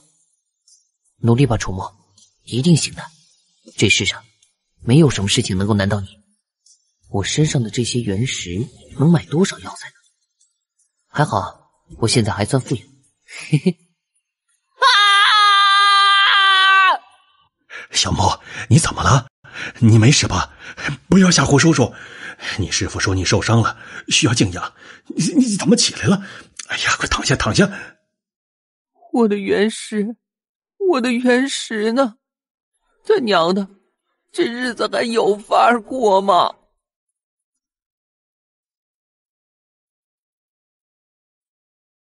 我的少爷，你这是怎么了啊？你想要原石你就开口啊！咱们家其实还是有几块的，就是过去你还小，没告诉你这件事，你可别吓唬你独臂叔叔啊！独臂叔叔，我没事，就是有点心痛，我想静静。静静？你有心上人了？咱们家少爷终于开窍了，真不容易啊！光想怎么想，上啊，去追呀！你是将军的孙子，你怕什么？那这里面有不少的元兽身上的材料，有筋、骨、皮，能卖不少钱的。我也不懂行情，你看着卖了吧，把咱们将军府好好修一修，不求富丽堂皇，但是也不能漏雨啊！现在太破了，剩下的钱你看着安排吧。爷爷不是一直为那些受伤退役的老兵发愁吗？这些钱可以解决很大问题了。这是传说中的储物戒指。别管它了，先看看戒指里的东西吧。这些都是从哪儿来的？打的。你打的？是啊，我现在很厉害了呢。太好了，真是太好了！这些东西价值连城啊，随便一件都足以成为拍卖行的压轴配品。哎呀，这个房子是该修一修了，不然你喜欢的那个静静要是来了一看，那就会失望。还有这个咱们的门。没错，您说的太有道理了，独臂叔叔。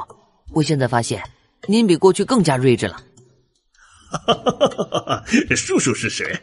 不是跟你吹啊，当年叔叔也有女人喜欢的，那个女人胸大屁股也大，白嫩白嫩的，一把都能够掐出水来，那走起路来这个嘛，独臂叔叔，我觉得吧，咱们现在也算是有钱了，你个人的问题也该解决一下了吧？嘿嘿，喜欢胸大的就去找个呗，别给我找个独臂婶婶就行了。我相信你的眼光啊，没有那么烂，是吧？嘿嘿嘿，臭小子，连叔叔你都调侃啊！小莫，你长大了。是啊，长大了呢，这就是成长的代价，充满忧伤。哦，你小子懂什么忧伤？这些元首身上的材料，那可是一笔巨大财富。你有没有什么具体的想法呀？太过具体的倒是没有。不过叔叔，咱们能不能用这笔钱组建起一个组织？组织？什么组织？你想要做什么呀？我想拥有一个不被外界所知的势力，这个势力我希望它能够遍布整个大夏，不，最好是能够遍及整个青龙大陆。然后我希望青龙大陆上发生的每一件事都能在第一时间被我得知。那就是情报组织了。那然后呢？然后我想通过这个势力来实现一些我想做的事情，比如在战争中它能发挥作用，比如在商业上它也能发挥作用。叔叔，我的想法是不是有点幼稚啊？想法嘛并不幼稚，但这需要大量的财力来支撑。虽然叔叔也不知道你究竟想做什么，但是叔叔一定会支持你。就知道独臂叔叔的心还没老呢。你想什么呢？你独臂叔叔还年轻着呢。其实每年都会有大量的精锐士兵因为各种原因从军中离开。可紧说呀，这个越是精锐的那种，回到家之后就过得越是不如意。什么原因呢？就是他们已然习惯了军中的生活，除了军中的那一套，他们也不知道自己还能做些什么。所以要是将这些人给召集起来，一定会形成一股相当可观的力量，比那些什么世俗当中的什么帮会什么的，不知要强几百倍。不过嘛，想要做成这件事，必须得保密。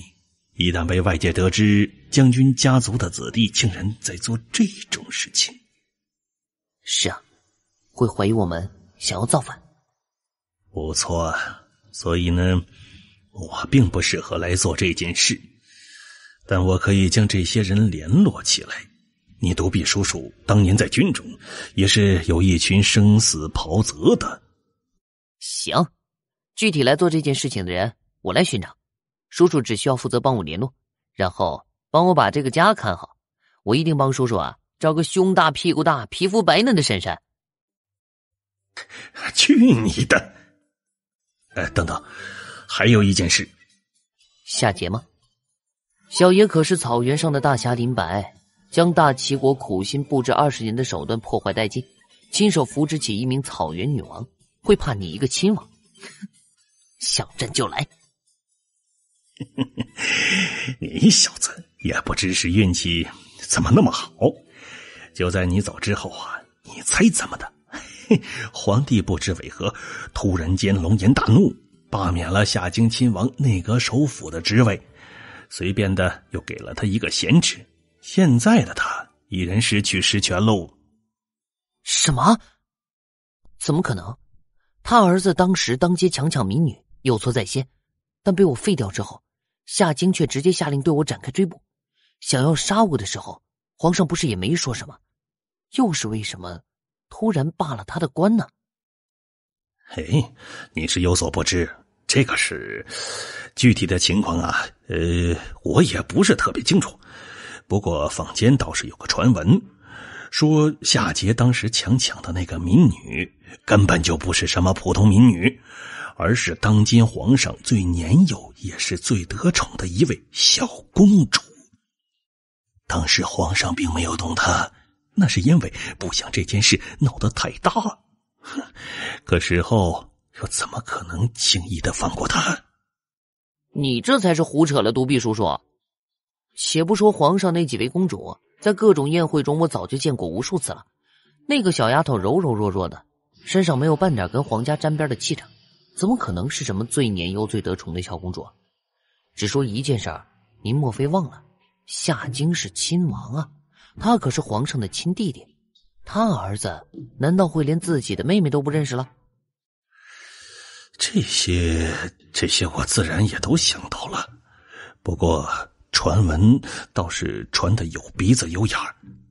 据说那位小公主从小就被送到大门派里，而且这个事儿也是皇上一直刻意的保密，不想让外人知道她的身份，因此就都没见过。夏桀那个小畜生也不认识，这就在情理之中了吧？从小就被送进大门派的人会手无缚鸡之力？别闹了，估计夏京亲王还是做出了什么天怒人怨的事情，惹得皇上发火了。这个或许吧，反正只是传闻而已。不管怎么说，这对于咱们来说，它就是一个好消息嘛，是不是？那倒是没错。好了，你先好好休息，我出去一趟，看看如何处理这些宝贝。对了，少爷，你倒是找了一个好师傅啊，一看就是隐士强者，来无影去无踪的，就是那个脾气有些怪。我师傅脾气臭啊，告诉府里面的人别招惹他。夏桀，你爹的内阁首辅被罢免了，你是不是还那么想找我麻烦呢？小爷现在心情很差，希望你招子能够放亮点，别来惹我。我的原石啊，够我修炼好几年的原石啊，竟然全都被吞了！难道只是因为看我师傅那一眼吗？除了他中的毒，其他什么都没看到啊，各种未知的。该死的，我还以为我很富，没想到瞬间变成穷光蛋了。楚小黑，楚小黑，哼哼，哎，你竟然还敢回来？难道就不怕太监大魔王找你麻烦吗？出来，出来，出来，赶紧滚出来！你许家大爷来看你了。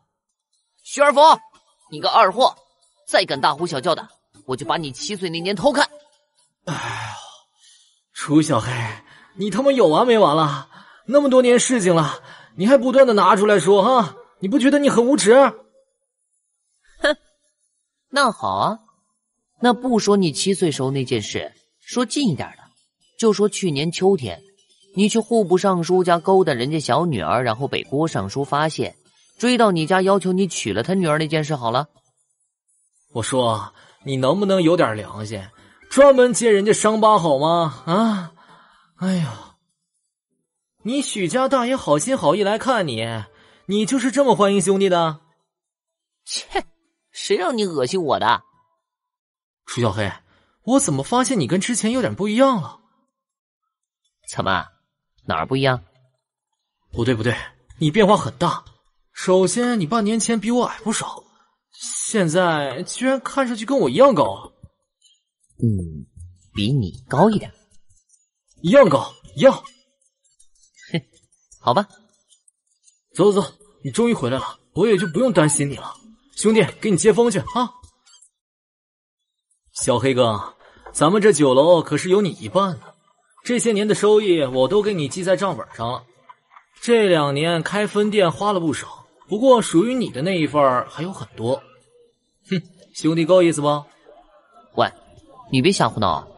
这件事呢，是你自己鼓捣出来的，我半点忙都没帮过你。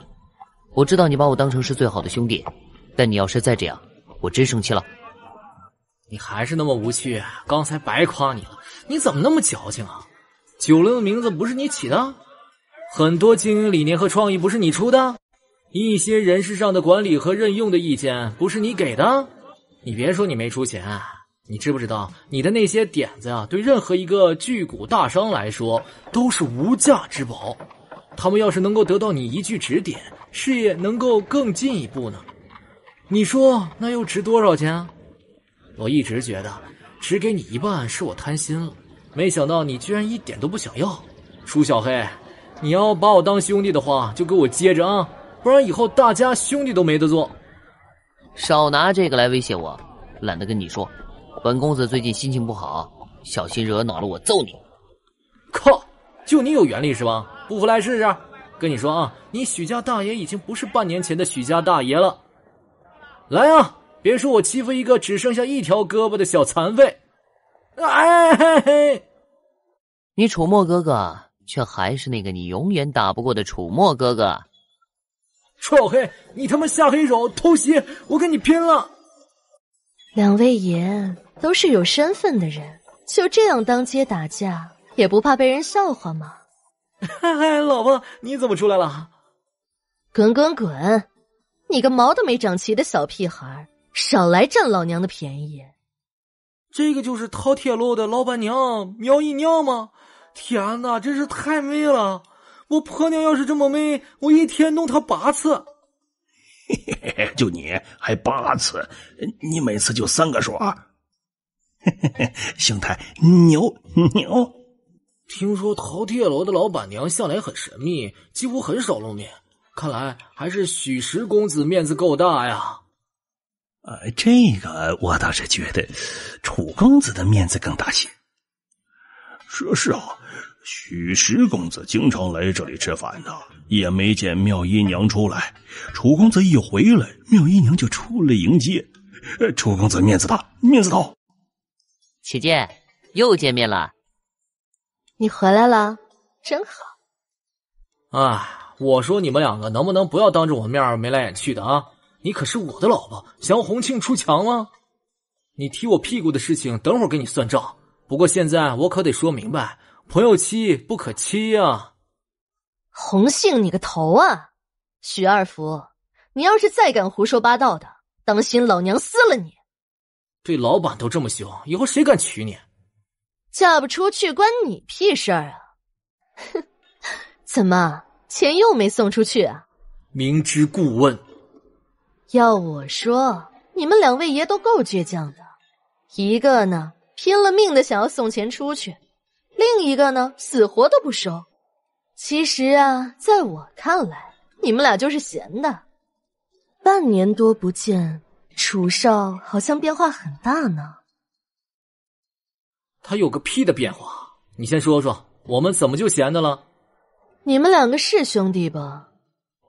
废话，当然是兄弟。哼，他虽然二了点儿，不过却是我在炎黄城唯一的兄弟。那你们两人任何一个人需要帮助，你们会坐视不理吗？当然不会了。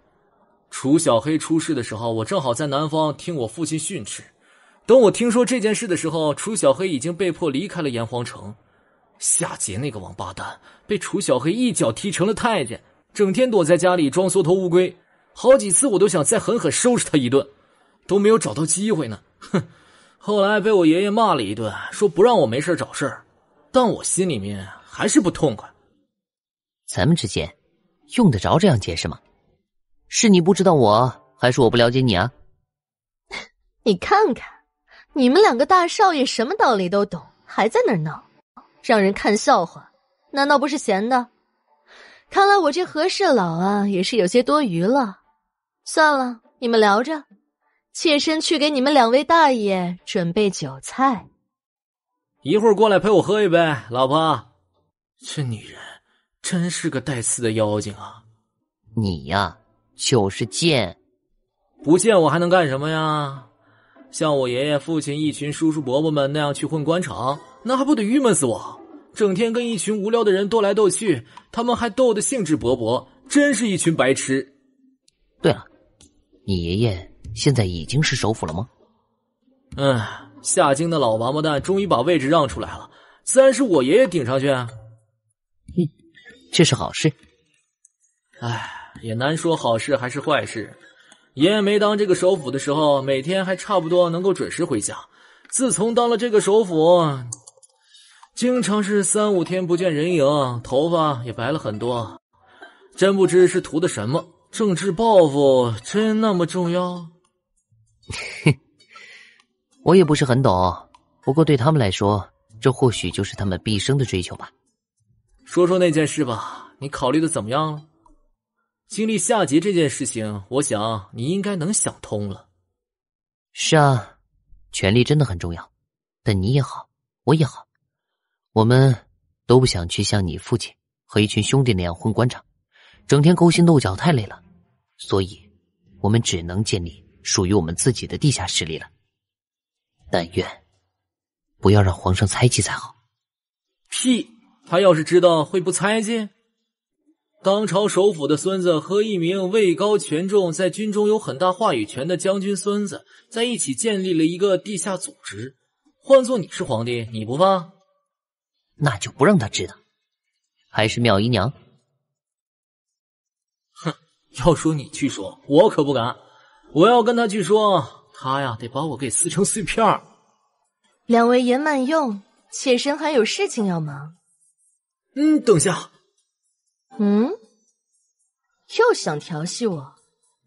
楚小黑有事要跟你说。哦，你终于想通了，答应收我为侍女了？你想到哪儿去了？我说，妙姐姐，你要不要这样啊？当年救你的人也有我一个呀。可为什么你一直以来只想着要报答楚小黑？这什么道理？简直没天理啊！唉，你看呢？现在你知道为什么了？这不是贱吗？感情就因为他一直躲你，你才如此感激？那好，那明天你许大爷也离你远远的。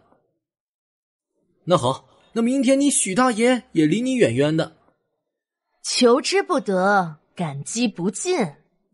我算是看出来了，你就是不喜欢我。哎呀，放着我这种玉树临风的大帅哥不要，偏要找楚小黑那么难看的，真是伤心呐。是不是这件事儿嘛？姐姐，你本是身份高贵的门派传人，又何苦这样作践自己呢？当年我就说过，救你真的是适逢其会，也从来没有想过要你报答什么。这么多年你帮我们的其实已经够多了，没有你的话，饕餮楼也没有今天，没有你当时我也逃不出炎黄城。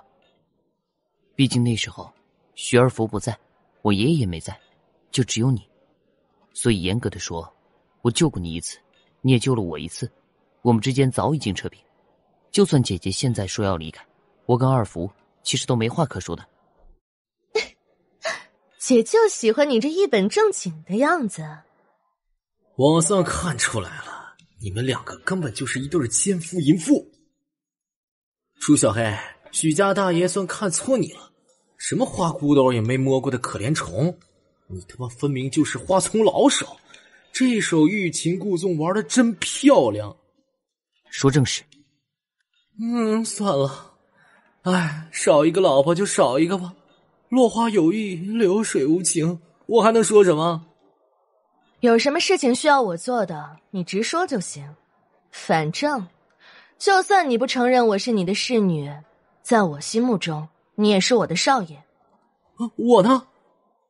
你是我少爷的兄弟，还是我的老板？给我捅，我要吐血！我想建立一个属于自己的势力。当这个势力发展起来之后，我希望他能为我做很多事情，但现阶段我只要他能给我提供各种情报。怎么突然想通了？不怕给你爷爷添麻烦了？哎呀，我的大少爷还真不容易，这件事你都想通了，那么收我当侍女的事儿，咱能不提那件事吗？行，您是少爷，您说了算。说吧，想让我做什么？我想让你来负责这件事。毕竟我跟二福的身份都不适合抛头露面，公开来做这件事情。行，这个没问题。不过我也有一个问题。只要不是给我当侍女那件事就行。当然不是那件事儿。我的问题是，你想把这个势力发展到什么程度？直接说吧，你的野心是什么？颠覆王权，还是要做那暗夜君王？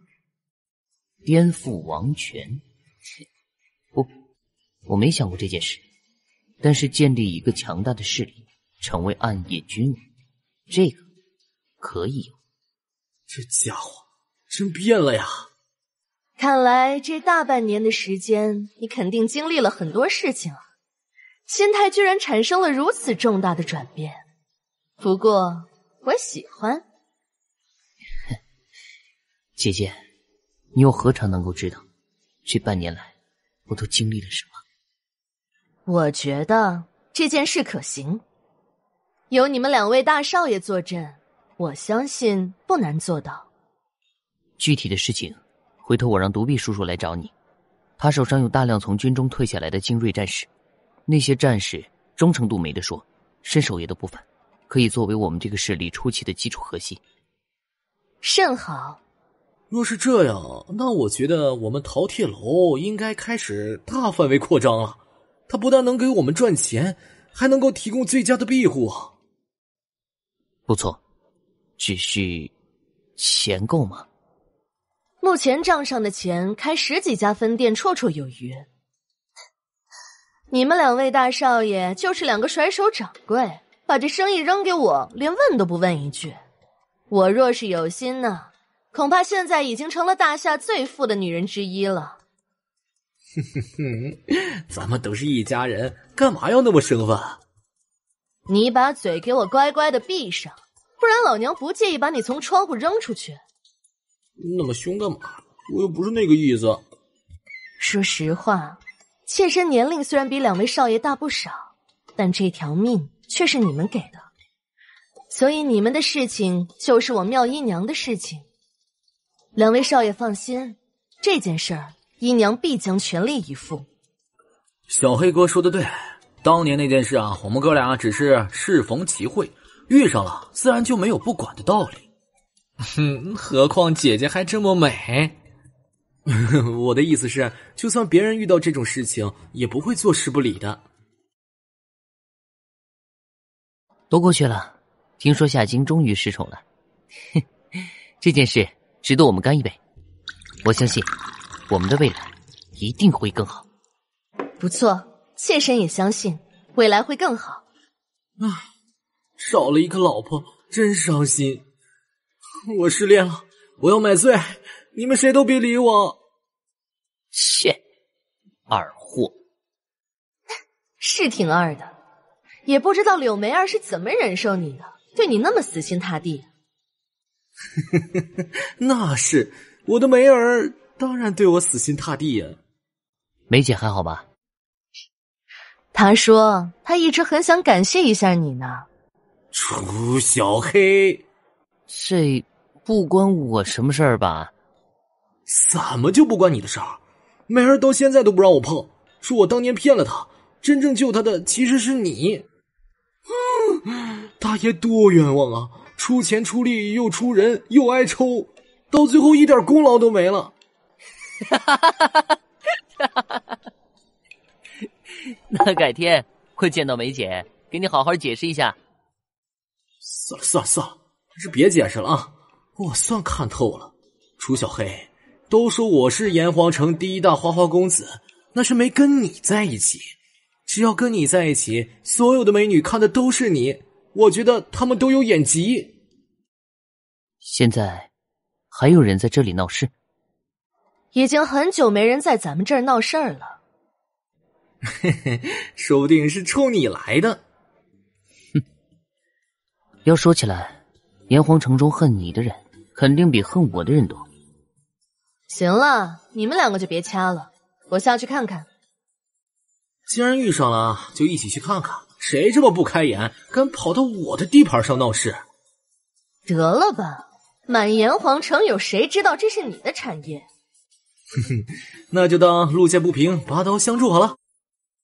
我的刀很好，你要不要试试？你给老娘滚！真没见过还有你们这么开酒楼的，居然还有不让上去的地方。妈的，大爷有的是钱，你知不知道我爹是谁啊？你们这破酒楼还想不想开下去了？公子的令尊是哪个？这个得去问公子的母亲啊。我这小酒楼生意还不错，还是想开下去的。怎么，公子有不同的意见？你是这里的老板娘啊？不错，公子一看也是一个有身份之人，在这里吵闹，不怕跌了身份。嘿，一个小小的酒楼老板娘，说起话来都是很会挤兑人呢。是不是觉得背后有后台，就不把任何人放在眼里了？您言重了，我这里呢，就只是一座酒楼而已。敞开门做生意，欢迎任何朋友来这儿用餐。但若是闹事的话，还是省省吧。本公子第一次看见有人比我还嚣张啊，还是一个酒楼的老板娘，有意思，真有意思。乔木，告诉他我是谁。青州牧张崇的公子张清玉，下京。看，果然是冲着你来的吧？这件事，莫非这位周穆公子自己搞出来的？怎么，周穆都不在你这酒楼老板娘眼里吗？哼，周穆的确了不起，封疆大吏。不过，周穆的公子是什么东西啊？这是炎黄城，不是青州，想在这里闹事还是省省吧。你的主子都夹着尾巴做人啊，在家里面都缩头乌龟不敢出来，你出来嘚瑟个什么劲儿啊？你凭什么这么说我啊？送你3个字，滚！你这才1个字啊？哦，还有2个字啊，我算术不太好，见谅啊。那就把那2个字补上去好了。出去！真没意思，你看见了？就这种怂货也跑来学人家找麻烦，哎，真不够给你老子丢人的。姓楚的杂种，有本事就别躲在女人和你兄弟身后，老子今天就是来找你麻烦的。张公子，你要杀我？楚公子，楚公子，我错了，我没想要杀你啊，我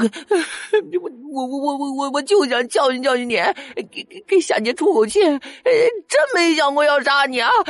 别杀我，别杀我，千万别杀我！你没想杀我，你的这群手下为什么要杀我？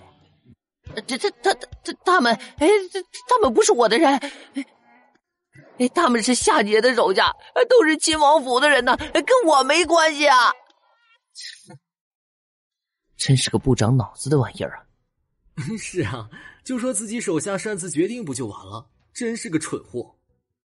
你说我就信你，不错，我是跟夏姐有恩怨，但你这明摆着是往她身上泼脏水。我楚墨恩怨分明，就算我跟夏姐有仇，但也见不得你这种无耻的行为。楚公子好样的，不愧是将军大老爷的孙子，恩怨分明，高。楚公子是非分明，果然是将门之后。替自己仇家还能分辨，这份心胸，哎呀，令人佩服。我靠，小黑哥什么时候变得这么不要脸了？是啊，原来他虽然有这份智商，但却不会这样当众用出来。我那个单纯善良的少爷去哪儿了？我没骗人呐，我身上还有夏姐给我的书信，你一看便知啊！妈蛋，还有证据！猪啊！你看，这里还有夏姐的印章，这笔记也是他的。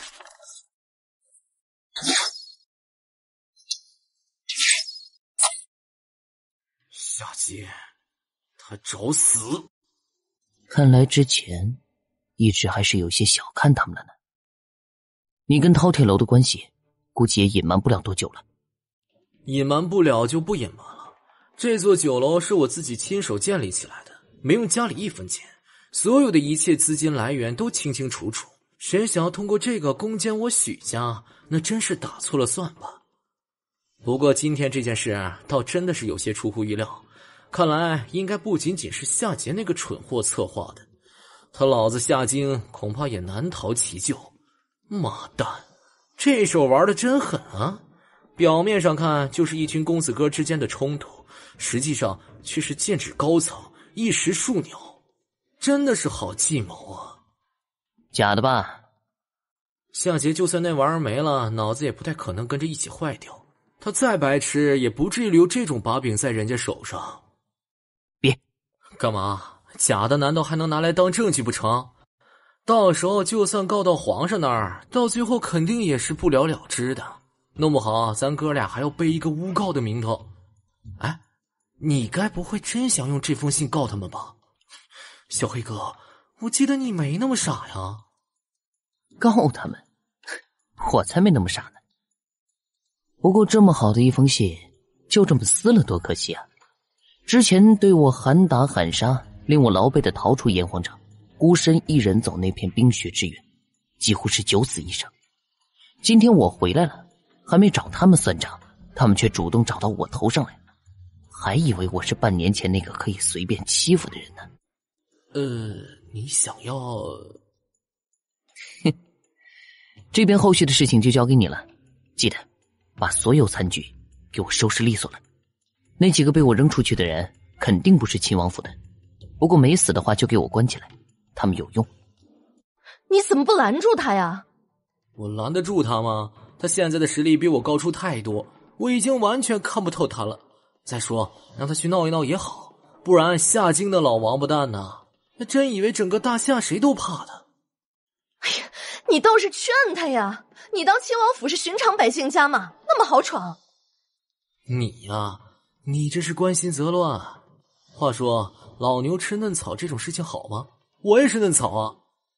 许二福，哎，别发火呀，我可没招惹你。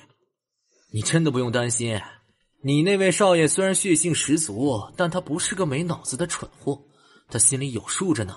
这一次你就放心吧啊！准保叫夏京夏桀那对王八蛋父子吃一个哑巴亏。你怎么知道？就凭那封信，你当夏桀真是傻子吗？会傻乎乎的亲笔写一封信给人家做把柄？哼，放心吧，楚小黑没那么笨，他肯定有办法的。还有，张清玉那个白痴，你记得派人保护着他点，别让他死了，然后通知他父亲过来领人，这可是一个大人情啊！咱们救了他儿子。我靠，小黑哥，你果然不是那个单纯少年了，真够狠的，也够无耻啊！不过我喜欢。这里交给你了，这算什么？让你经历一遍我经历的事情，你只会比我更狠。你要做什么去啊？你不会想去秦王府找麻烦吧？切，听消息吧。不就是去秦王府闹事吗？把兄弟撇下算怎么回事啊？没找到人？死了。死了？自杀了，就差一步。看来这下有些好玩了呀。啊，少爷呢？哼哼哼，攻打秦王府去了。你怎么知道？我相信的。姐姐，我跟他那可是从穿开裆裤就一起玩到大的。他要真的是那种冲动的人，当初就不会离开炎黄城。居然仅仅是因为信任，你连他的计划都不知道。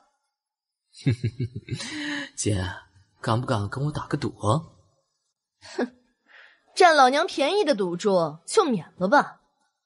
不，我对姐那么尊重，怎么会占您便宜呢？你说。我就赌小黑哥这次肯定会把秦王府闹个鸡飞狗跳，还能全身而退。如果你赢了，我保证以后再跟姐姐口花花一次，我在饕餮楼所有的股份都是姐姐的。哼，当我稀罕吗？我要是输了呢？你要是输了，就当众亲小黑哥一下，不许亲脸，记住哦，是当众。亲就亲，有什么了不起？我跟你赌了。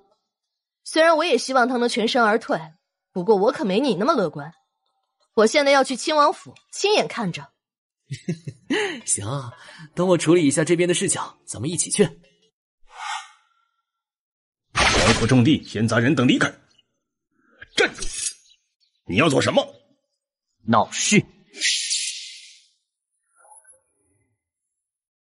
滴血！滚开！我的天哪，还居然有人敢到秦王府闹事啊！还真是疯了吗？我怎么看那个少年有些眼熟啊？好像是樊老将军的那个孙子吧？半年多前，把这个夏桀踹成台阶的那个，怎么回来了？不是被夏荆庆王下了必杀令吗？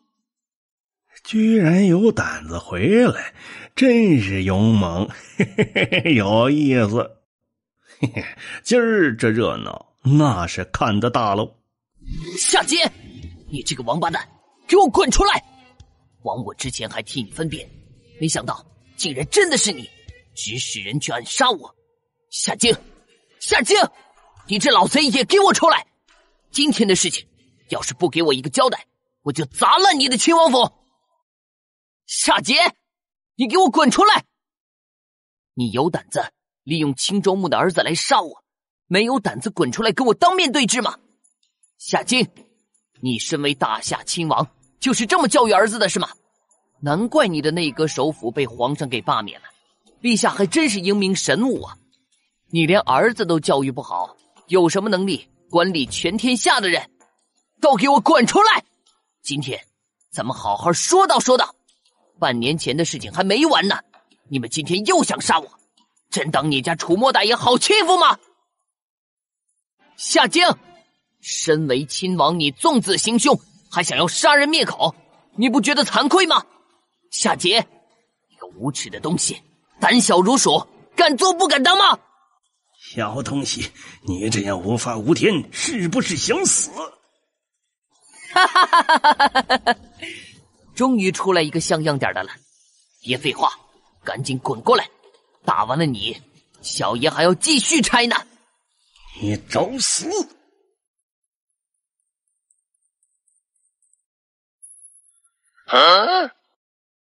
仗势欺人的狗东西，当初追杀我的人最凶的就有你，怎么不说话了？当初追杀我，不是追杀的挺爽的吗？别杀我！我也是奉命行事。小畜生去死！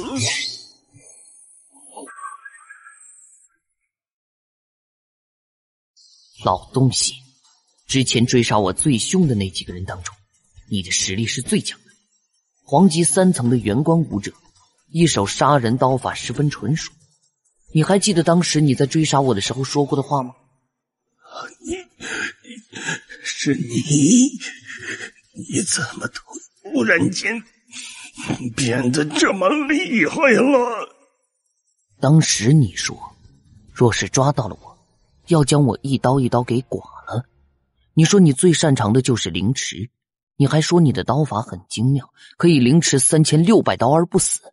你说你很享受那个过程，最喜欢听的就是对方发出的惨叫，到最后惨叫都叫不出的时候，你就把对方的舌头给割了，然后看对方的眼神从仇恨到绝望，再到最后木然，心情会变得无比愉悦。你还说一定会这么适合我的，会让我满意的，是不是啊？不可能的，不可能啊！才半年的时间，就算是门派中的天才，也不可能有这么大的进步，绝不可能。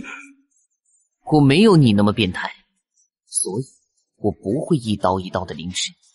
当时你在我身上一共留下了3道刀伤，不算深，因为我朋友拼死救我才得幸逃出炎黄城。但你在我心中留下的刀伤却是很深的，我刚刚还了你一刀，还有3刀，准备好了吗？哼，想跑？夏金，还不出来吗？别想着调集军队了，他们抓不住我。楚墨，哟，夏桀妹妹，许久不见，你变得越发鲜亮了呢。楚墨，你找死！楚墨，你这个小畜生竟然还敢回来！本王没找你算账，你居然直接打到本王府上，大开杀戒！你当真觉得大夏律法是摆设？当真以为整个大夏没人治得了你吗？不要以为你有个当将军的爷爷就能够无法无天。这大夏的江山，这大夏的江山不是你夏京亲王的，是当今皇上的。你们父子2个不是刚刚利用了一下青州牧的那个傻儿子，想要杀了他嫁祸到我身上吗？这还不算找我算账？你胡说，简直一派胡言！是不是胡说？老贼你心里有数，大夏的律法自然不是摆设。但我想问一句，亲王大人，你儿子当街强抢民女的时候，大夏的律法哪儿去了？当你派出刚刚被我干掉这2位来追杀我的时候，大夏的律法又在哪里？你这都是血口喷人！哈哈，夏姑娘，我怎么血口喷人了？您是要人证还是要物证呢？楚墨，我要杀了你！乱箭射杀，杀了他！夏京老贼，你有胆子跟我单独谈谈吗？大胆，竟然直呼亲王大人的名讳！哈哈哈，你也知道他是老贼啊！哇，不要听小畜生的，直接乱箭射杀！小畜生，你今天是别想活着离开这亲王府了。我不但要杀了你，连你爷爷我也不会放过。还有那个什么饕餮楼，你真当本王不知道？那是你和许家那个小混蛋搞出来的生意，本王会亲手毁了你的一切。老贼，你这才叫血口喷人呢。饕餮楼的生意的确是好，能入你这老贼的法眼也实属正常。所以呢，想要抢夺人家的产业，明说就是。反正这大夏也没人敢忤逆你，不是吗？别把他跟我扯在一起，没有证据就不要乱说话。不过看来亲王大人是真的不想留后了。你楚墨，本王要把你千刀万剐！你就不奇怪，短短半年多的时间，我楚墨为什么就能从一个只能被你追杀、狼狈逃离炎黄城的少年，成长为今天敢孤身一人打上你亲王府，杀你2名强大护卫的强者？你不感到好奇吗？本王没什么好奇的，反正你就要死了！快杀死他！杀死他！差人说话，小姑娘滚一边去，别插嘴。楚墨，你应当知道，在炎黄城的时候，我就是个天才。论杂学，我堪称宗师。到了门派之后，我的杂学也没放下。我曾在师门藏经阁中找到过一部古老的典籍，那上面有一种药方。现在能谈谈了吗？若是我的儿子能像他这样，那该多好！父皇杀了他，给孩儿报仇啊！杀了他，为什么还不下令？你们不敢杀，我不怕他。给我滚回去！啊，父王，你别打我，别打我！把这不成器的东西给我关起来，看着他，别让他闹事。是，你竟然打我，不差少人，竟然打我！你们都退下，退下吧。他要是想伤我，你们也拦不住。你要是敢骗我没必要骗你。我跟你之间的仇恨，你自己心知肚明，是因为夏桀。他做错事，你教训他，我不反对，但你也太狠了，竟然一脚踢碎了他的命根子。楚墨，你自己扪心自问一句，你这事儿做的还不够过分吗？我因此追杀你，有错吗？这话要是在别人嘴里说出来，我还真的会感到惭愧和自责呢。不过亲王大人，您和您儿子都是什么德行，您自己最清楚。还用我把你们父子做过的那些见不得光的事情一一说出来吗？所以就别说这些没用的话了。你就是想要和我说这些吗？楚墨，这就是你的态度？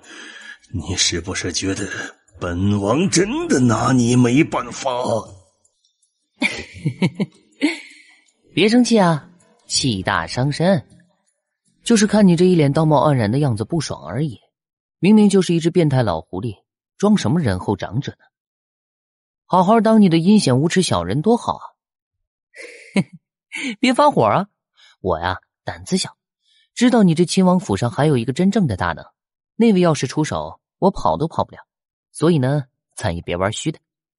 你比我想象中要难缠得多。亲王大人，站着说话不腰疼吗？过来坐着说，别客气。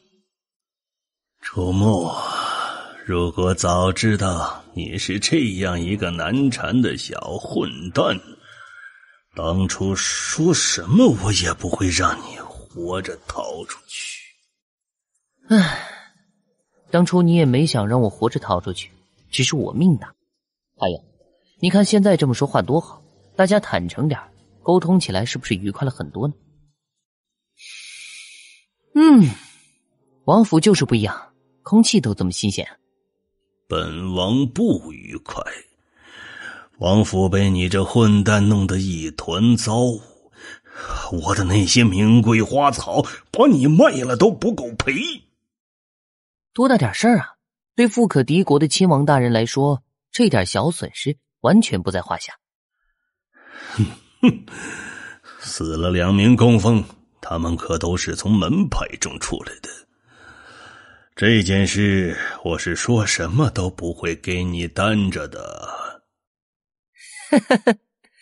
我也从没指望亲王大人那么好心啊。你只需要把你该给的那份抚恤给了，他们想要寻仇，自然会来找我。他才13、14岁，要是让此子长大成人，那得成为怎样的一个怪物？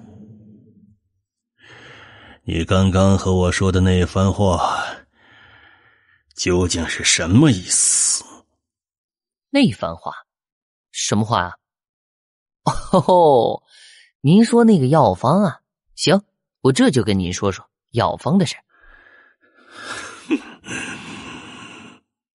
刚刚我说过，咱们之间仇恨的根源是因为夏桀，你这么恨我，是因为夏桀是你唯一的儿子，我说的对吧？没错。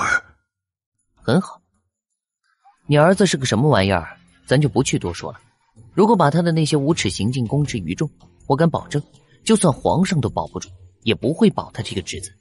那些事情够他死100次的了，我说的有错吗？算是。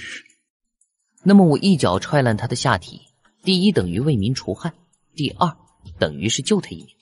因为就算没有遇到我，早晚他也会遇到别人。就算没有路见不平的，大夏终究还是有律法的。我不相信以当今皇上的圣明，知道夏桀所作所为之后，还会继续纵容。我说的对也不对？没错。所以你们把我当成仇人的态度，从根本上就不对。你们这是恩将仇报。我救了你儿子一命，你们却派人追杀我，害我背井离乡，黯然离开炎黄城，在外面经历9死1生。哼，我这人大人大量，心胸宽广。那你还来亲王府闹？心胸宽广不代表你们做的事情我会开心，我心里面不痛快自然是要发泄的。原本我没想来闹，你们虽然一错再错，但我这人很善良，不愿跟你们一般见识，是你们没完没了，一而再再而三挑衅我的底线。老贼，你敢说今天的事情跟你没关系？哼，你们始终不想放过我，想要杀我，我来你王府闹一番，算过分吗？那个药方可以说说了吗？药方啊，很简单，它能治好你的毛病，不但能让亲王你重振雄风，而且再给你这亲王府添几个小王子、小郡主什么的，也都不是问题。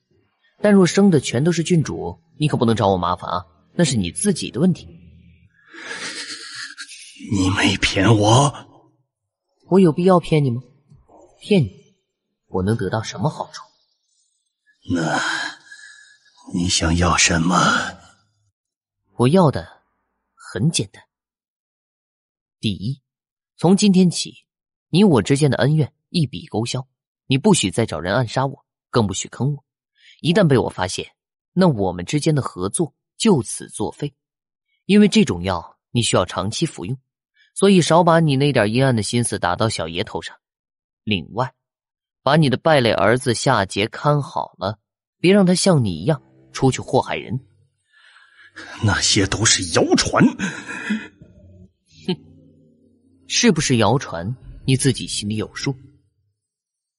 第二，你以后恢复了正常，就像个正常的男人一样。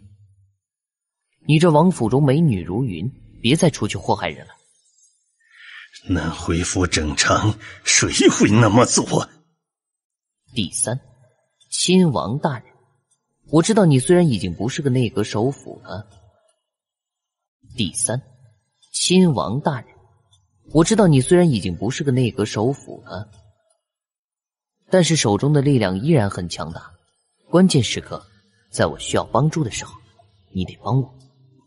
少年，你想做什么？嘿，别误会，放心吧，我不会去造反的，我还没那么傻，还想多活几年呢。好，只要不是想造反，关键时刻我可以动用手中的力量来帮你。还有吗？没什么了。夏京亲王，我楚墨虽然年少，但也不是那种贪得无厌之辈。我这人呢，向来恩怨分明，有仇必报，有恩必偿。为了证明我没有骗你，我现在就可以给你炼药。不过因为你这毛病已经是沉疴了，所以需要的药材数量和种类肯定会很多。这一点我希望你能有一个心理准备。到时候炼药就在你亲王府，给我准备一个单独的大房间，不要打扰我就好。不必那么麻烦，需要什么药材你直接告诉我就行了，我派人去准备。另外不瞒你说，这些年为了治好我这个毛病，王府中现有的药材已然堆满了几大库，甚至暗中求助过很多门派，可一直没有希望。行，今天我也累了，明天早上我会亲自登门，把所需的药材列一份单子给你，到时候希望你不要被吓到才好。那恕不远送了，你应该知道怎么走出去。尉迟先生，您觉得这小子的话靠谱吗？不简单。要是本王真的能够恢复，以本王的这种年纪，就算再生他个几十个孩子都没问题。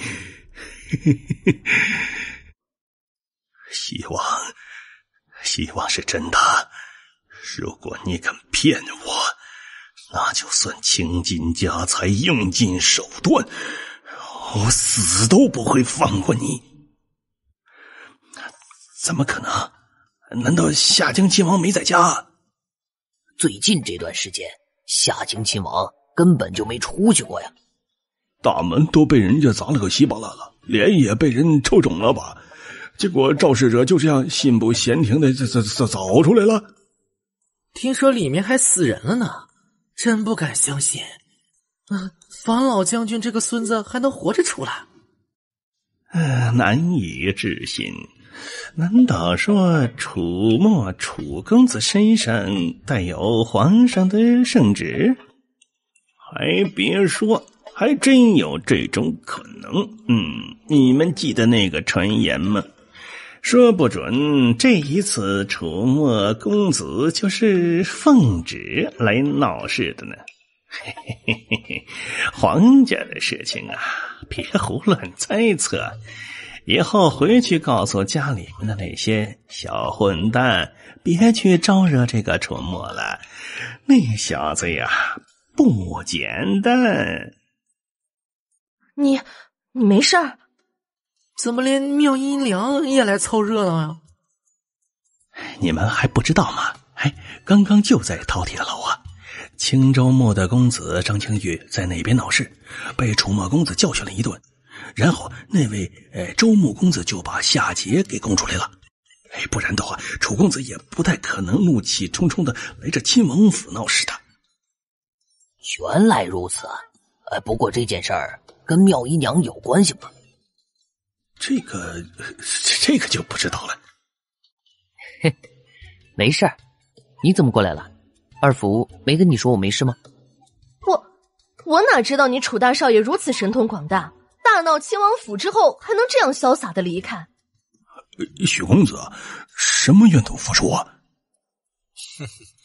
我跟妙姨娘老板娘打赌，我说我兄弟楚墨会平安从亲王府出来，他不信，结果你们看到了，他输了。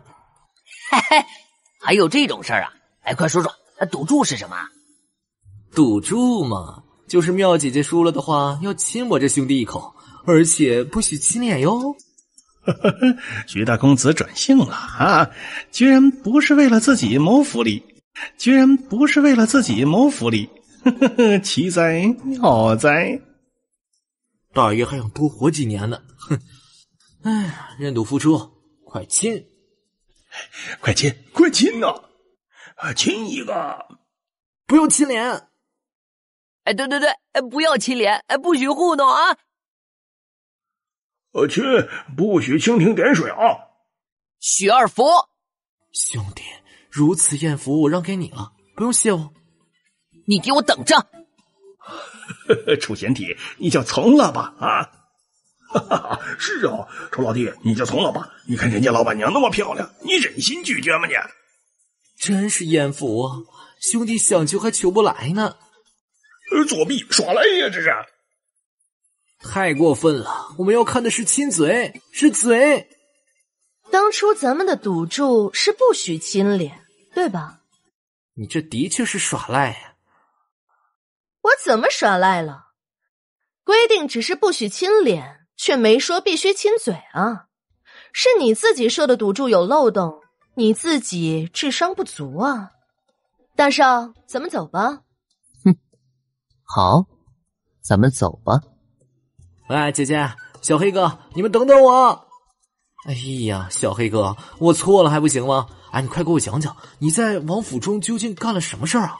那老王八蛋为什么会放过你了？我说妙姐姐，你这就真不对了。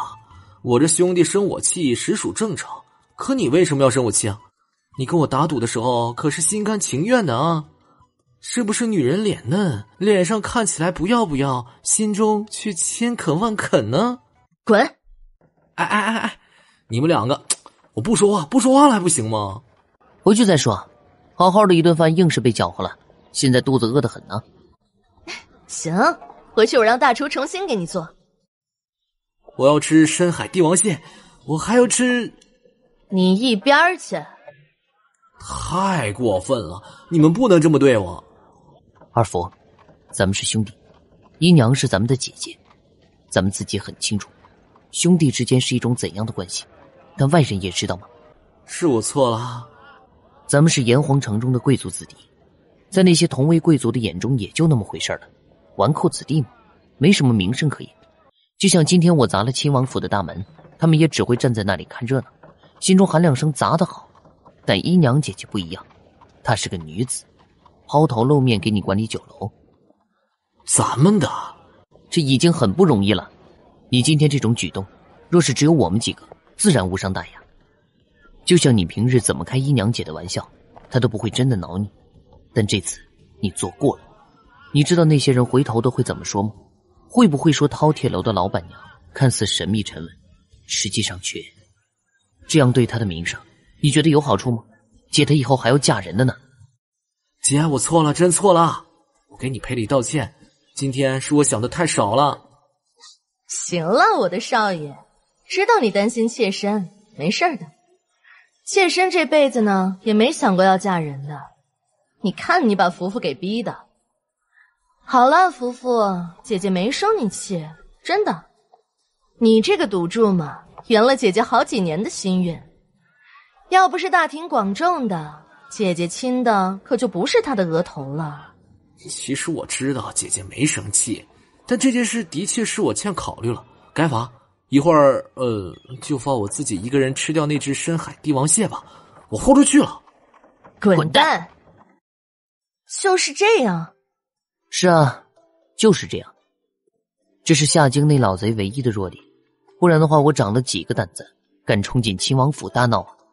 你啊，还是太冒险了些。你真的打算给那老贼治好那毛病，真是太便宜他了。咱们要建立一个势力，关键时刻没有大人物帮忙肯定是不行的。我家也好，二福家也好，那些力量都不能轻易动用。而且我选择夏京，其实还有一个更重要的原因。什么原因？这件事说来话长。我当初逃离了炎黄城，想要穿过冰雪之源，拜师长生天。长生天？你居然想进那种地方？不过以你的资质，进入长生天应该完全没有压力。我失败了。楚墨苦笑着，把自己遇到魔君，然后在长生天受辱的过程和妙姨娘讲了一遍。妙姨娘听得目瞪口呆，然后一脸心疼地看着楚墨。少爷，我知道这半年多的时间你肯定没少吃苦，但却没想到你竟然经历了这么多的事情。魔君，我从来没有听过这个名字。你说他不是这个世界的人，难道是灵界？灵界？那是什么地方？姐姐，快给我讲讲。灵界啊，我也只是听说。我所在的门派其实并不强大，至少到了我这一代没那么强大了。不然的话，当年也不至于被人追杀的那么凄惨。不过我的师门在几百年前还是朱雀大陆上一个顶级大派。姐姐竟然是来自朱雀大陆的。是啊，那是一段伤心的往事，我一直不愿去回忆。不愿回忆就不要说了。其实也没有什么，这都过去这么多年了。我的门派叫缥缈宫，是曾经名震朱雀大陆的顶级大派，跟青龙大陆的长生天算是齐名的。400多年前，缥缈宫达到了鼎盛阶段，宫中的一名老祖成功突破先天，破碎虚空而去。据说老祖去的地方就是灵界，传说中那是一个充满灵气的地方，跟咱们这个只有元气的世界完全不同。那咱们这个世界武者共有几级呢？如今你也算是踏入了这条修炼的道路，跟你说说也好。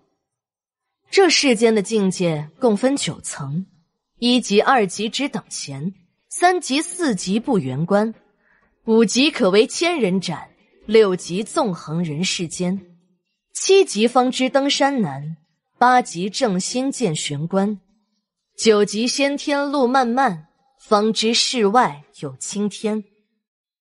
9级先天路漫漫，方知世外有青天。原来我现在的境界竟然是如此的弱，想要达到第9层，那得用多少年的时间？你这么说是想让姐姐无地自容吗？出没抬头，妙姨娘继续说：你可知道姐姐今年已经23岁了，大了你整整10岁，现在的境界也不过是黄级3层。就这样，姐姐当年在门派中也被称之为难得一见的天才。你今年才13岁，你的境界已经超过了姐姐，你还嫌自己修炼得慢吗？半年前你才不过是黄级2层，你知道突破元关有多难吗？1、2、3级被称为炼体期，分别对应牛马之力、虎豹之力、龙象之力。也就是说，到了黄级3层，一身实力就已经很强大了。突破了元关，到达了炼体期的巅峰。4、5、6级呢，被称为炼骨期，分别对应铁骨境、铁血境、金石之境。到了金石之境，已经差不多算是这世间最强大的武者了。大夏的兵马大元帅最多也就黄级6层。6级纵横人世间。对，到了这个级别，真的可以纵横人世间了。亲王府的那个老鬼，应该就是一个6层巅峰的武者。我还真是无知者无畏啊。那你以为呢？不然我为什么那么担心你啊？7、8、9级被称为炼心期，分别对应的是明心境、悟心境和天心境。到了天心境，就是黄级9层的高手，已经是大宗师级别的了。这种级别的高手，全天下也没有几个。唉，今天方知自己原来是井底之蛙。你也不用气馁，你有一个来自灵界的师傅，修炼的功法肯定要比这个世界好无数倍。因此啊，你的境界提升速度也肯定是我们无法想象的快。这部天意我意堪称这世上最强大的心法，没有之一。虽然只有2卷半，但你若是能将这2卷半彻底的悟透，足以保证你在这世上纵横无敌。这4项大陆上最顶级的心法修炼起来，速度也不及它1/10。难怪我修炼起来速度会那么快。那姐姐的师门又是出了什么变故？缥缈宫当年也曾辉煌过，只可惜老祖飞升之后，缥缈宫没有了大能坐镇，老祖飞升之后，缥缈宫没有了大能坐镇，100-200年之内还好，老祖威名尚在。但这时间久了，到了我这代，几百年过去，缥缈宫一些老辈突破无望，相继死去，造成后继无人，愈发式微。偏偏缥缈宫里还存有大量这个世界的顶级心法、功法，这些东西引起了太多人的觊觎。缥缈宫被10几个门派联合起来，突破了护山大阵。同门的那些长辈全都出去迎战，没有一个逃走的。那一天，喊杀声震天。师父把我们10几个门派中算是优秀的师姐妹们召集在一起，说守不住了。他们可以战死，但缥缈宫的血脉不能断绝。于是，那些师祖、太师祖级别的老辈人物，将他们身上的储物戒指都给了我们。12个师姐妹1人1枚，将整个缥缈宫所有的心法和功法分成了12份。我被几名师祖送进了一个传送阵，直接送到了青龙大陆。其他的那些师姐妹们也全都被传送出去。师父当时告诉我们12个姐妹，谁都不要想着复仇，除非有朝一日真的能够达到先天境界。但师父知道，那种可能性微乎其微，几乎是不可能的。让我们有机会将缥缈宫这些心法和功法传递下去，不要让缥缈宫的传承断绝，我就算是缥缈宫的功臣了。姐姐很无能，这么多年都不敢露出半点风声，更别说传出心法和功法。因为朱雀大陆的人一直在寻找我和那群师姐妹的下落，他们在朱雀大陆上找不到我们，一定会来其他的大陆寻找。姐姐实力太弱了，一直不敢。放心吧，姐姐，咱们以后一定会越来越好的。这个势力建立起来，不是我一个人的，是咱们3个人的。姐姐看你回来了，真的是太高兴了。尤其是当我看不透你的那一刻，你都不知道我有多开心，比我自己突破都开心。对了，你当年遇到的追杀又是怎么回事？那些人也是朱雀大陆的？不是，当年我被传送到青龙大陆上，整个人一片茫然，不知何去何从。结果被几个从门派中出来的历练弟子给盯上，他们的实力比我稍微差了那么一点，但也没差很多。我一个人不是他们那么多人的对手，杀了他们2个人之后，就一路逃亡，直到遇见了你和福福。所以，你们的恩情，姐姐要用这辈子来还。你看，怎么又扯到这件事上来了？好，以后不提这件事了。你刚刚说建立这个势力跟你师傅多少有点关系，结果这话题被我扯远了。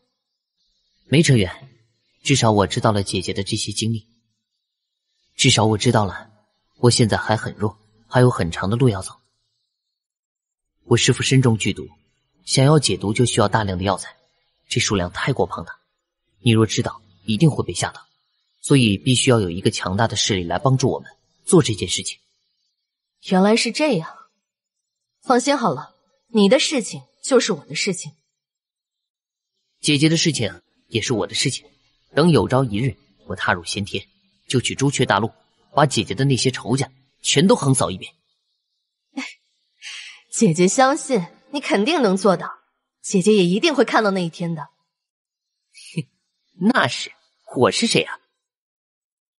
你是这世上最优秀的小男人。说起来，你真的要给夏晶把他那毛病给治好啊？如果他真的能够乖乖听话的话，治好他倒也没什么。这些年他做的那些事情简直死有余辜，帮他治病真是太便宜他了。不过说起来，那些个大人物也没有谁是干净的。是啊，我说给他治病，其实更多的是想从他那里得到大量的药材。我也不是什么好人。那怎么能一样呢？别把自己跟那些肮脏的人比。在我心里，你是这世上最好的人。我倒是觉得自己就是这世间最普通的那种人，有善心，也有私心，甚至有点不分善恶，只分立场。这世上又有谁敢说自己没有私心呢？是姐姐不好，姐姐不该问你这个问题的，只是觉得有点便宜了那个老贼。这件事其实也要看他自己，我既然能帮他治病，自然也能要他的命。就该这样。饭后，楚墨独自一人回到了将军府，没有见到独臂叔叔，估计去忙活元首材料的事儿去了。楚墨回到房间之后，开始回想起今天发生的这些事，总结得失成败。这是楚墨这半年来养成的一个习惯，因为只有这样才能够让自己得到更好更快的进步。我之前就知道亲王府有一个恐怖的大能坐镇，但却没想到那人竟然这么强大。姨娘姐说他应该能达到6层巅峰，岂不是一巴掌就能轻易拍死我？看来以后做什么事情应该在心中想得更加周全一些。比如说我算到有那样一个大人物坐镇，还必须得去，这种情况下我要用什么手段来阻止那位大人物出手呢？丹药。夏京被我那么骂都一直强忍着，是因为他想要治好自己的病。那么一身实力已经达到黄阶6层巅峰，可以纵横人世间的金石之境强者，又为什么要藏身于世俗一座王府之中？为了资源。如今的楚墨已然不是半年多前狼狈逃离炎黄城的那个无助少年了。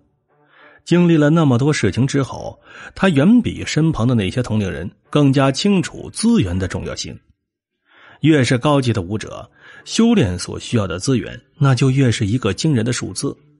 他们本身还需要每天不断的修炼，哪有那么多时间去寻找那些资源呢？所以栖身王府是一个最好的选择。我今天在王府那么闹，他都没有出手，就说明这人和夏京之间的约定应该是只保护夏京一人。楚墨眯着眼睛在分析，要不然的话，当初夏京只需要让他出手，那他还能够活到今天吗？一定是这样。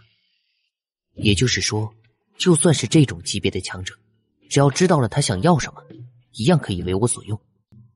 想通了这些事情之后，楚墨的心终于的安宁了下来，开始了一天的修炼了。如今他距离黄级4层就只差那么一点点了。按照楚墨的估计，再过10几天，到新年前后，应该就可以突破到第4层了。虽然还在元关层次，但黄级4层却等于是从炼体期进入到了炼骨期，进入到了一个全新的领域中了。那身体各方面的综合能力吧，肯定会提升一大截。若是爷爷知道我用半年的时间就突破到第4层，会不会惊讶到不敢相信呢？楚墨一边想，一边运行起了天意我意心法。夜色如水，炎黄城中大量的元气开始朝着将军府这边疯狂的汇聚过来。一时间，亲王府、皇宫、大帅府等等，同时有很多人睁开了眼睛，脸上都露出了惊讶之色。炎黄城什么时候又来了一个这种境界的强者？几个身处不同区域的人几乎同时在心中升起了这样的念头。因为天意我意吸收元气的速度太过于恐怖，直接将炎黄城一直以来保持的平衡给打破了，所以那几个人都在第一时间感觉到了，但他们没办法知道这个人是谁，他们也没那种境界。楚墨还不知道，他一修炼竟然就直接的惊动了炎黄城中最强大的那些人物。此刻的他已然进入到了入定当中，整个人就像睡着了一般，大量的元气顺着他全身各处经脉疯狂的涌入。楚墨的丹田中元气的积累也在不断的增多凝实。这种元气的积累达到一定程度之后，就会发生变异，就像一滴水看似柔柔弱弱，什么都做不成，但是无数滴水聚集在一起，那就可以冲垮江堤，冲垮大山，可以无视任何阻挡，一路横推。而这种变异被我们称之为突破。师傅，您回来了。是啊，你最近表现得还不错。不过昨天你做的事稍显鲁莽啊！那座王府里面有一个实力足够碾压你的人存在。您知道我做的事情？我昨天没有在炎黄城，但是神识却一直在你身上。那岂不是我说了什么您都知道啊？楚墨瞪大了眼睛看着魔君。不知道，等你以后修炼出神识，你就明白了。留一道神识在你身上，是怕你出什么意外。你在那座王府动武的时候，我感觉到了，同时也感觉到有另外一道神识在观察你。6层就有神识了？有，但很弱。那他发现师傅了吗？就凭他，下辈子吧。哦，那就好。同时心中暗想，师傅这次归来好像跟过去有点不太一样了，似乎变得没有那么冷冰冰了。师傅，您的身体暂时无碍了？几年之内无碍。您怎么做到的？你问这个做什么？我想给您寻找解药。别想了，这个世上不会有的。你知道解药的药材？这世上没有。那您短时间不会走吧？我会在这儿停留一段时间。那就好。师傅，这世上的药材药理和药性总有相通之处，就算解七煞之毒的药材，这个世界没有，但也肯定有跟它药性相通的。你以为我不懂？就算你找到了，又能怎么样？你能把几万斤甚至几十万斤的药材炼化成一颗丹？这种手段莫说是你，就算是我那世界的顶级炼丹大师也是很难做到的。所以别异想天开了，老老实实的修炼你的吧。师傅，我虽然不能，不过玉能啊。等到炼化出第一颗解毒丹药，不知道您会是什么表情。一想到那个场景，楚墨就觉得开心加兴奋。魔君给楚墨讲解起了一些修炼中的常识，他的眼界要远高于楚墨身处的这个世界。楚墨发现，在魔君口中，很多问题的解答方式竟然要比齐小雨当初给自己讲解的那些还要高级。他心中对魔君的过往非常好奇了，但却又不敢在这个时候问，不然一顿打肯定是免不了的。讲解了1个时辰之后，魔君又取出了一个大桶，放在屋子中间，一股浓浓的血腥气顿时传出，同时伴随传出的还有一股十分恐怖的威压。那种威压竟然让楚墨有一种喘不过气来的感觉。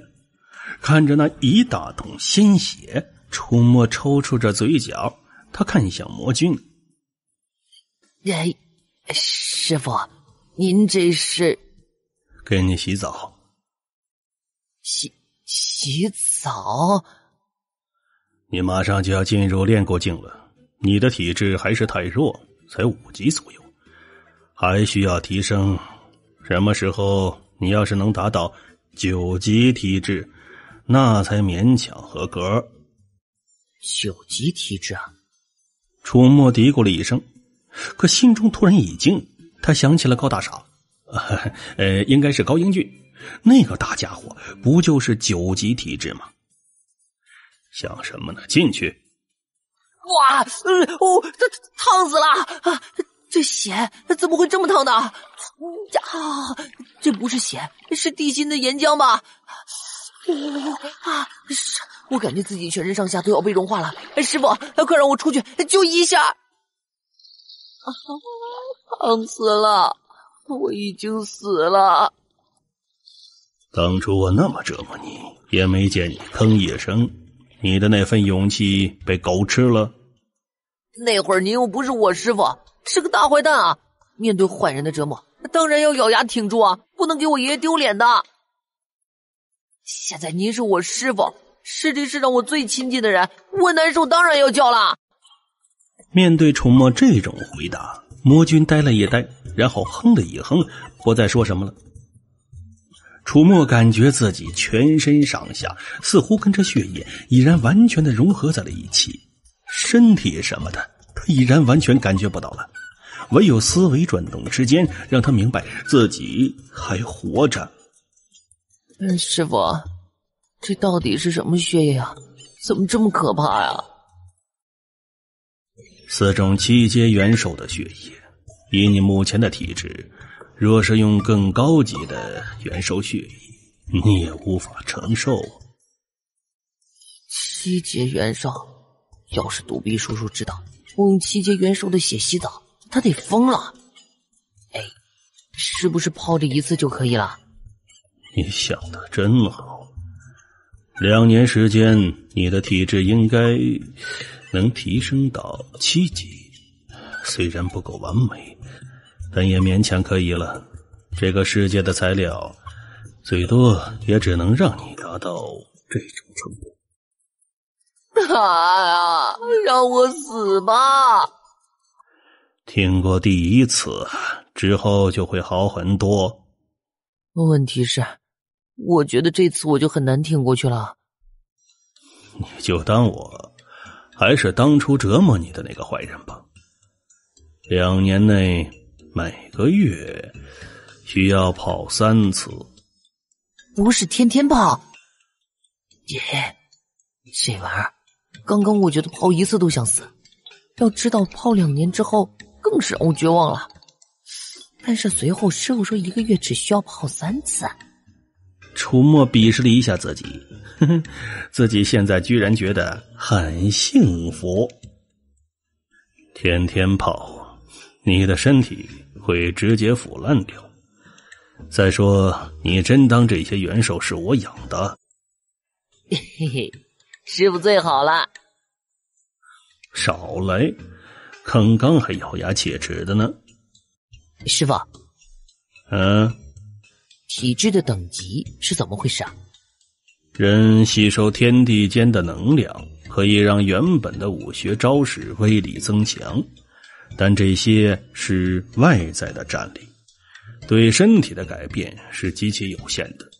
一旦达到一个全新的高度之后，原有的身体就无法承受那些强大的能力。所以想要提升到更高的境界，就一定要同时提升自己的身体资质。原来是这样啊。人的身体资质从1级到9级，再到先天。先天体质几乎是只存在于传说当中的体质，至少我还没有听说过。但9级体质的人我倒是见过一些，仅凭肉身就可以拥有难以想象的强大战力。楚墨想到了高英俊，心中顿时认可了魔君的话。那个巨人他没有任何修为，没有任何境界，单凭肉身随便一拳打出去，那恐怕都得有上万斤的力量，着实令人感到恐怖。那在师傅的那个世界，9级体质也是很厉害的吗？不管哪个世界都一样，修为的境界可以越来越高，但体质却只有从1到9，再到先天。说起来，你的5级体质就算是在灵界，也算是相当不错的了。当然嘛，我希望你更好。师傅，能跟我说说您吗？比如您在的那个世界，我以后早晚有天要去灵界的。您不如先跟我说说，灵界都是什么样的？我不是灵界的，我来自仙界。仙界？人外有人，天外有天，这句话你没听说过？当然听过了。师父，您的意思是说灵界之上还有仙界，那仙界之上还有吗？还有天界。仙界中住的都是仙人吗？那天界呢？住的又是什么人啊？天人？小子，那些事情距离你无比的遥远。我一直不愿意和你说，不是想要瞒你什么，我是怕你受打击。你所在的这个世界，四象大陆，被称之为人界，也叫凡界。那您今天怎么会突然间告诉我这些事情呢？你比我想象中要坚强一些。就算是知道了，也没什么大不了的。嘿嘿，那是，我很坚强的，我早晚要到灵界找我媳妇儿去的。我虽然长在这凡界，但那又如何？我有一个来自仙界的师傅，我有这世上最好的心法，所以我没什么可怕的。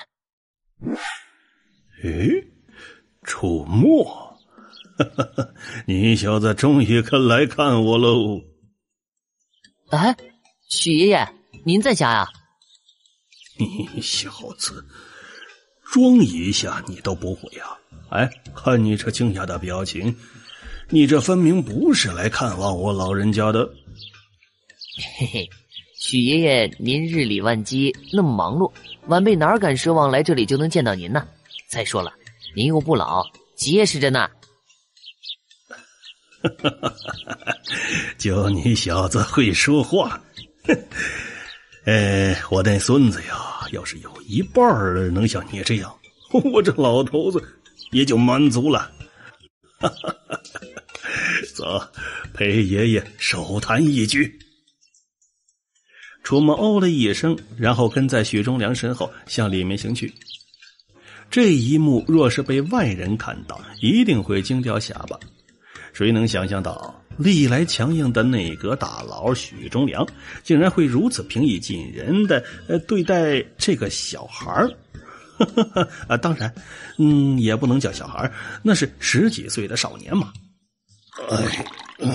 老了干点活这身子骨就不太听使唤，也给你们年轻人一些机会。许爷爷才多大岁数啊？您的身子骨好着呢，长命百岁都不是问题的。哎呦，上岁数了，自己的身体啊，自己知道。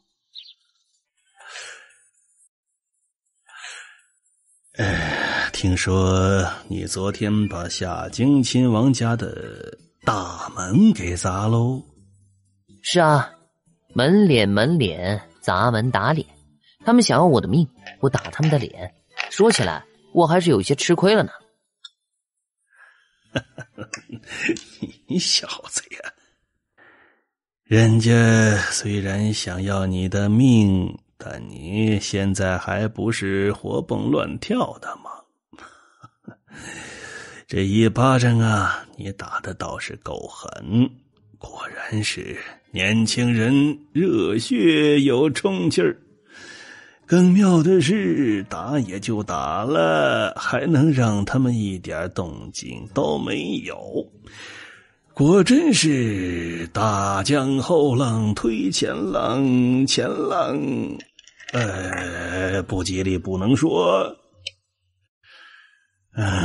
有手段是好事，年轻人做事激进点儿也无伤大雅。不过，哎呀，你这棋风怎么倒是愈发的稳健了？许忠良的眉头都皱成了一个川字了，他一脸纠结的伸手指着：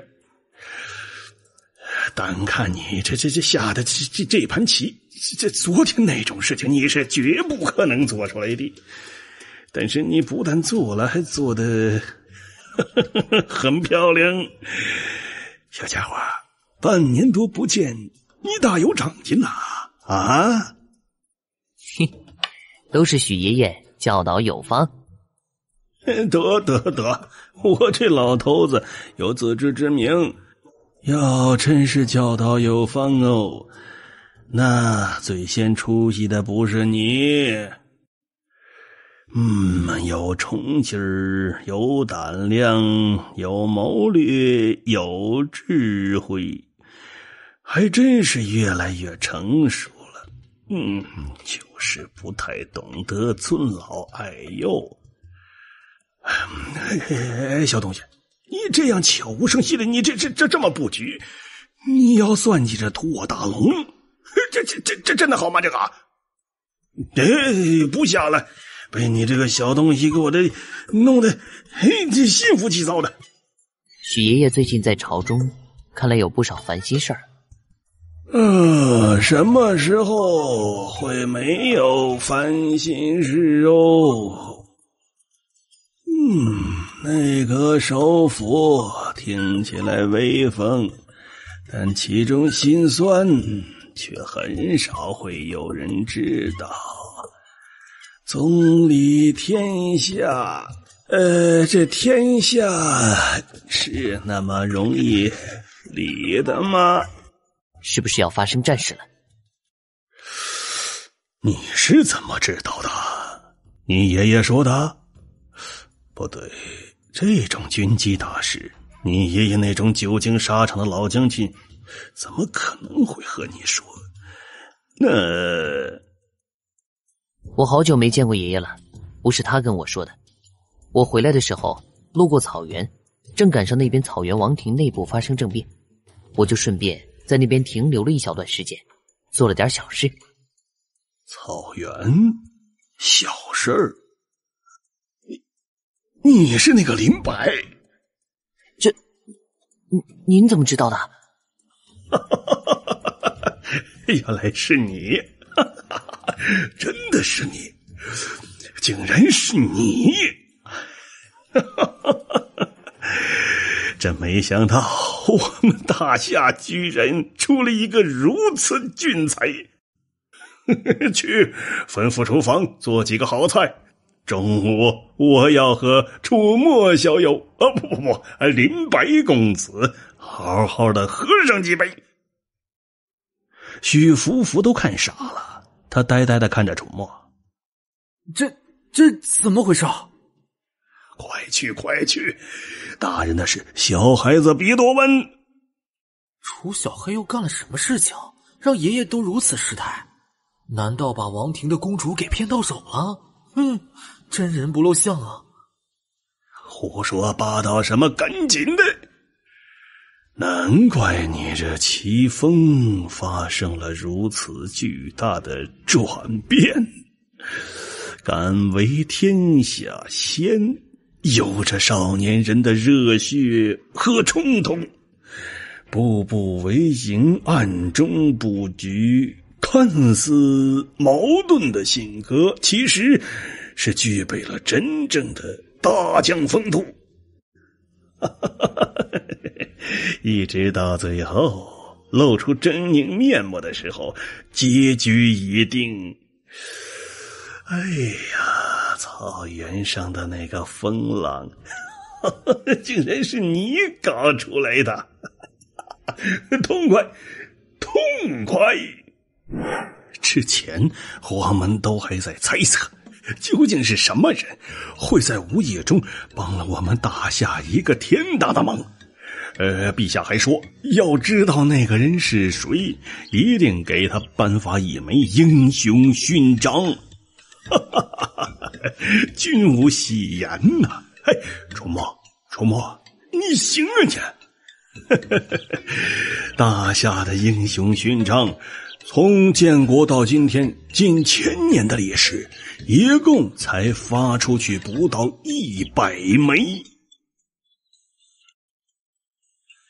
其中80多枚都是建国时候发出去的。到了近代，依然有200多年没有人获得过了。就连方明通那个老家伙都垂涎了很多年，却没有得到的东西，被你这娃娃给拿到手了。到时候我一定要看看方明通那老家伙是什么表情。许爷爷，您能不能先说清楚啊？你们是怎么知道这件事的？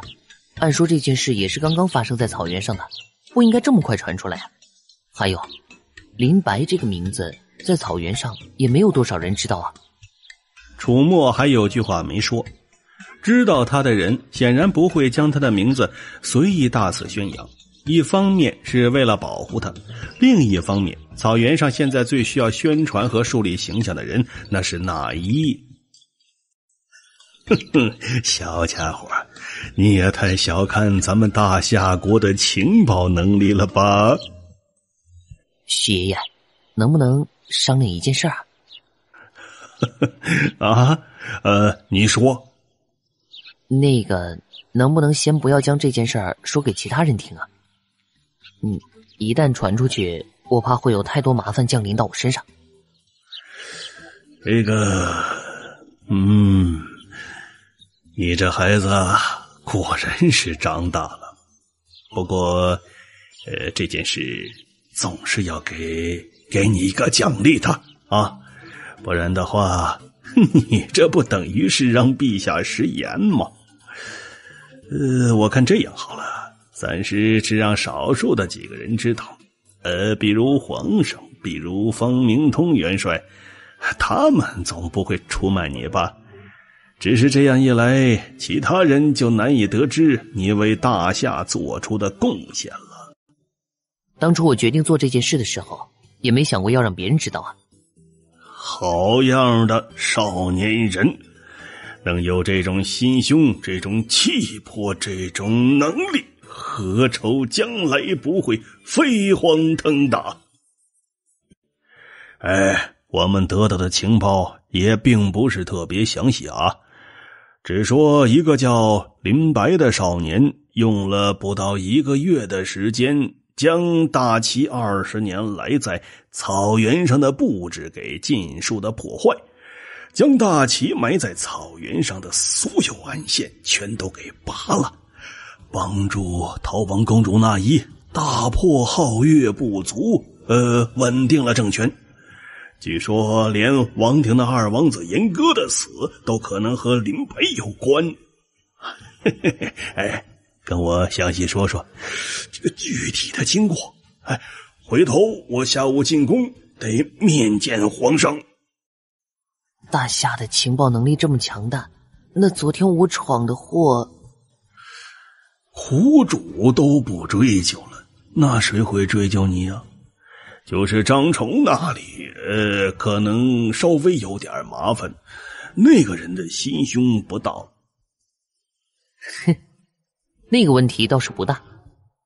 他儿子是被夏桀给忽悠了，拿着一封假的书信，上面盖着假的印章，带着一群假冒的王府侍卫来找我麻烦，到最后还差点被亲王府的人给射杀，想要栽赃到我身上，结果被我救下。所以青州木一家欠了我天大的人情，我不找他们算账就不错了，他们还敢来找我？江山代有人才出，真是老喽！你这脑袋瓜真是太聪明了。也是啊，关键就在于最后那一件。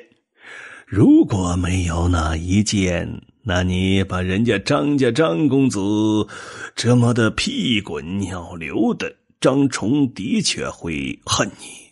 但是有了那一件，你做的那些事情却又什么都不算了。哎呀，真是羡煞樊老将军了，能有你这样一个好孙子。夫妇这小子能和你成为兄弟是一件幸事哦。哎，做兄弟那叫做一辈子的兄弟。哎，这个事儿不说了，跟我说说草原那边的事儿。楚墨把自己在草原上的一些经历，当然去掉了关于仙府的、关于齐小雨的那些，和许忠良说了一遍。许忠良听过之后唏嘘不已。哦，严哥果然是你杀的，杀得好，那种畜生就该杀。少年强则国强，若我大夏的少年都如你这般，哎呀，那得多好。我也很优秀啊，爷爷。你要是把用在女孩子身上的心思用在正事儿上，你也勉强算得上是优秀了。楚小黑，你在草原上到底干了什么天怒人怨的事情，把我爷爷给高兴成这样，害得我又挨骂。饭后，许忠良急匆匆地赶赴皇宫，他要把楚墨就是林白这个事儿告诉给皇上，这可是一件天大的好事儿。青州牧那边大概还没弄清楚发生了什么事情呢。许家大爷会让他明白的。这件事情交给我好了，保证让青州牧对咱们兄弟感恩戴德。如果能让他跟夏京那老王八蛋之间产生一丝裂痕，就算额外收获了。怎么，受刺激了？我不想被自己的兄弟甩开太远。别气馁，你泡妞的本事一直甩我10条街呢。想从我许家大爷手里把人要走，哼，准备好出血吧。一夜之间，秦王府的大门居然恢复了原样，庄严巍峨，肃穆气派，2尊麒麟石像威风凛凛。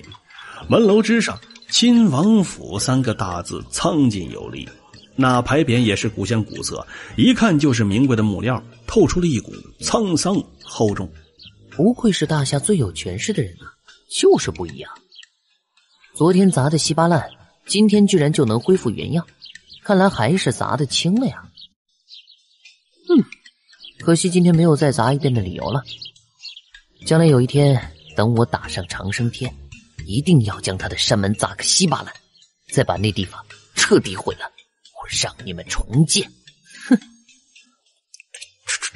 楚公子，我们家王爷有旨，若是楚公子到了，无需通报，直接请进就是。抱歉呐，让楚公子久等了。哎，我也是刚到，亲王大人，咱们废话少说，我知道你也不喜欢我，我也不喜欢你。给我准备的房间在什么地方啊？咱们开始吧。小王八蛋，见到本王你还想喊老贼不成？若不是本王有求于你，别说你一个区将军的孙子，你就算是一个将军，本王早就把你砍了。楚公子痛快，我现在就带你去。这些库房里面全都堆着大量的药材啊，从普通的药材到极品的原药，应有尽有。楚公子需要什么药材就尽管去拿。我自己拿？楚公子的意思是？我明白你的意思，但你想多了。亲王大人，我说过，我之所以肯帮你，主要是想化解咱们之间的恩怨，另外也算是为炎黄城那些可怜的女人做点善事。所以你也不用这样故作大方。我对你的药材没兴趣，你看我像是缺少药材的人吗？我没那么多闲工夫自己去你的库房里找药材。给我把库房的管理找来，然后再给我找几个年轻力壮的下人，让他们帮着搬运药材。还有，我现在给你列一份清单，如果你仓库里面有的话自然最好，没有的话你得立马去收。好，是我想多了啊，我立刻安排。还有，我写一封信，你让人送到我家，我可能至少要在这里住上7、8天，回头把1日3餐准备好，让人送来就行了。你就不用出现了，我不想见到你。好，那现在我给你列单子。老贼，你真以为你这病这么容易治的？不把你这秦王府的家底儿掏空，小爷就不是主墨。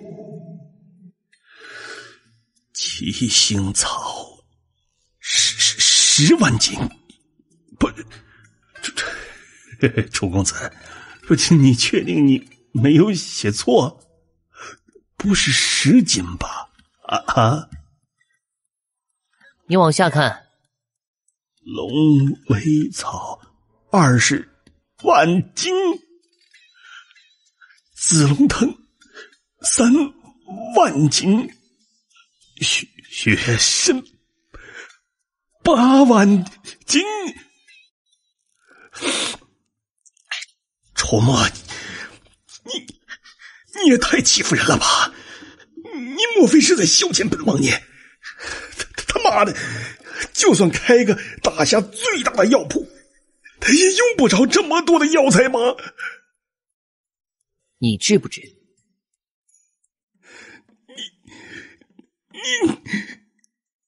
你确定你不是在消遣本王？你是医生还是我是医生啊？你懂个屁！你这老贼，朝堂之上只懂弄权，家庭之中只懂专横，市井之间只懂强硬，除了这些你还懂什么？你当小爷真想给你治病啊？老贼，你拍着自己胸脯问一句，你这么多年做过那些丧良心的事情，该死多少次啊？大夏民间对你又是一种怎样的评价？小爷惹不起你委曲求全，想要化解这段恩怨，怕你误会，专门把这炼药的地方设在你自己的府上。你怎么了我？你以为你这病那么容易治疗？你自己说，你这些年来到底求了多少人，求了多少大门派的顶级药师，但是有用吗？有一点点作用吗？哼，为此你又花了多少钱？你自己算过吗？如果简简单单就能把你这病治好，你自己相信吗？怎么不说话了？倒是跟我瞪眼睛啊，说我消遣你啊！不管了，喊你大公府来杀我！您是亲王，我惹不起您，您爱找谁找谁去。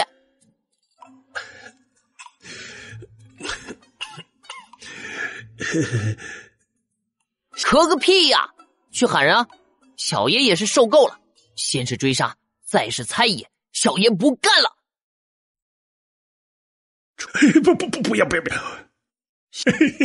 楚公子，楚少爷，本王错了还不行吗？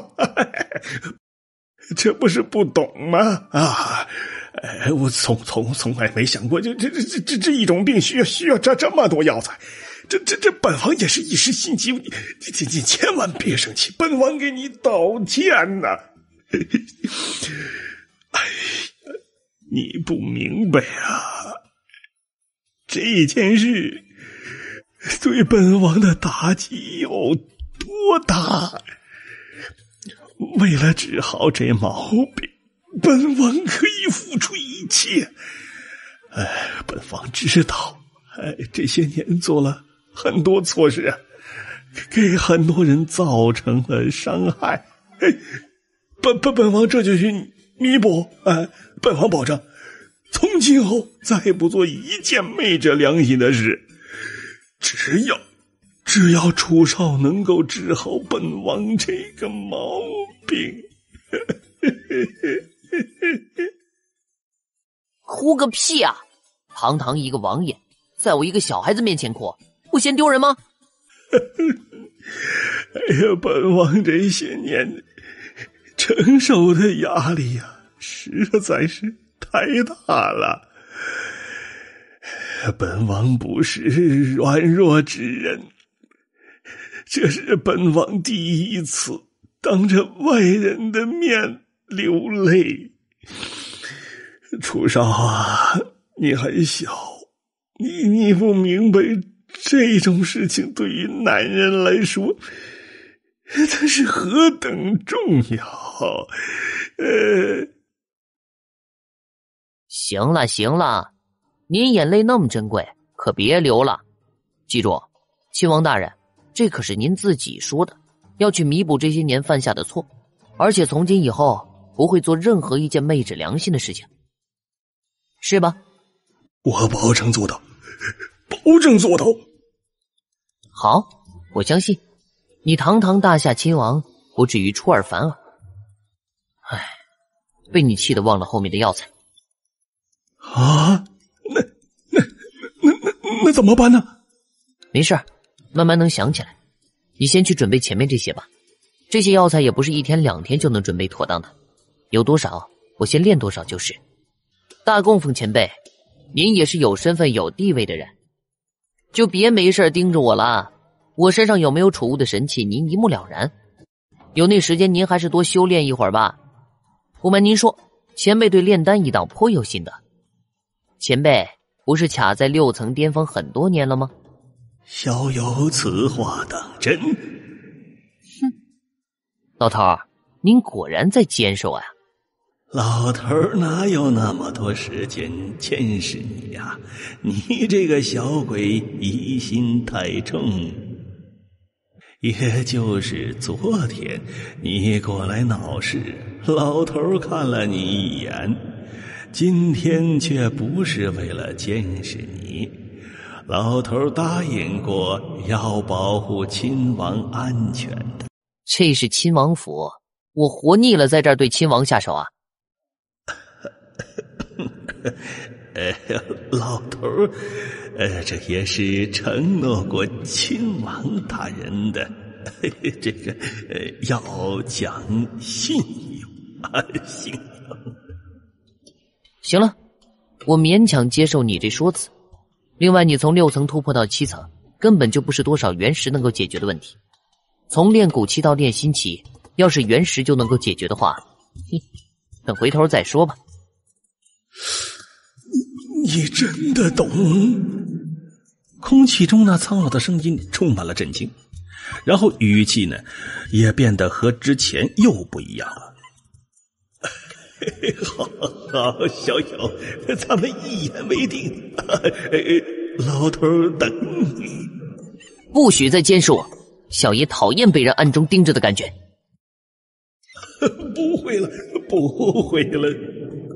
你还在这干嘛呀？快出去准备去吧，这里没你的事儿了。别忘了把门给我关好。那个楚少给家里的信，嘿，差点忘了，多谢提醒啊。这个少年其实也没有那么恶劣嘛。这封呢，帮我给许福福送去。还有青州牧张崇公子那件事，你们就别插手了。张崇这个人我要了。这件事原本我还有办法去圆回来，不过楚少想要这个人，那就去吧，本王保证不再插手。你真看开了？若是能治好这病，从此以后本王就算只做个闲散王爷又能如何呀？这么多年本王也累了。说起来楚少可能不会信，但我觉得还是有必要给自己澄清一件事。背黑锅本王不在乎，但那要看为谁去背。那个要射杀张清玉的弓箭手的确是亲王府的人，还曾是我很重视的人，不过却不是本王派去的。不是你派的？不是夏桀？他没那个权利。那个弓箭手在秦王府的地位不低，夏桀没有调动他的资格。那封信，那些杀手，那些是我干的。不过射杀心腹宠臣儿子的这事，本王做不出来。这么说，对方是连你想要一起算计了？本王不受待见。他们就是冲着本王来的，而你呀，是被无辜牵连进来的。他们？那些事儿跟我没关系，只要下次别算计到我头上来就行了。这个难说。哼，那就让他们放马过来好了。英雄豪杰，除了夏桀之外，那3位皇子都不简单呢。利用王府一名神射手，将亲王夏京、老将军樊无敌、当朝内阁首辅许忠良，甚至是青州牧张崇，全都给拖下水。还真是够狠的。不过你们最好不要再进一步来招惹我。夏豪，我不想跟你们这群皇子扯上任何关系。你若是再敢对我爷爷或者对我动什么心思的话，我一定会让你后悔的。大哥，你也太看得起那个小东西了吧？半年前咱们设计坑夏桀那个白痴的时候，他跳出来把咱们的计划给搅黄了。我当时就想趁机杀他，你却不让，说一个小屁孩罢了，又不是故意搅乱咱们计划的。不是现在怎么又如此的高看他？老三呢，你只看见他昨天去亲王府闹事，却没注意到他闹事之后完好无损的从里面溜达了出来，更没注意到他今天又进了亲王府，而且还是从亲王府的正门进去的。那又如何？夏京那个老东西理亏，自然不敢为难他。今天又去，十有八九是要好处的，这有什么奇怪的？你真是那么想的？你以后还是少参与点这些事情不？二哥，你这是什么意思？看不起我？行了啊，老二、老三都别吵了，都是自家兄弟，有什么好吵的？大哥，你说这件事到底是怎么回事？范无敌那个老东西捡来的孙子，不是真有那么厉害吗？现在有些事情啊，我还没有完全看透，但是有一点可以确定，那个小子绝对不简单。不是怎么个不简单呢？稍安勿躁啊，他只是一个不到14岁的男孩吧，少年吧。半年前狼狈离开，半年后突然回归，而且从他回来之后的举止行为上看，你们觉得他怕夏京这位亲王吗？若是怕，那又怎么敢打上门呢？那半年前呢？这个那肯定是怕的呀，不怕的话又何必逃？可为什么呀？我再接着说。楚墨离开炎黄城的时候，他的实力是皇级2层。然而根据我们的人反馈回来的消息，昨天的楚墨一身实力依然突破了元关，达到了皇级3层了。老三，你从小在门派中修炼，应当知道从2层突破到元关有多难。那个少年用了半年时间，当初你用了多久啊？我用了10年。难道说这个少年他进了一个了不得的大门派？肯定不会，肯定不会。任何能够成功拜入大门派的弟子，没有10年以上休想下山，尤其是越天才的那种，门派越是重视，根本不可能半年就放下山吧。那你说他为什么突然间变得那么厉害？老三，你分析分析。他这个，这我也不知道啊。正常的话，这种事情根本就不可能发生嘛。反正哎，三弟，你想一想，你的门派中最精彩绝艳的天才。我的门派中也做不到啊。好，最后也是最重要的一个问题。楚墨昨天砸了亲王府，你觉得是夏经理亏，因为他的确是想杀楚墨，但那弓箭手是不是他派去的，他自己能不知道吗？以他的性子会善罢甘休吗？但是到现在他一点反应也没有。楚墨也什么事情都没有，而且今天再次进入了亲王府，一直到现在还没出来。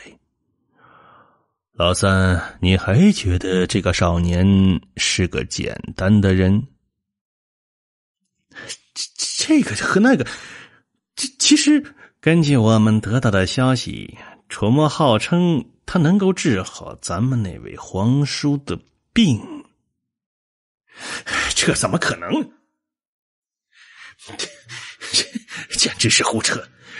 当年咱们想要拉拢皇叔的时候，也想过用这招，但就连那些大门派的顶级医师都没办法做到的事情，他一个毛头小子怎么可能能做到？不可能，不可能！是啊，不可能。可半年突破元关这个事儿，也很少有人能做到吧？这还真他妈邪门儿！老二，这件事，你的意思是，绝不能让夏京有机会康复。一个变态的亲王，肯定要好过一个正常的亲王。那再有10来天，可就是新年了。你是说新年晚宴？哼，交给我。先生，那些药材你说都去了哪儿啊？这个会不会被他用储物戒指给装起来了？不是，可他要这些寻常药材做什么呢？我可开药铺啊！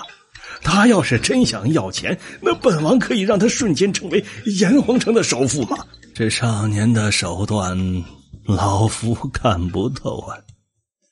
什么？就连您老人家都看不透？我看不透有什么稀奇？这世上，我这老头子看不透的事情啊，多着呢。那少年是个奇人，说不定他真的能治好你的病，所以安心等待便是。另外，这世上最大的储物戒指，撑死了能装下万斤的药材吧？装几十万斤药材的储物戒指，至少老头我没听说过，所以王爷也无需再疑神疑鬼了。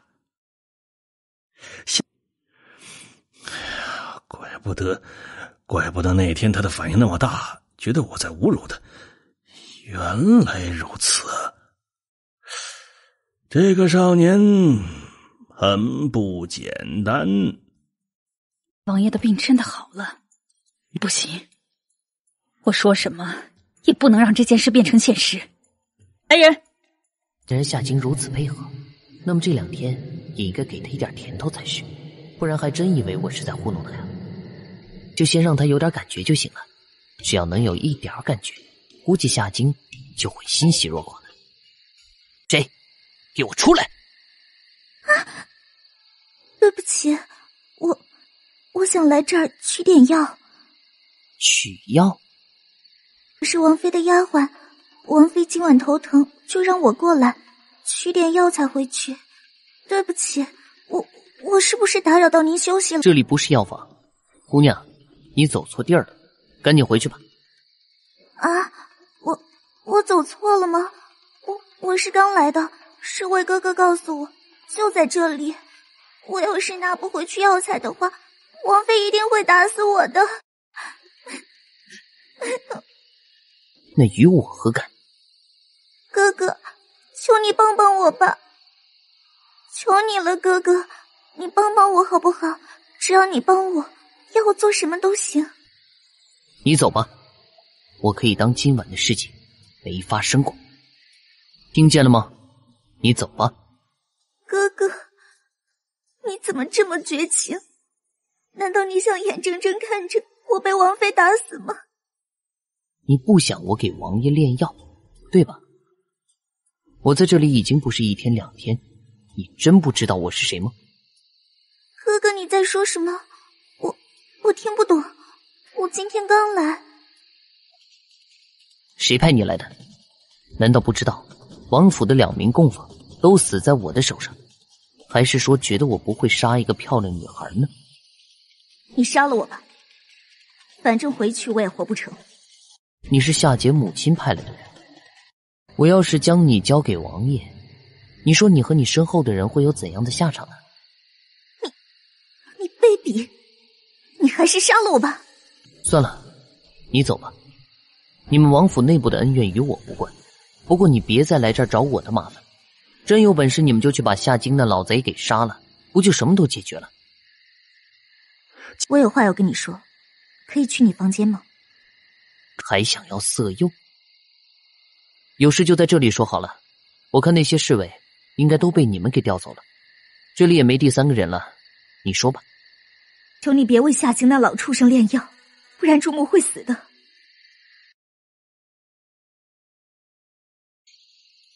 他死不死与我何干？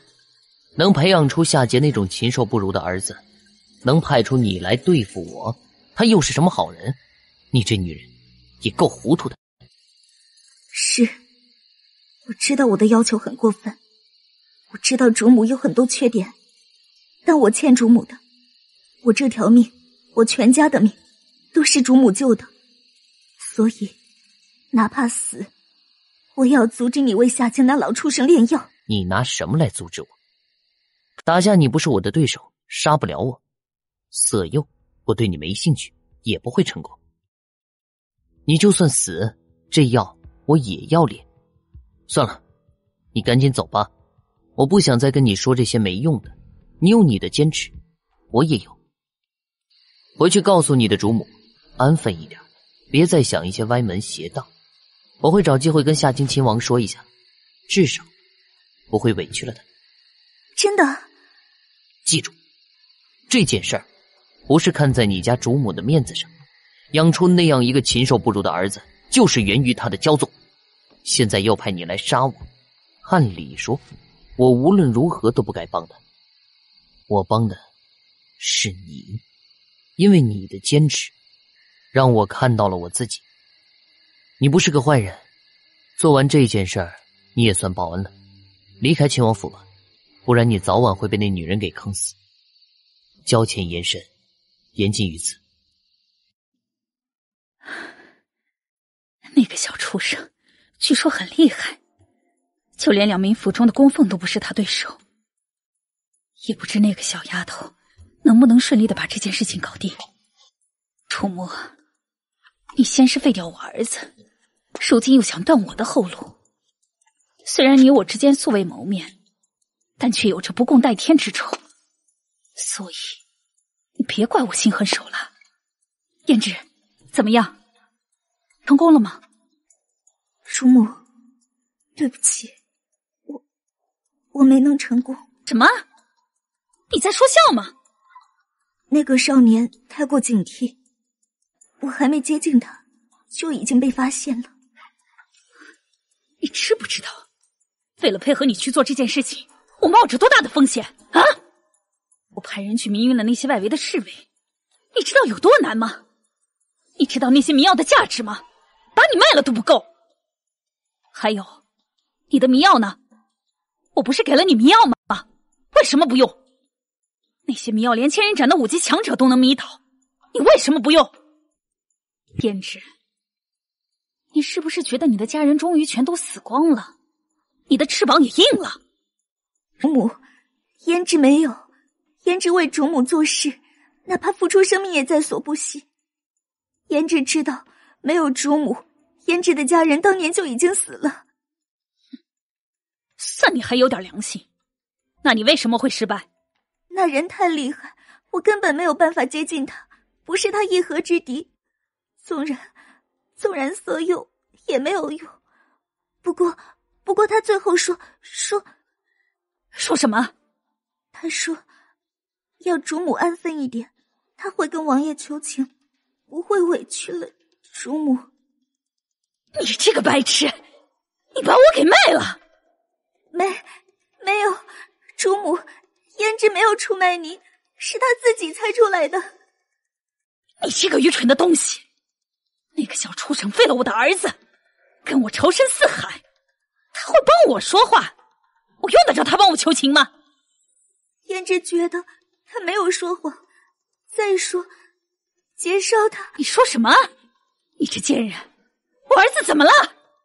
你敢说我儿子不好，打死你个没用的东西！够了吗？你敢反抗我，我就知道你这种小贱货根本就是靠不住的。还好我当初就留了后手，你的体内被我下了慢性毒药，这是我花大价钱从一个门派药师那里求来的药方，只要中了此毒，你这辈子都别想离开我。因为你一旦离开我超过5天，毒就会发作。胭脂，你的命是我的，我要你生你就生，要你死你就得死，你懂吗？哼，你这什么眼神？小丫头，跟我斗，你还嫩了点儿。现在我不管你用什么方法，立即给我去把楚墨杀了，这件事情就算了结。不然的话，就杀了我吗？叔母，胭脂当年全家遭逢大难，被奸人所害，多亏了主母出手相助，胭脂一家才得以脱险。所以从那时起，胭脂就决定这辈子就是主母的人了。后来家人相继生病，主母又送钱送药，但他们没有那个福气，命太薄，一个个相继死去，也是主母出钱厚葬。这些事情胭脂都记在心里，并发誓一定要报答主母。你就是这么报答我的？事情没做成还把我给出卖了，简直忘恩负义。今天胭脂才知道，原来主母是嫌胭脂的家人碍事，所以毒死了他们。不然的话，他们活着，胭脂就有牵挂，就不能全心全意彻彻底底的为主母做事。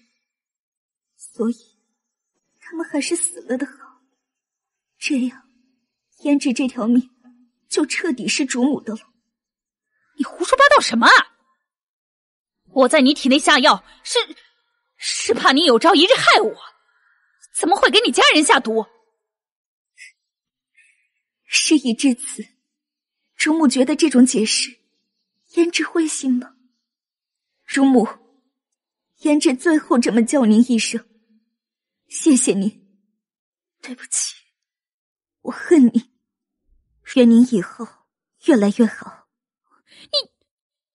你不想活命了？知不知道离开我5天，你就会全身溃烂而死？心已死，何惜身？贱人，滚吧！不用你嘴硬，等你快死了，一定会回来求我的。少爷有什么吩咐？这周围应该是有守卫的吧？为什么昨天晚上我叫了半天却没人答应？啊，不应该呀。断了，你直接让王爷过来吧，就说药已经好了一部分。小人知道了，请楚少先用餐，稍等片刻，小人这就去禀报王爷。哎呦，本王刚刚听闻下人禀报，说昨晚……进来说吧。好。王爷先服了这粒丹药，然后再说其他。现在就服用？这怎么？王爷担心这丹药有毒？怎么会？本王是怕。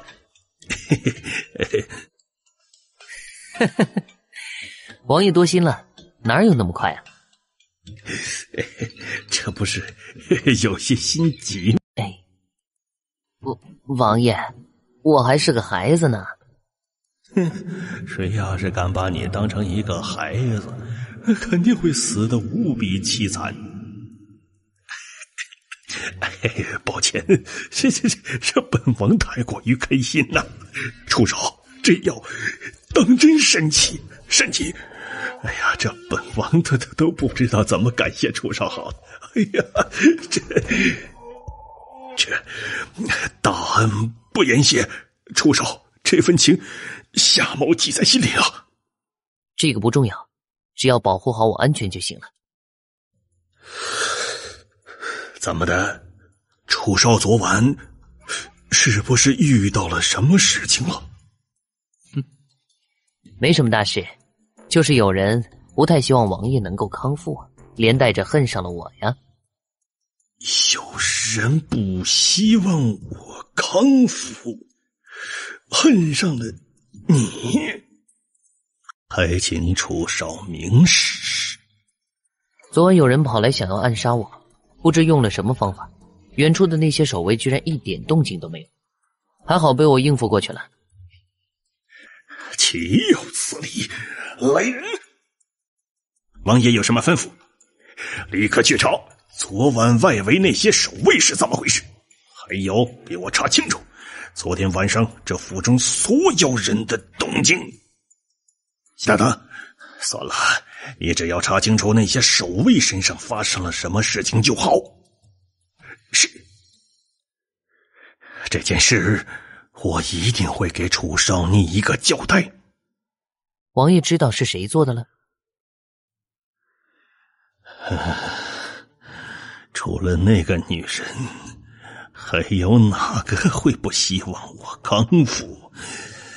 这些年对她太过于骄纵，以至于让她忘记了自己是谁了。王妃的家族倒了，王妃的父亲犯了杀头的罪，如今已然被关进大牢。王妃的几个兄长和弟弟在当地欺男霸女，祸害乡邻，也全都入了大狱了。当地的百姓都拍手称赞，说终于有人敢惩治这一家子人了。那王妃呢？王妃病了，大病一场，病好之后就会看破红尘，从此青灯古佛为伴。这其实已经是最好的结果。王爷的性情也改变了很多。换作以往，王妃这会儿已然因病暴毙了。这一次我炼制出来3颗丹药，现在服用1粒，中午再服用1粒，晚上服用1粒之后，王爷应该就可以恢复男人的雄风了。不过千万记住，要节制，绝不可再过度使用。知道，我知道，楚少放心吧，放心。等到亲王大人找齐了所有的药材，那么你担忧的所有问题就会一次性彻底解决。那名单上最名贵的那些药材，我之所以没有列出它们的数量，主要是因为那些药材太过稀有。若是找到更多，那么我还可以为王爷炼制出一些固本培元的丹药。相信王爷应该明白这些丹药的价值。要是找不到那么多，对王爷的病情也没太大的影响。我承认，一开始我是故意的，想让王爷破点财。不过现在我发现王爷这人虽然不算什么好人，但也还算有自己的底线。尤其是关于王妃这件事，王爷做得不错，我也就不坑你了。那10余种最名贵的药材，王爷尽力就是。楚少放心，我一定会尽量的将能卖到的全部卖回来。哎呀，等到什么时候这王府中的人再有人怀上，那就让他去跟他娘作伴好了，免得哪天不小心再招惹到楚少，那可就……你这家伙居然跑去亲王府，一住就是那么多天。我说那老贼到底给了你什么好处呢？哎，你不是叫他老王八蛋的？这是问题的重点吗？自从你那天一口一个老贼被别人听到之后，现在那些看不上夏京的人私底下称呼他都用老贼这2个字。哼，还真别说，这2个字说起来真带劲。荆州牧那边怎么样了？哼，能怎么样？那边来要人的家伙一开始趾高气扬，嚣张的不行，见到我去了，腿直接就下软了，被我臭骂了一顿。3天后，张崇秘密的赶到炎黄城，我见到了他，又被我骂了一顿。他许给了你几个美女？10个。哎，不过我当然不可能答应。楚小黑，你就那么不相信我的节操？哼，我是不相信张崇，他肯定认为对你这种家伙，用美女比用别的都管用。这次他没得逞，兄弟我也是有底线的。真当许家大爷眼睛里只有女人？老家伙一开始想为自己的儿子辩解，被我骂了一顿。我说你那个猪一样的儿子，要不是我兄弟反应快，心地够善良，早就被亲王府的弓箭手给一箭射杀了。他怎么说？那家伙真不愧是在官场浸淫一辈子的老油条，太聪明了。听我这么一说，直接说那个弓箭手绝不会是亲王大人派去的，说亲王做不出这种事情来。老家伙不受我挑拨，不过倒是成了咱们这个人情，说回去之后一定好生管教，绝不再让儿子出来惹事。就这么完了？怎么可能啊！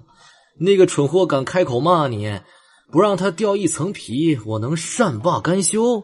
嘿，我把那封信给了张崇，还有张青玉当时说的话，都跟那个老家伙说了一遍。张崇当时差点气得吐血。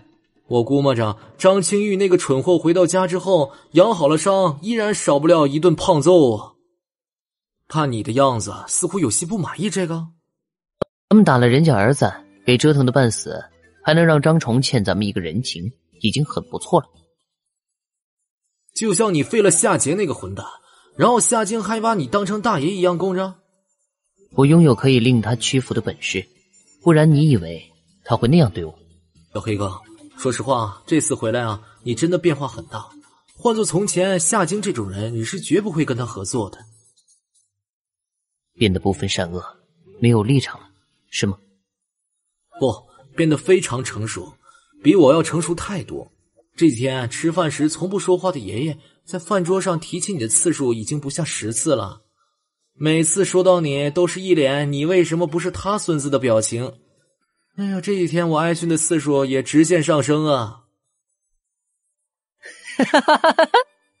活该，你早就该干点正事了。我这几天已经干了很多正事了。姨娘姐姐那边已经跟你府上的独臂叔叔联络上，现在咱们手上已经有上百个人了。不过真正要发挥出作用，估计怎么着也要年后了。这么快就有上百个人了？还有3天就新年了，年后就能发挥出作用，已经很不错了。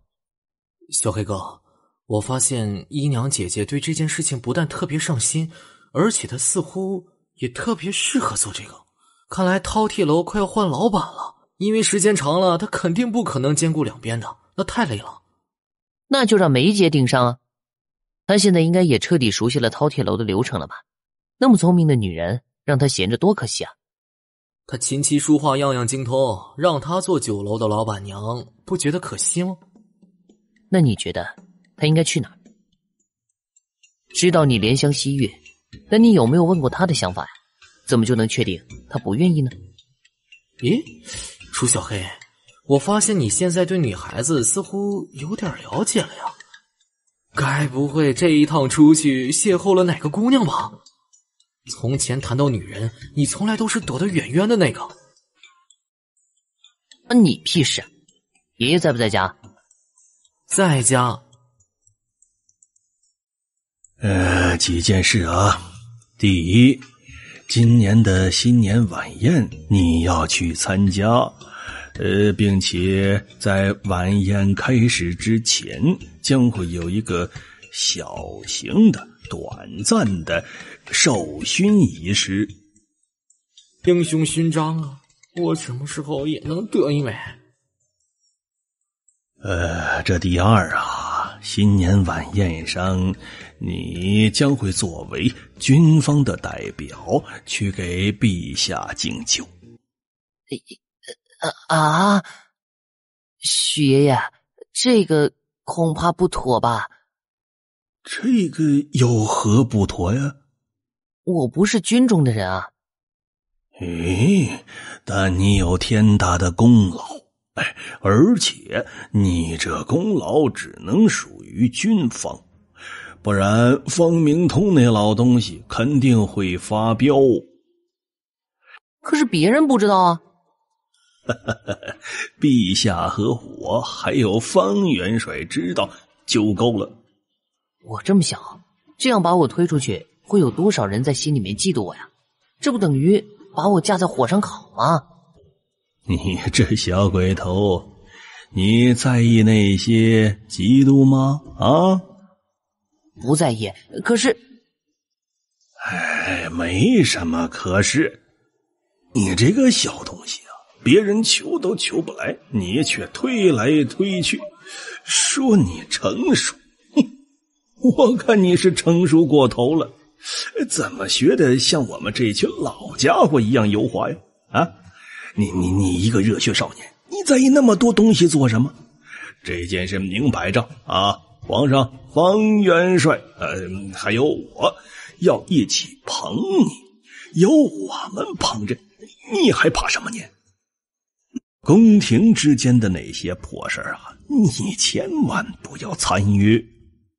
宫廷的事情？那个弓箭手，爷爷动用了一些手段调查了一下，查出了他是三皇子夏侯殿下在10几年前暗中收下的一名亲卫。这个后来嘛，被他用手段就给送进了亲王府。这个弓箭手擅自离开亲王府，想要射杀张青玉嫁祸于你的时候，你就那么的认为他下京是真的完全不知情吗？所以啊，这些嘛，这都是一辈子玩弄权术的人啊，以后离他们远点儿。许爷爷，我知道了。不过话说回来啊，下京亲王的这件事嘛，你处理的很不错。夏桀作恶多端，如今也算是受到了应有的惩罚。之后下京的报复，你都一一化解。不但没有继续的激化这个矛盾，还将彼此间的恩怨缓和了下来。这种手段算得上是相当高明。这个陛下呀，虽然生亲王的气，但是终究他们是亲兄弟呀。你能治好下京亲王的病，不但陛下会开心，也等于为整个炎黄城做了一件大好事啊。至少不会再出去祸害人了。是这么个事。你闭嘴。还有最后一件事啊，新年之后呢，你可能要去从军啊。不过这件事啊，还没有下最后的结论。方明通元帅知道你在草原上的那些事迹之后，那整个人都快疯了，说什么也要把你抢到军中去。我是刚有点不同意见，他就要起身和我拼命。我这是秀才遇到兵了，我这是跟我爷爷一起吗？这个嘛，未必啊。因为你现在的身份嘛，进入军中之后，这个起点呢就会比较高。再到你爷爷身边的话，怕是会受人诟病啊！毕竟别人不知道你的身上有一枚英雄勋章。行，那就年后再说好了。爷爷，我也想去从军。你不行。为什么呀？你先说。用得着有默契吗？想要证明自己，未必非要走别人的路。你呀，有这么一个好兄弟，以后就算我不在喽，也可以放心啦。爷爷，您这叫什么话？实话。什么叫什么话？人总有一死，这是在所难免的事儿。哎，可话说回来，军中啊，的确不适合你。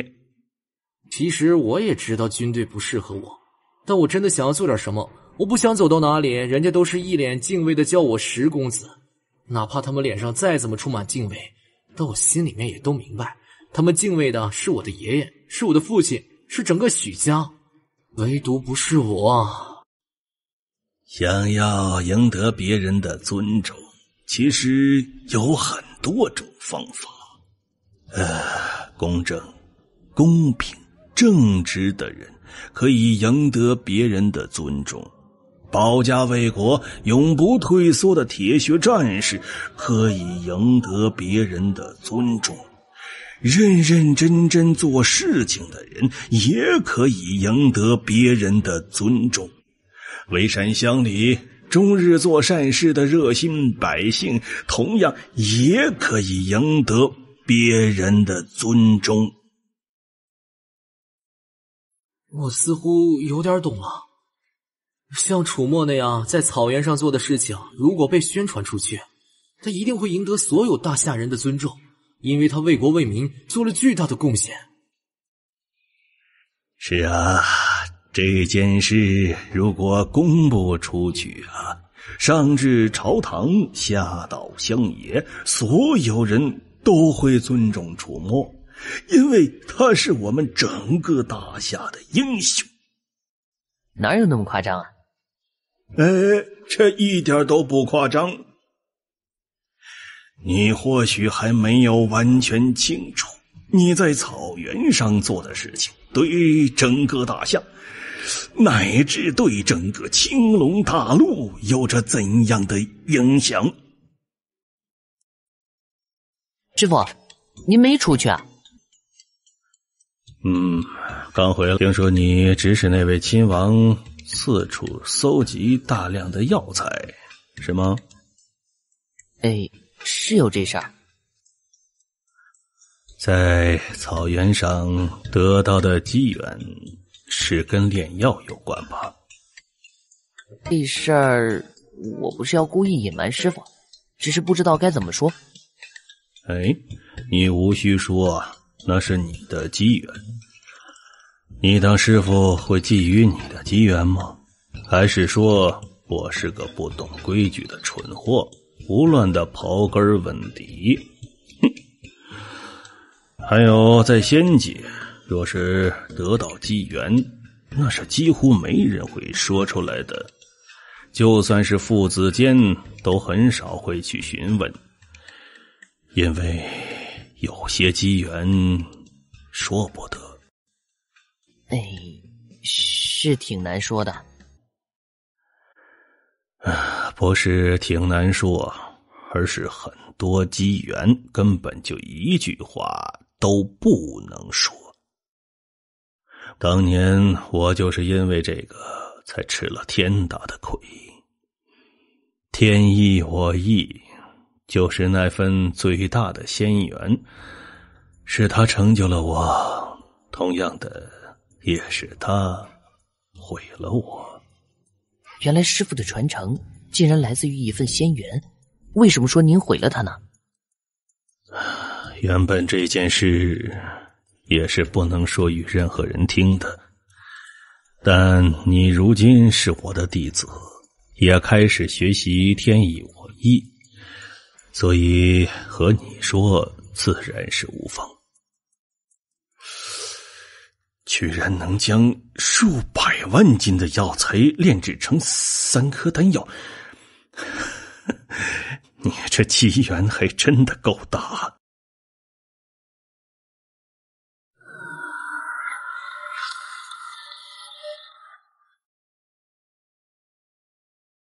是的，就只有3颗，估计全部药材集齐还能炼制10几颗。想不到我因为绝望才想到收徒，不把这传承断掉的举动，到头来居然救了我自己啊！这是徒儿应该做的事情。记住，以后你这炼丹的本事千万不可以在外人面前展露。你不但能炼制丹药，还能知道我中的是什么毒，知道怎么解。你可知道，就凭这种手段，哪怕是在仙界，也会让无数大佬眼红。一旦传扬出去，必定会为你招来杀身之祸。哎，这手段掌控在我自己手里，想要求我炼药，他们还敢强迫不成吗？大不了就一拍两散，我死了，他们也别想好啊。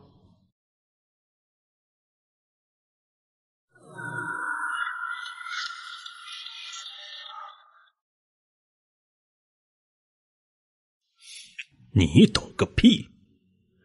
大能的手段是你连想都想不到的。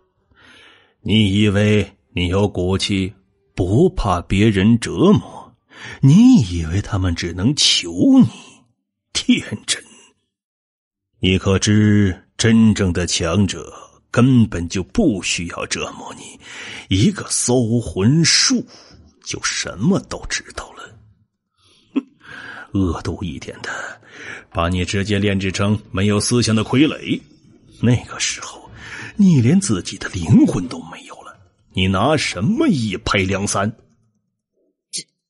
这么可怕呀？还有更可怕的呢。以后你会慢慢的接触到，但是从现在开始，你必须学会如何保护自己。一会儿我传你几手易容术，下次再想利用这个本领做什么，至少换个身份再说。您说的对，想要令人屈服的办法多不胜数。之前是我想的太简单了，不过现在炎黄城中的一些人应该已经知道了我会炼制丹药，包括夏金，他也已经知道了。你不是还有个师傅吗？哎呀，我真是笨，忘了这茬了。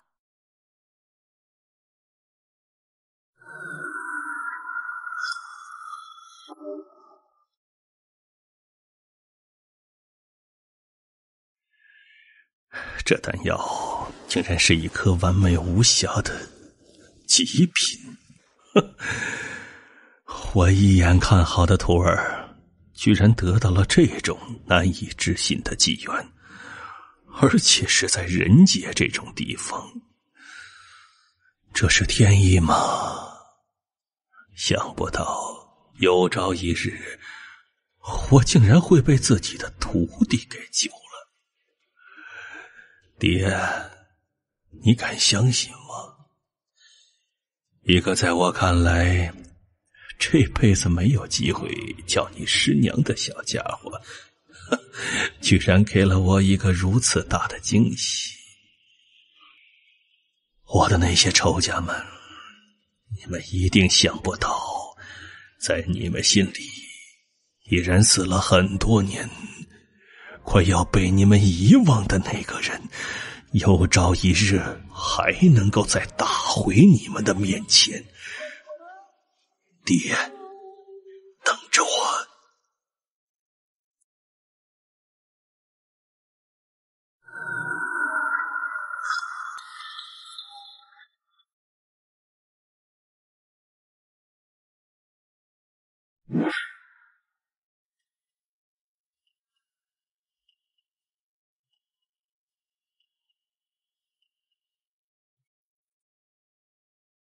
看来这第2颗和第3颗丹药我不能现在服用啊！臭小子，几百万斤的低级药材，提炼出精华之后，竟然拥有如此可怕的力量。不过，恐怕这手段也是这世间独一份了。就算是丹宗里面炼丹术最强大的丹王，恐怕也没这个能耐吧。我只是想要一个能够传承我衣钵的徒弟，可上天却给了我这么一个天大的惊喜。有朝一日，当这小子踏足仙界，那会引起怎样的风云变幻呢？我很期待呀。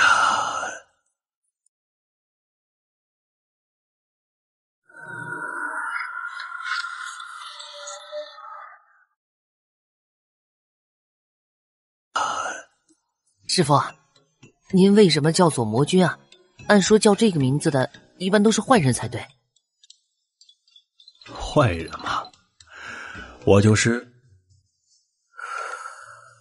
这是一个很老套的故事，我想听。我在仙界出生在一个小宗门里，我的父母都是那个宗门的弟子。那个宗门一共只有1000多人，在仙界可以说毫无名气。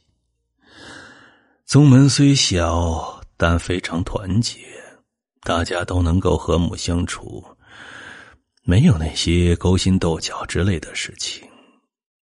我的童年呢，还是很愉快的。可好景不长，我15岁那年，跟一大群同门一起探索一处据说是上古仙人留下的洞府。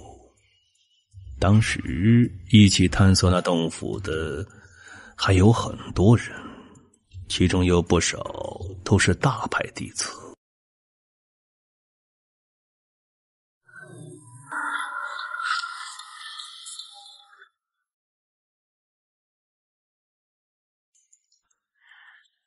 那洞府里面出土了大量的宝物，各种武器、丹药、仙石，数量惊人，足以让任何一个见到他们的人眼红。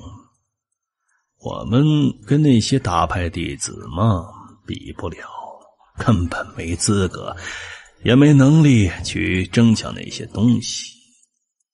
但是机缘这个东西嘛，想要降临在谁的身上，还真是天注定的。在一个不起眼的角落，我们一群同门师兄弟不知触动了什么机关，直接的进入到了一个奇异的空间里。每一个人都进入到了一个单独的空间中去。我则得到了那位前辈留下的最宝贵的东西，就是你修炼的天意我意。师傅的运气真好。运气好吗？或许吧。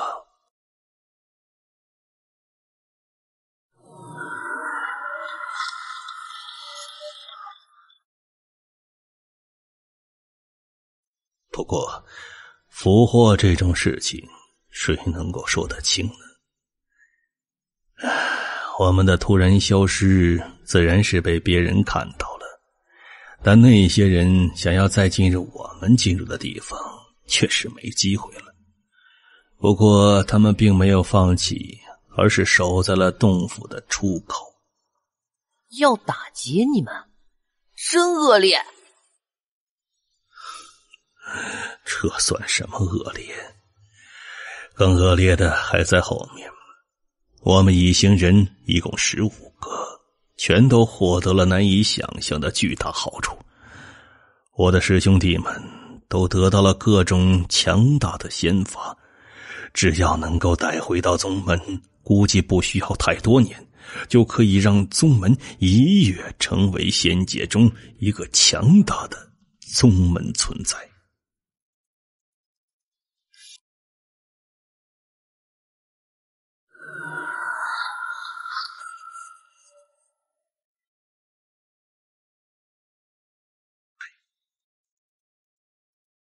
结果呢？结果，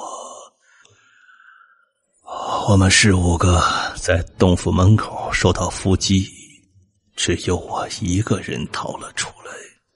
他们都死了？就算想要抢劫，也不至于非要杀人灭口吧？你想的太简单，不杀人灭口，这些传承又怎能成为独家秘籍？就因为这个？这一个理由就已经足够。我侥幸逃出了他们的包围，但也身受重伤。一个善良的少女将我救走，并且帮我疗伤。那个人是师母吗？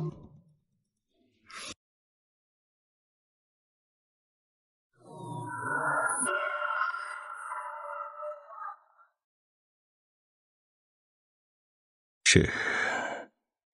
师母一定是个好人。她是我心目中最好的女人。我养伤就养了半年，伤好之后也不敢立刻回宗门，只能暗中打听宗门的消息。结果我打听出来的却是天大的噩耗。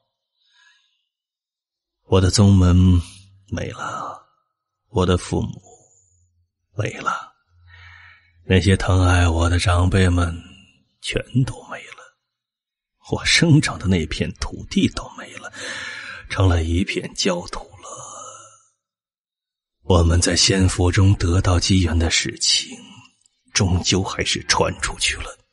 那些人从我那些死去师兄弟的身上找到了我的宗门，他们把宗门所有的人都抓了起来，拷问我的下落。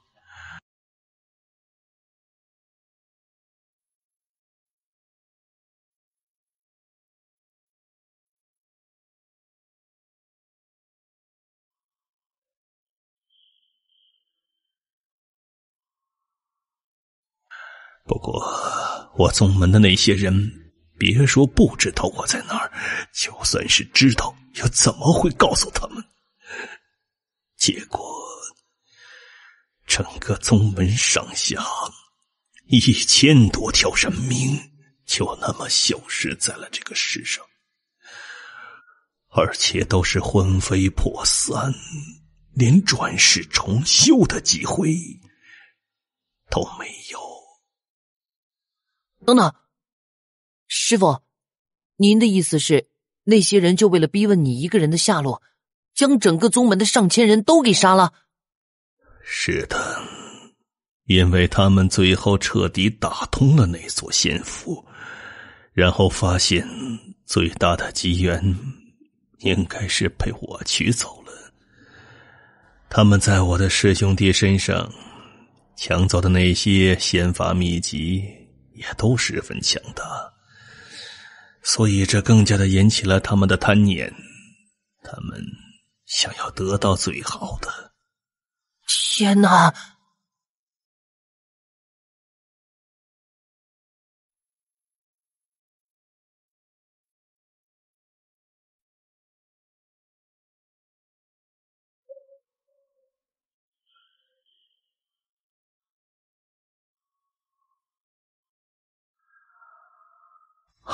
我的所有亲人都死了，当时如果不是他拦着我，我肯定立刻冲出去和那些人拼命了。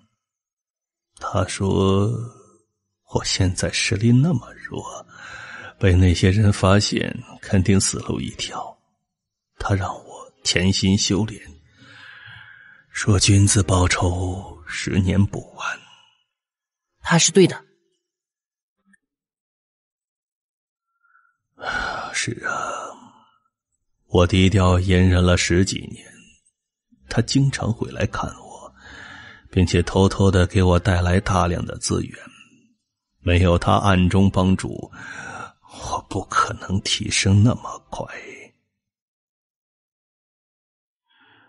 后来我的实力提升到足够强大的时候，我开始了我的复仇之旅。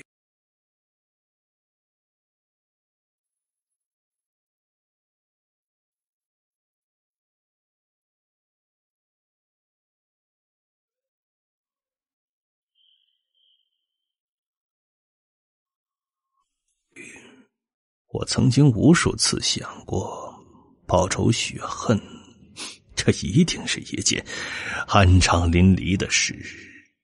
可事实上，最初的那段时间也真是那样，手刃仇人让我有一种强烈的快感。不过在报仇的过程中，难免会有一些无辜的人死在我手上，他们或许也没有那么无辜，但这已然不重要了，因为他们终究死在了我手上。当年参与到灭掉我师门的势力太多，大大小小足有10几家势力，我一家一家的打过去，一个一个的杀过去。没过多久，他们就明白了原因。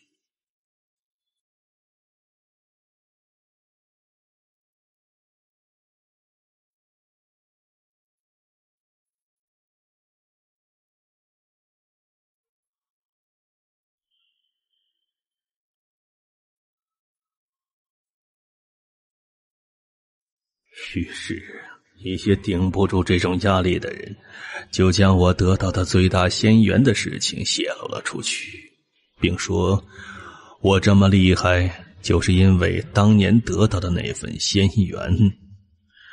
这个时候，各路正义的大能纷纷地跳出来，开始公开指责我，有说我魔头的，有说我是大魔头的，还有人说我是魔鬼。魔，我认。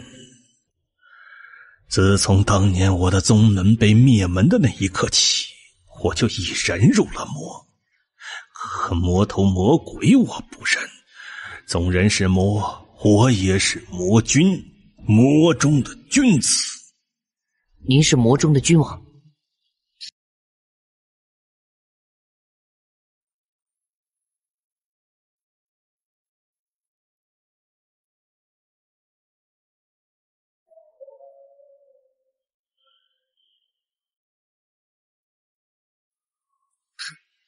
他们真正想要的是师父手中的天意我意吧？不错，不然还能是什么？真的是为了什么正义？那点可怜的正义，在那些大人物的眼中简直屁都不算。就这样，我的那些仇家还没有杀完，就被无数所谓的正义人士追杀。那群人当中还有用毒高手，我的七煞之毒就是那个时候来的。那师娘呢？他为了帮我解开七煞之毒，前往丹宗求药，被丹宗拒绝。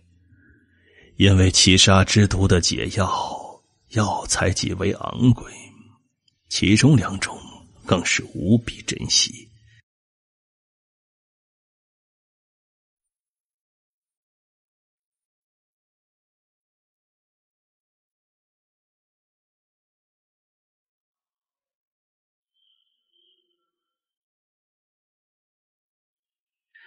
就算是丹宗这种宗门，也不会有多少存活，他们自然不可能为了我一个外人而去消耗那原本就没有多少的极品药材。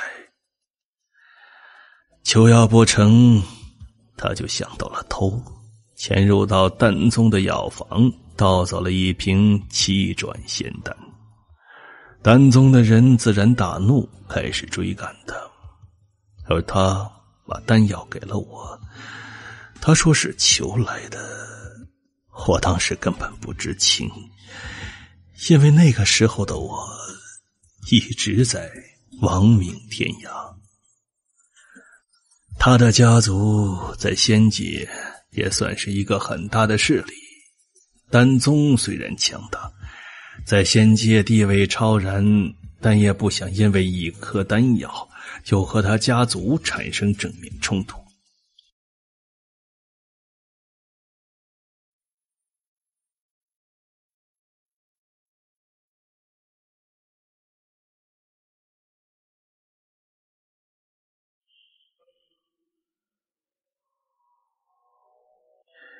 因此丹宗的人找上他的家族之后，并没有咄咄逼人，只是想讨要一个说法。可结果他家族中的那些狼心狗肺的长老，因为不想因为他欠下丹宗一个大人情，也不想让这件事牵涉到他们身上，丝毫不顾及同族之情，竟然将他当场斩杀，粉碎了肉身，只留下一道元神，囚禁于炼神台，日夜经受神火炙烤，还号称铁面公正无私。当时就连丹宗的人都看不下去了，说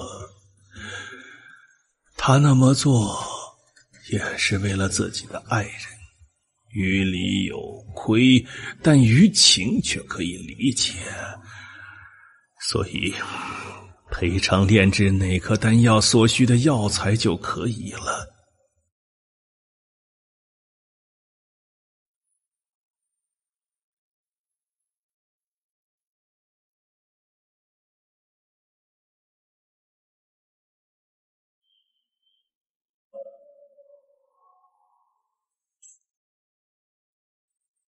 可结果却依然没能改变他家族中的很多人，他们毫无人性，他们都该死。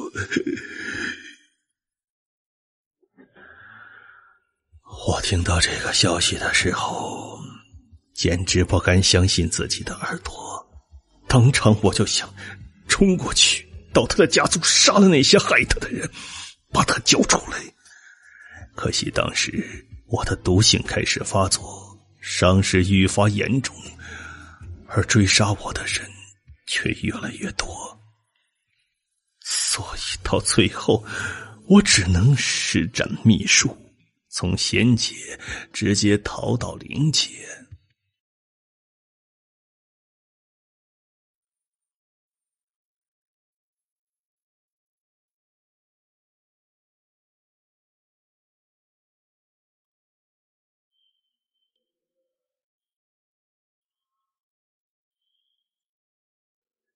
那些人依然的穷追不舍，被我又杀了数千。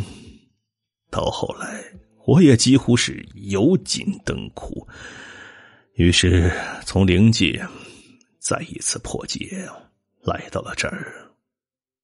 这一次没人敢追下来了，因为人界对境界的压制太厉害，那些人没有勇气继续追杀我，他们认为我必死无疑。至于我的传承，他们虽然依旧垂涎，但要他们为此用生命去冒险，却都没那个勇气。师父，以后我帮你报仇。行，我等那一天。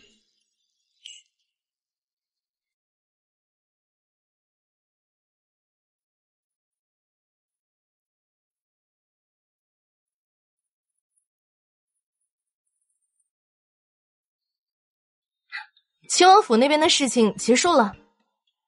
结束了一半，基本上已经无碍了。那就好，一直还有些担心呢。这次新年晚宴你应该还要去参加的吧？你的府上连个丫头都没有，也没人伺候你们。新年晚宴不比平时，可别穿得太随意了，让人笑话。正要来求姐姐帮忙呢，还是姐姐想的周到。你啊，等一会儿姐姐派几个侍女过去，府上没有几个侍女侍候着，肯定是不行的。那我就不客气了。跟姐姐客气什么？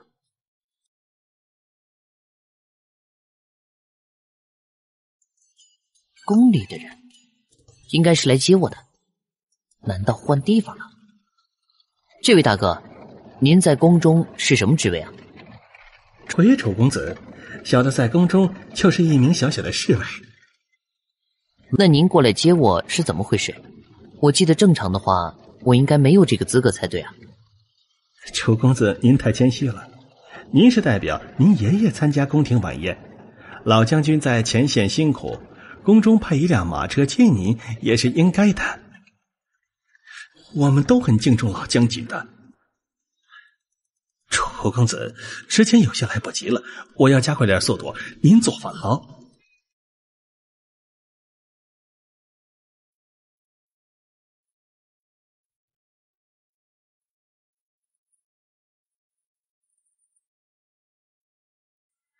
放我出去！还好，这个少年虽然很恐怖，但终究还是被困在里面了。我应该去求助。我得等在这儿，不然一旦他喊出什么话来被人听到，肯定会引起轩然大波。官家办案，闲杂人等速速走开，不然杀无赦。再看热闹，容易过不去这个年。还好，总算是没出大乱子。是吗？你是怎么出来的？就算是千人斩的铁血境强者都没办法出来，你究竟是怎么出来的？谁派你来的？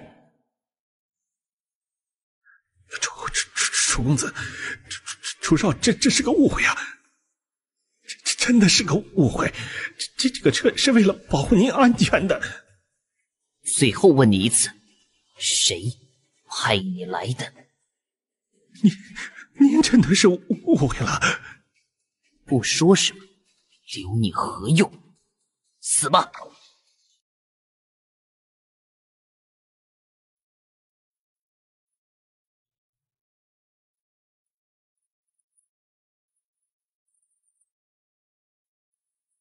啊！不要杀我！不要杀我！我说，我什么都说，是赵毅派我来的。赵毅，你还敢骗我？我跟他无冤无仇，他为何害我？真的是他，我只是奉命行事啊！楚公子，楚少爷，真的是他派我来的。你说的赵毅，是工部侍郎赵毅？是的，就是他。好，很好，工部侍郎赵毅。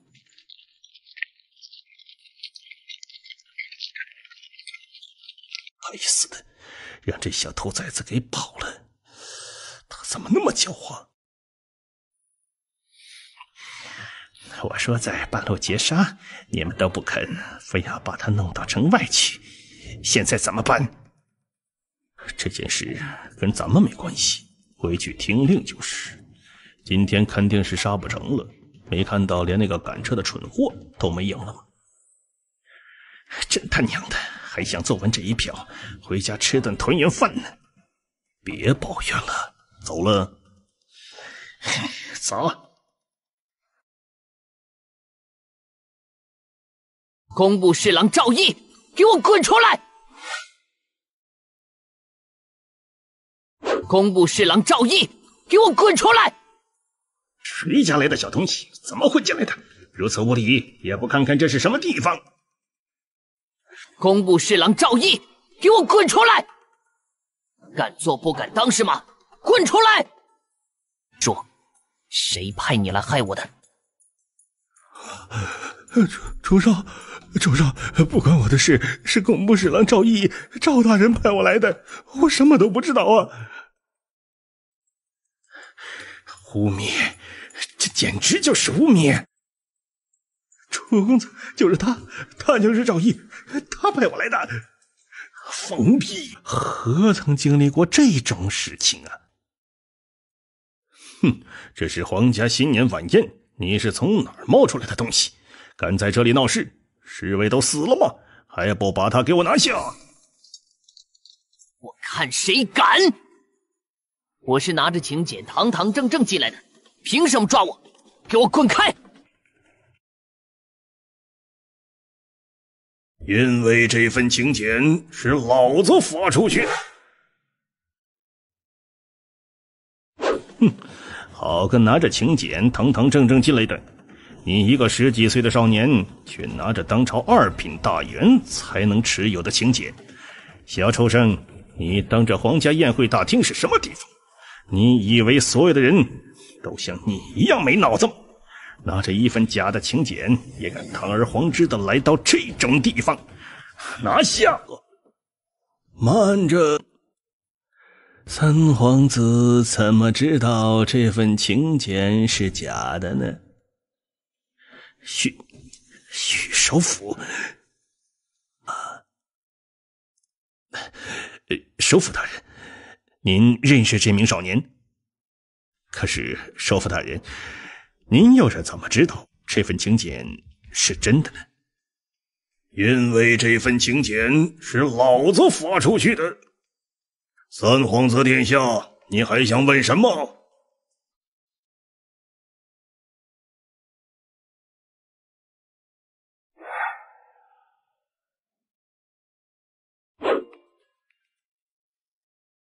大帅，我没有什么问题了，是我搞错了。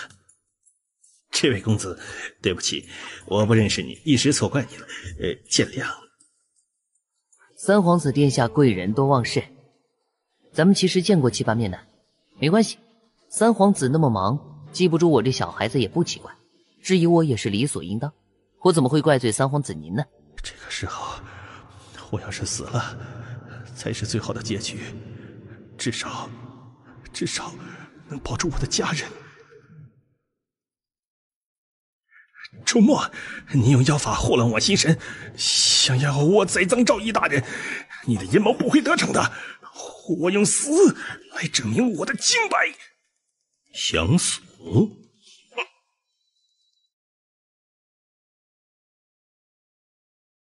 赵毅，说，为什么要害我？留下骂名给祖宗蒙羞。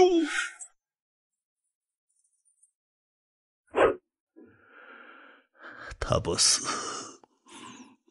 我自然就得死。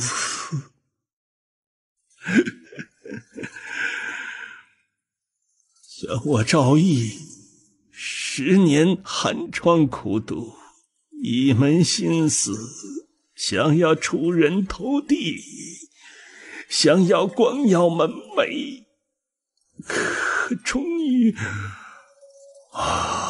我如愿以偿，踏入朝堂之中，得道圣恩，一路青云直上，也成就了我4品大员的位置，成就了我工部侍郎。我也曾想过要报效皇恩，要为这天下的黎民百姓做点实事，做点好事。申公哪里做得不够好，留下骂名给祖宗蒙羞。我糊涂啊！那年反武的老将军私下找到我，想要一批特殊军血。他找到我那个时候，我已是鬼迷心窍，竟然和老将军开口要万两白银的好处。我糊涂啊！我糊涂啊！被老将军骂了一顿，他说我想钱想疯了。我不但没有幡然醒悟，反倒因此对老将军怀恨在心。可是我没有机会去找老将军的麻烦，于是我就把这个心思打到了老将军的孙子身上。我也不知道我是怎么想的，我该死啊！没想到赵毅一时糊涂，竟然犯下了如此大错。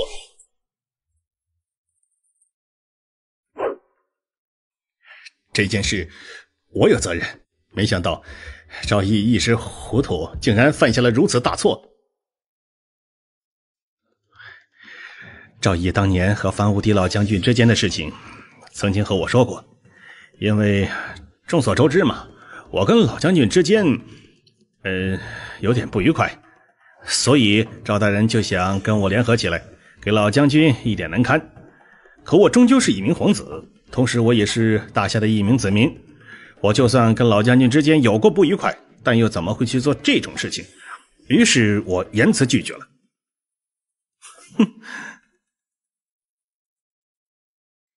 我说了赵大人一顿，为官者要以国事为重，结果赵大人却有点想不开，说早晚要找机会给老将军一个下马威，什么时候把他孙子抓起来囚禁几天，让他好好的急上一急，出口恶气。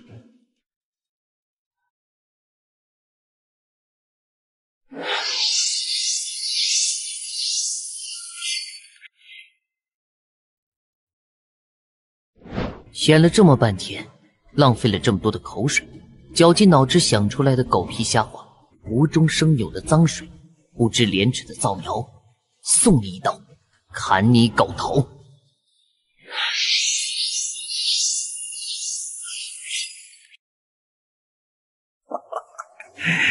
这狗头砍得好啊！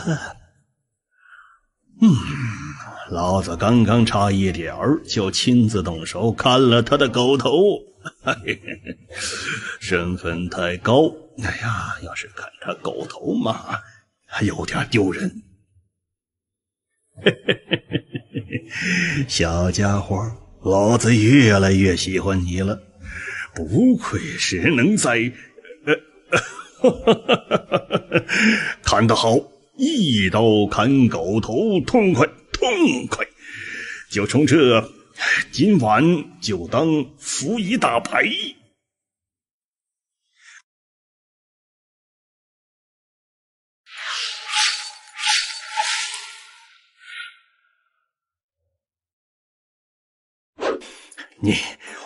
你怎么敢？小畜生，你找死你！让他们打，别回头，朕要看热闹。好一场精彩大戏，你们两个给朕等着，回头跟你们算账。你也该杀！说说他为什么该杀？吾皇万岁万岁万万岁！陛下，真要我说？小兔崽子，还不赶紧给皇上跪下！好小子，无论如何，我也要把你弄到军中。将来你若是不能成为一名百战百胜的猛将，那我老方名字倒过来念。不用跪，说。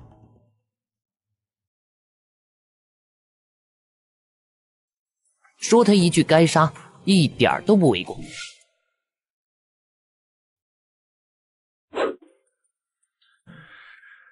跪着干什么？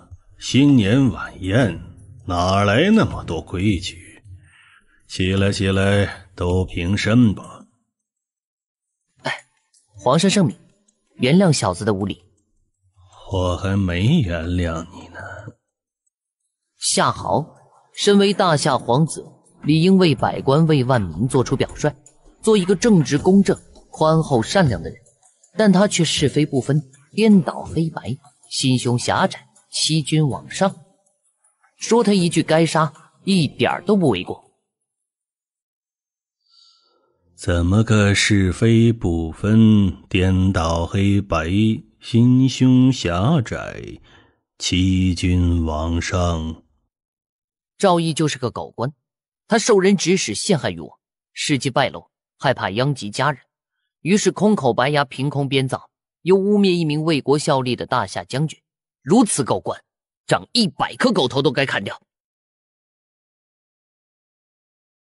这就是大夏，那这大夏子民，我不做也罢。三皇子殿下却干了些什么？帮着一起污蔑一名正直的忠诚的大夏将军，帮着狗官赵毅掩饰无耻谣言。身为一名皇子，当年想要招揽我的爷爷，被我爷爷训斥，因此怀恨在心，伺机报复。这件事铁证如山，小子不相信陛下不知道。你接着说。还有什么可说的？事实摆在这里，夏豪跟赵毅沆瀣一气，简直就是一丘之貉。这种无耻的东西，难道不是是非不分，颠倒黑白，心胸狭窄，欺君罔上？难道不该杀？难道就因为他身上披着一层金光闪闪的皇子外衣，就可以无法无天，为所欲为，就可以随意栽赃陷害，就可以肆意污人清白？若这就是大夏，那这大夏子民，我不做也罢。就算是皇宫里面，也少不了有几只蟑螂老鼠。小家伙，你骂的可是朕的儿子呢。你刚才一刀砍了狗头的那个狗官，也是朕亲自任命的官员呐。他是狗官，那朕是什么呀？狗皇帝吗？那要看陛下怎么处理今天这件事了。赵毅是狗官，跟陛下有什么关系？就算是皇宫里面，也少不了有几只蟑螂老鼠吧。要是什么事情都能怪罪到陛下头上，那这皇帝当的也够累的。臭小子，你这话说的朕心情舒畅啊！简直太有道理了，总不能什么屎盆子都往朕的头上扣吧？给我滚过来，有话要问你。你们两个也给我滚过来。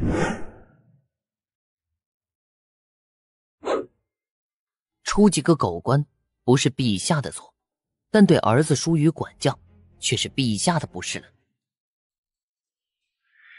听见了吗？你做错了事情，人家来说你爹的不是了。父皇，儿臣该死，儿臣错了，儿臣给父皇丢人了，求父皇责罚，责罚。你是应该受到惩罚，连夜启程去北疆吧。10年之内不许你回炎黄城。还跪在那里做什么？还不快滚！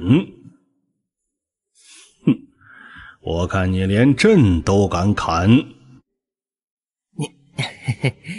小子哪敢呢？还有你不敢的，给我滚过来，有话要问你。你们两个也给我滚过来。他还只是一个孩子。不，马上就是军人了。说说吧，怎么回事？傍晚，一个身上佩戴宫廷腰牌的侍卫驾着一辆马车到我府上去接我。我以为是皇上您或是方元帅许首府派人来接我的，因此没有怀疑，便上了马车。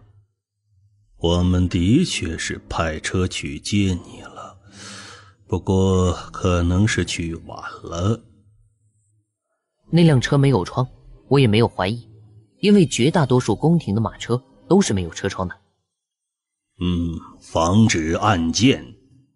结果没走多远，我就已经感觉到不对，因为拐弯的方向明显不是冲着皇宫去的。这你也能分辨出来？这有何难？一名军人要是连这点素质都不具备，那是完全不合格的。可他还只是一个孩子。不，马上就是军人了。你们两个别打岔。估计过些日子是要作为新年贺礼献给皇上。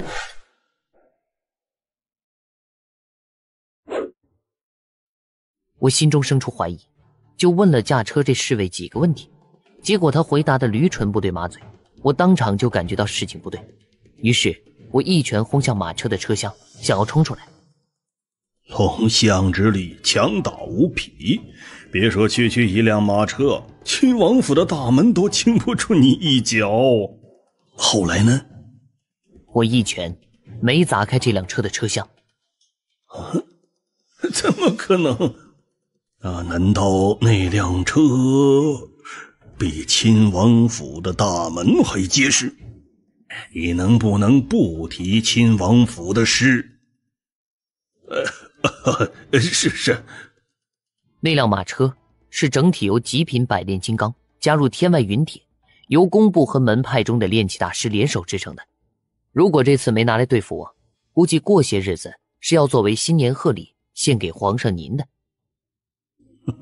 这一个小兔崽子，眼要上的干脆利落，真是够狠。您得去问您的大儿子太子殿下。然后我拷问那个车夫，到底是谁指使他的？结果他供出了工部侍郎赵毅。当时我还不信呢，我跟赵毅无冤无仇，赵毅一个工部侍郎找我麻烦做什么？赵毅不是说跟你爷爷之间有恩怨吗？皇上也相信赵毅的话，皇上也认为一个忠心耿耿为大夏为皇上打了一辈子仗的老将军会是一个能做出那种事情的人吗？楚墨，皇上不是那个意思。皇上只是一句无心之语，随口那么一说罢了啊。你接着说你的。皇上，赵毅他找我麻烦的原因您不能问我，这事儿啊，您得去问您的大儿子太子殿下。至于原因我不想解释，我相信您刚刚什么都看见了，但是我爷爷的名声同样不是儿戏。楚墨，我一个小孩子掺和不起那么多的国家大事，更掺和不起那些宫廷恩怨。赵毅污蔑我爷爷，又要害我，他的狗头我砍了。那个车夫3层原官武者，是杀是留是审是放，陛下您自己定夺。我在草原上有功，您要授我英雄勋章，我很感激您的看重。不过我不教儿朱大夏4品官员也是有错，这件事就相互抵消了吧。如果没有别的事情，我想回家了。就赵毅那狗官，1000个也抵不上一枚英雄勋章。你当英雄勋章是儿戏吗？英雄勋章当然不是儿戏，它承载着大夏厚重的历史，是无数英雄用鲜血染出来的一门勋章。你知道你还……但是我爷爷的名声同样不是儿戏。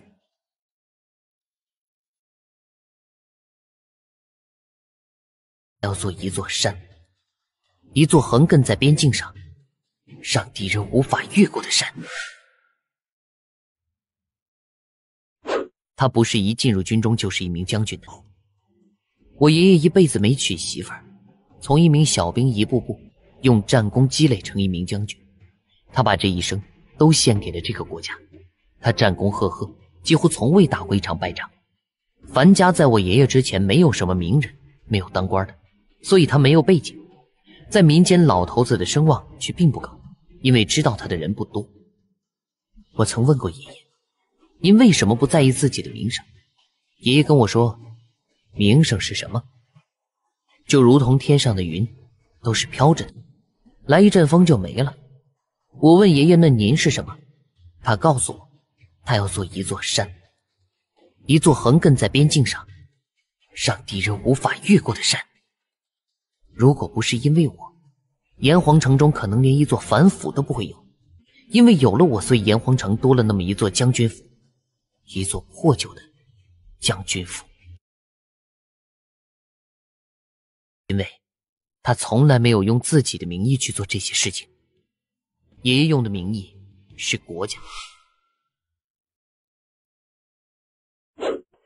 可就算有我这么一个令他牵挂的孙子，但你们知道吗？从爷爷把我带回来一直到昨天，10余年的时间里，反府连一个侍女都没有。昨天还是我带回去几个侍女，是因为我觉得有些事情自己一个人实在是做不过来了。就这样，我还要担心爷爷回来之后会不会骂我。反府很破旧，里面像样的房子没有几间，也是我从草原上回来，带回来一些元兽身上的材料，能换点钱，让管家独臂叔叔把那些漏雨的房子修缮一下，然后把剩下的更多的钱去分给那些因为牺牲在战场上没人照顾的妇孺。因为这么多年来，我爷爷他一直都是这么做的，但他因此名声在外了吗？没有。您知道为什么爷爷做了这么多好事，依然没有名声吗？因为他从来没有用自己的名义去做这些事情，爷爷用的名义是国家。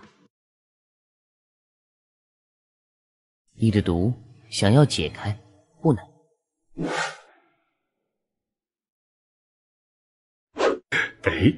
对了，少爷，1个时辰前有一个小姑娘来找过少爷，我说少爷您不在家，那个小姑娘就走了。小姑娘？长得挺漂亮的，说话也挺有礼貌的，看着不太像是江湖中人，倒像是大家闺秀。不过我觉得有些奇怪啊，这大年夜的，大家闺秀怎么会从家里跑出来呢？难道她的病已经发作了？等她再来的时候，你直接带她见我。好嘞。楚公子，我来求你救我的。你已经决定离开那位了？那天晚上我就已经离开了，他当年救了我全家，要不是他，我和我的家人恐怕早就都已经死了，所以他对我还是有恩的。可他这几年又将我的家人全部害死，我现在也不知道是应该感激他还是该恨他。你的毒想要解开不难，不如要了我吧，那样我就是公子的人了，自然不会加害公子。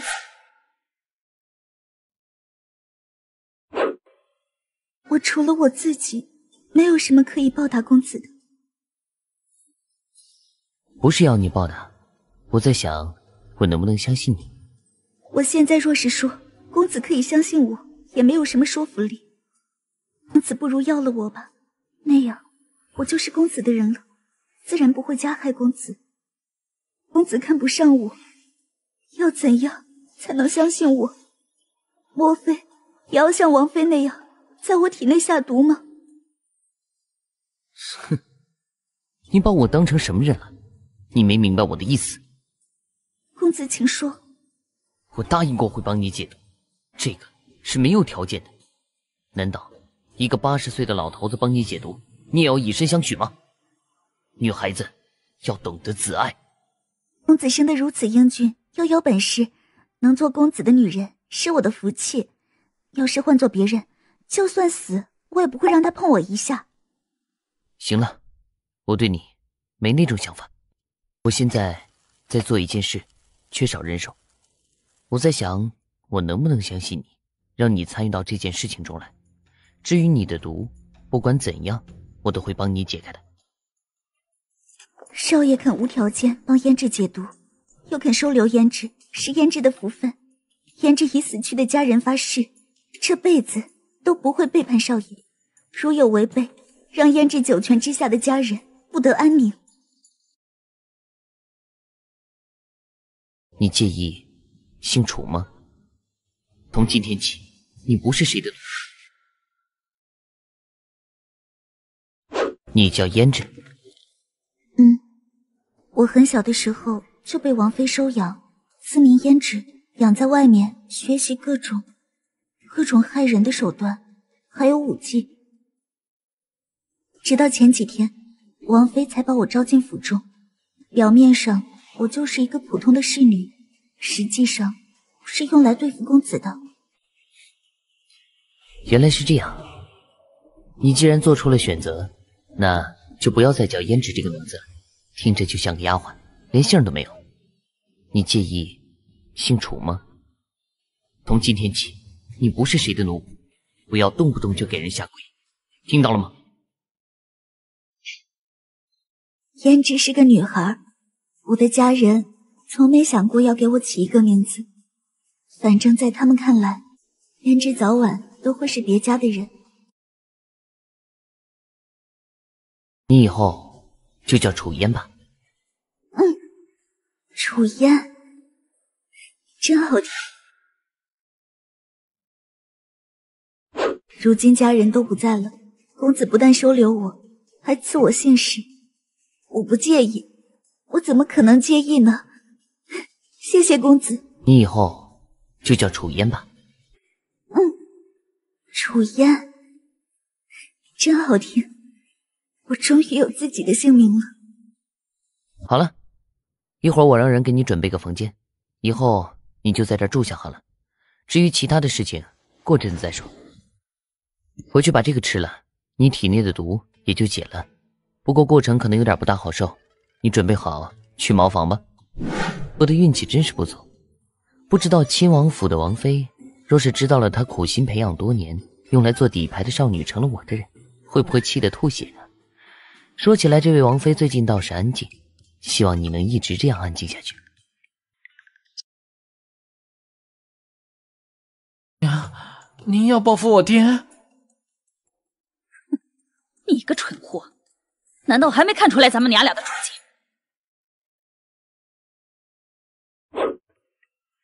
娘，您别生气了，如今事情已经成了这样，咱们还能怎么办呢？怎么还能怎么办？我要报仇，我要报复！我不但要杀了楚墨那个小畜生，夏姬那个薄情寡义的老畜生，我也不会放过。以为我原子代还是当年那个什么都不懂的小家族女儿吗？真以为自己是王爷，就可以对别人的命运肆意摆布，生杀夺羽？娘，您要报复我爹？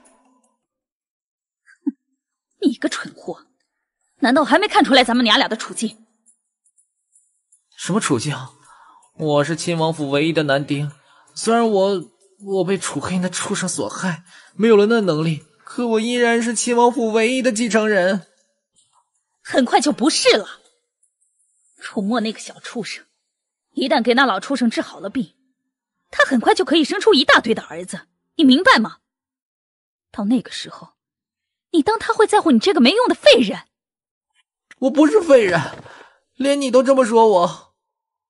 你给我坐下！哭哭哭，像个女人一样，看着你就心烦，在这里还碍事，滚滚滚，滚回亲王府去！但是在见到楚墨人头之前，别想碰我一下。我答应你了。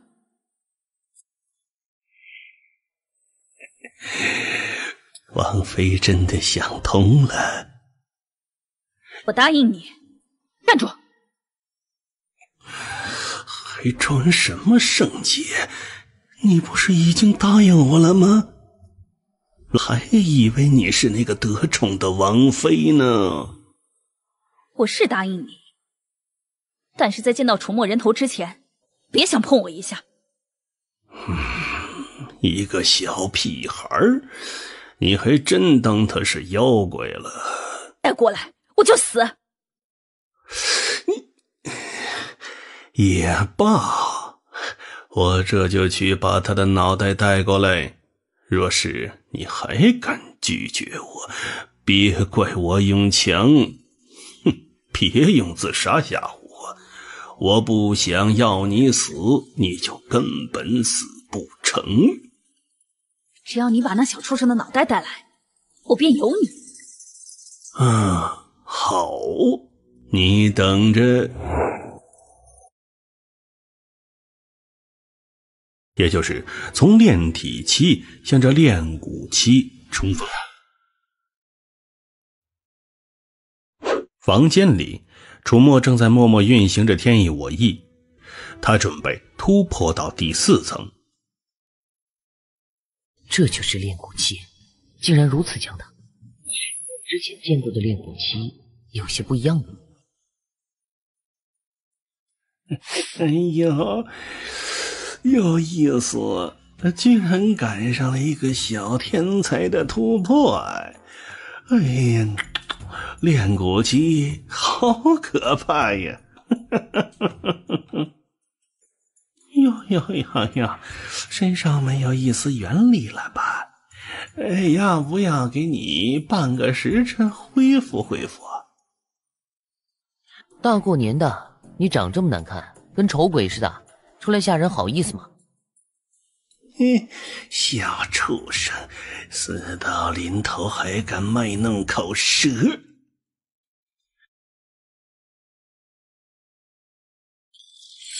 吉尔，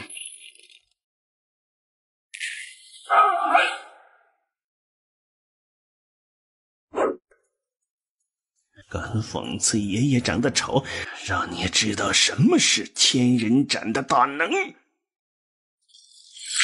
吉尔，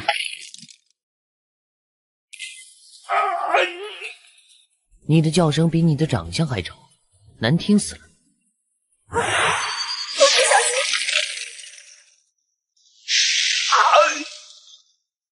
告诉他们，我没事。你是谁？我们要见少爷。她是我的义妹楚烟，我这里没事。抓住一个刺客已经被我制住。喂，丑八怪，你说是不是啊？小畜生，有种你杀了我！我见过他，他还教过我一些武技，跟王妃有关。小贱人，你竟然背叛了王妃，你不得好死！那个女人还真是阴魂不散。来2个人，把这老东西捆了，明天把他送到亲王府去，就说是我送亲王大人的新年贺礼。公子，你怎么可能这么轻易击败一个5层铁血境的强者？这太不可思议了。铁血境，哼，也没什么不同的，不用担心什么。大过年的，让你们担心了。来2个人，把这老东西捆了，明天把他送到亲王府去，就说是我送亲王大人的新年贺礼。下京亲王欺人太甚。你们想多了，这人不是下京亲王派来的，你们明天把人送过去，他自然知道怎么处理。看来以后突破的时候，一定要选个绝不会被人找到的安全地方才行啊。连敌人家的小姑娘都能拐骗过来，都快赶上徐福福了呢。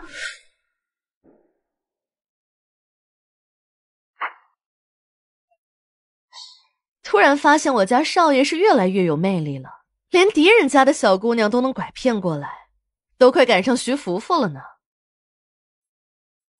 你不喜欢，我就带回去喽。别呀，喜欢的很呢。这么优秀的小妹妹，我求都求不来。她是我的了，没你什么事儿，你可以走了。把姨娘当成亲姐姐就好，她肯定不会欺负你的。这都姓楚，果然就是不一样。要不明天我也改姓叫楚姨娘算了。我原来是没有姓氏的，是公子赐予我的。好妹子，姐姐开玩笑的，你放心好了，以后呀，我就是你的亲姐姐，有谁敢欺负你，姐帮你收拾他。嘿嘿嘿，王爷这是想彻底把我拉上船。嘿，亲王大人怎么亲自来了？嘿嘿，楚少，这是我的一点心意啊，楚少莫要嫌弃。亲王大人太客气了，这银票我就收下了。嘿嘿嘿，王爷这是想彻底把我拉上船。楚少，你能不能不要那么直接？哎呀，太子那边呢，我原以为不会那么过分，没想到他们还是对你动手了。所以咱们就成了天然的盟友。不然怎样？你觉得你现在有能力跟太子一系作对？我知道自己几斤几两，不过他们想要对付我也没那么容易。你到夏桀调戏到星雪公主头上是偶然的事情？王爷倒是看得通透，不过说起来，我到现在依然有些信不过王爷。现在信不过没关系，总有一天你会信得过我的。本王这些年好事坏事都做过，不敢说自己是个好人，但自认也不是什么坏人。哎呀，这些年呢，其实最大的错误就是对夏桀太过纵容，以至于养成了他那骄横的性子，目空一切，偏偏又不长脑子，生生的被人暗算。暗算？你到夏桀调戏到星雪公主头上是偶然的事情？这世上巧合有很多，但巧到这种程度的事当真不多见。从某种程度上来说，的确等于是救了本王。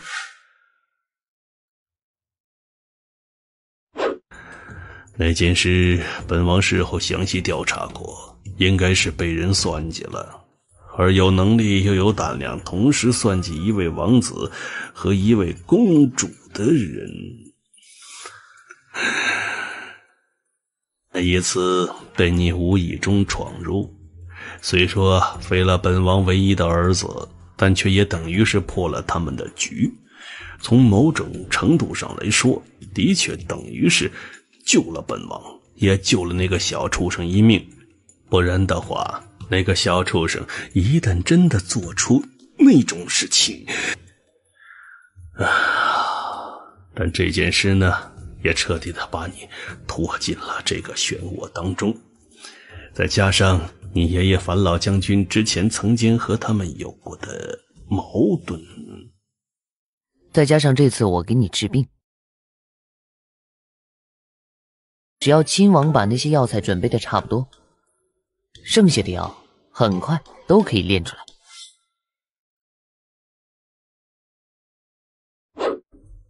太子那些人虽然不弱，甚至也可以说很强，不过如果他们真的想和皇上斗一斗，那肯定会死得很难看。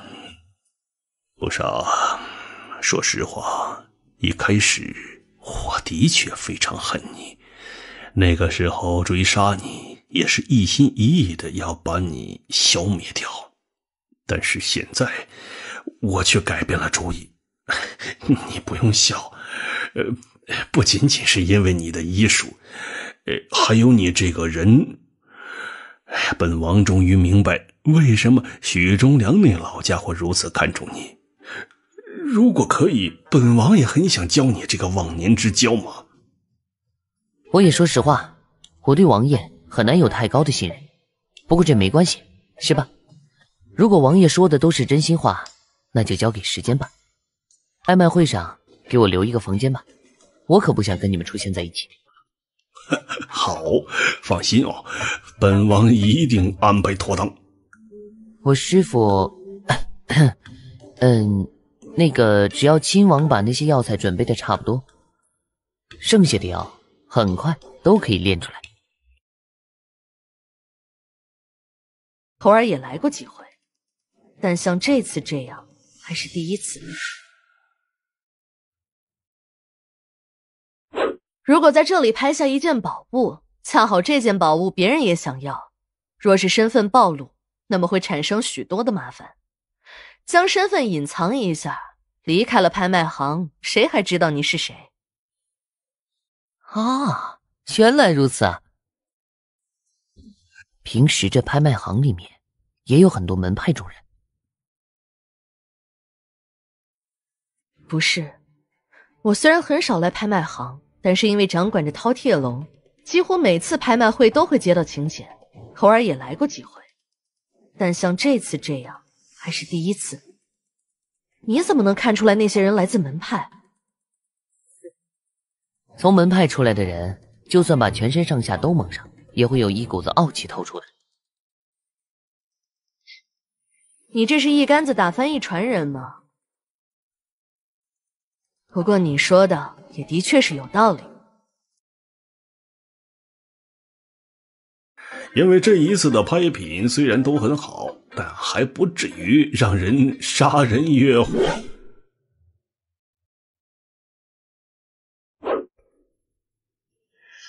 奇怪呀，今天怎么飞哥亲自上来了？难道有什么大东西要出现？是啊，这个的确有点奇怪呀。按说没有大东西，飞哥从来是不露面的呀。飞哥好歹也是风云拍卖行的二掌柜呀，你说？各位新朋友、老朋友，大家新年好啊！好久不见，飞哥很想念你们。飞哥看见一些没有遮掩面目的朋友，脸上有懊丧之色。大概是因为我的出现，让你们觉得这次拍卖肯定有好东西吧？难道不是吗？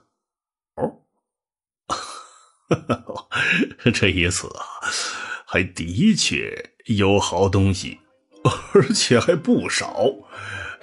不过没有遮掩身份的朋友也不用担心什么，因为这一次的拍品虽然都很好，但还不至于让人杀人越货。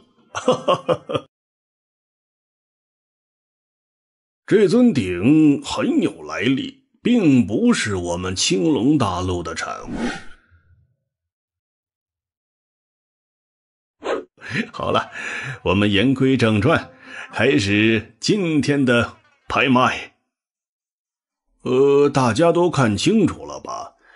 这尊鼎很有来历，并不是我们青龙大陆的产物，而是来自遥远的朱雀大陆。据说这是一个曾经很辉煌的大门派当中流出来的。根据我的经验这尊鼎应该是一尊祭祀用的鼎吧。当然呢，也有可能是一尊炼药的鼎。门派中的手段不是我们世俗当中的凡夫俗子所能够想象的。可不管他曾经经历过何等的辉煌，但如今呢，它只是一件古董，摆在家里当做镇宅之物，应当不错。它的起拍价格呢是200两黄金。这玩意儿我看着讨喜，拿回家摆在门口接雨。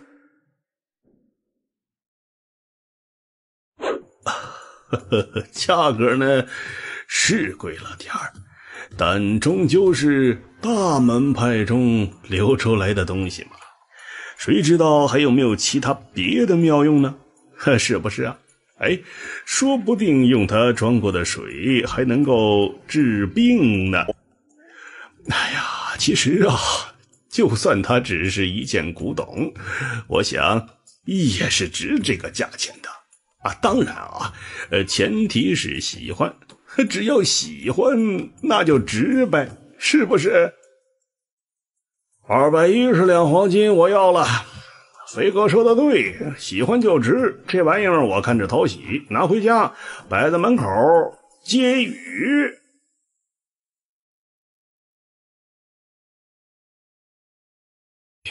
别激动，这东西到了咱们手上就出不去，那边有人在暗中盯着你，别露出马脚。哦，现在有人出价210两黄金，还有更高价的吗？220两黄金，这东西我很喜欢，不知王先生能否割爱给在下？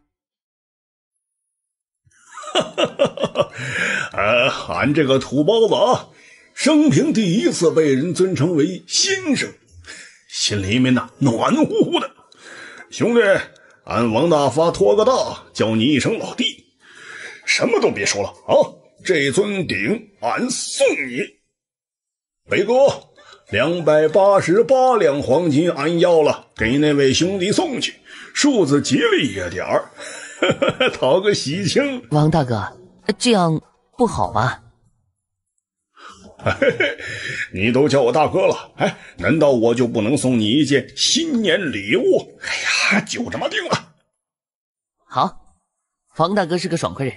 那我也不跟你客气了，在下欠王大哥一个人情。好，改天到府上喝酒。姐，别激动，这东西到了咱们手上就出不去，那边有人在暗中盯着你，别露出马脚。咱们的拍卖会上将会拍出一些得不到的东西。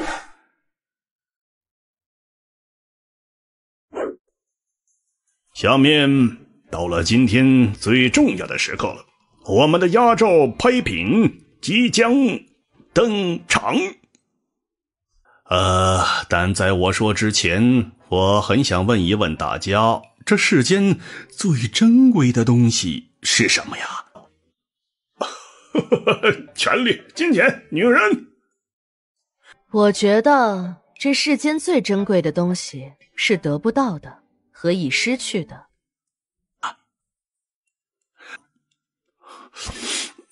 什么得不到的和已然失去的？得不到的就不要呗，已失去的那就忘掉嘛。珍惜当下，活得开心才是最重要的嘛，是不是？已失去的，这个肥哥是没办法帮您拿回来了啊。但是今天就在这里，咱们的拍卖会上将会拍出一些得不到的东西。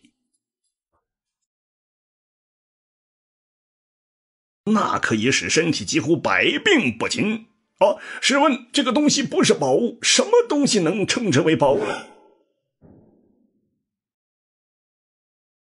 将四阶元首赤木寒冰蟒呈现给诸位大爷们看。我去，那是，哎呦！这个东西看见了吗？四阶元首就算在门派中也绝不多见啊。一般的门派弟子根本没实力猎取到这种级别的元首，所以我说他虽然不是丹药，但却胜过丹药。有不同意见的吗？他的鳞片得到个3-5片吧，贴在护心镜上，至少能够提升1倍多的防御。若是做成一副软甲，那更是刀枪不入，这是真正用来保命的宝物。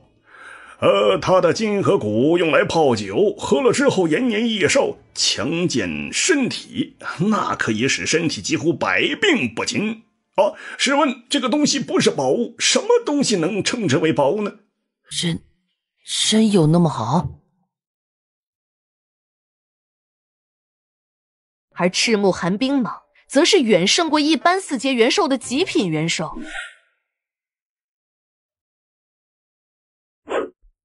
我的爷，您是真不懂还是装糊涂呢？4阶元兽啊，你当这是寻常的狮子老虎吗？4阶元兽怎么了？4阶元兽还不是你家少爷我打死的。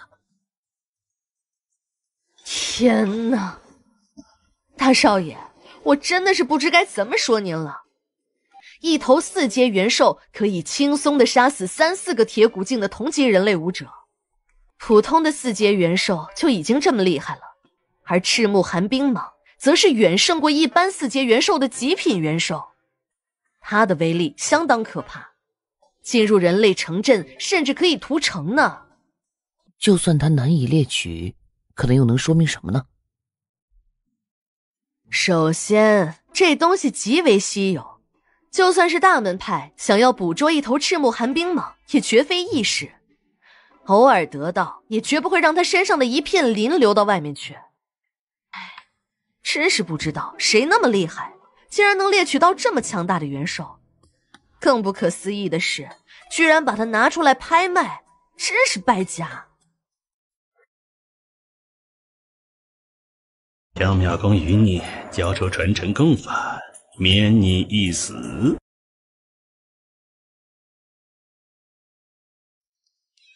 现在开始拍卖赤木寒冰蟒的一条筋，是一整条筋啊！它的功效相信不用我多说了，用它做弓弦那就是一张神弓，用它泡酒那就是大补之物，用它反正它的起拍价格是5000两黄金。这是要把人宰死啊！2黄金，7000两。在下韩小山，我出1万两黄金。这根赤木寒冰蟒的筋，我韩小山要定了。记住，我叫韩小山，只要你们明事理不跟我抢，他日我韩小山必有重谢。呸！韩小山是谁啊？没听说过。我出12000两黄金。我出13000两。13500。这群人都疯了吗？太贵了，不然我真想买下来。你要它干嘛？给你啊。给我？不用了，这东西就是我送出去拍的。有些话咱们回头说好了，没什么可看的了，咱们走吧。缥缈宫与你交出传承功法，免你一死。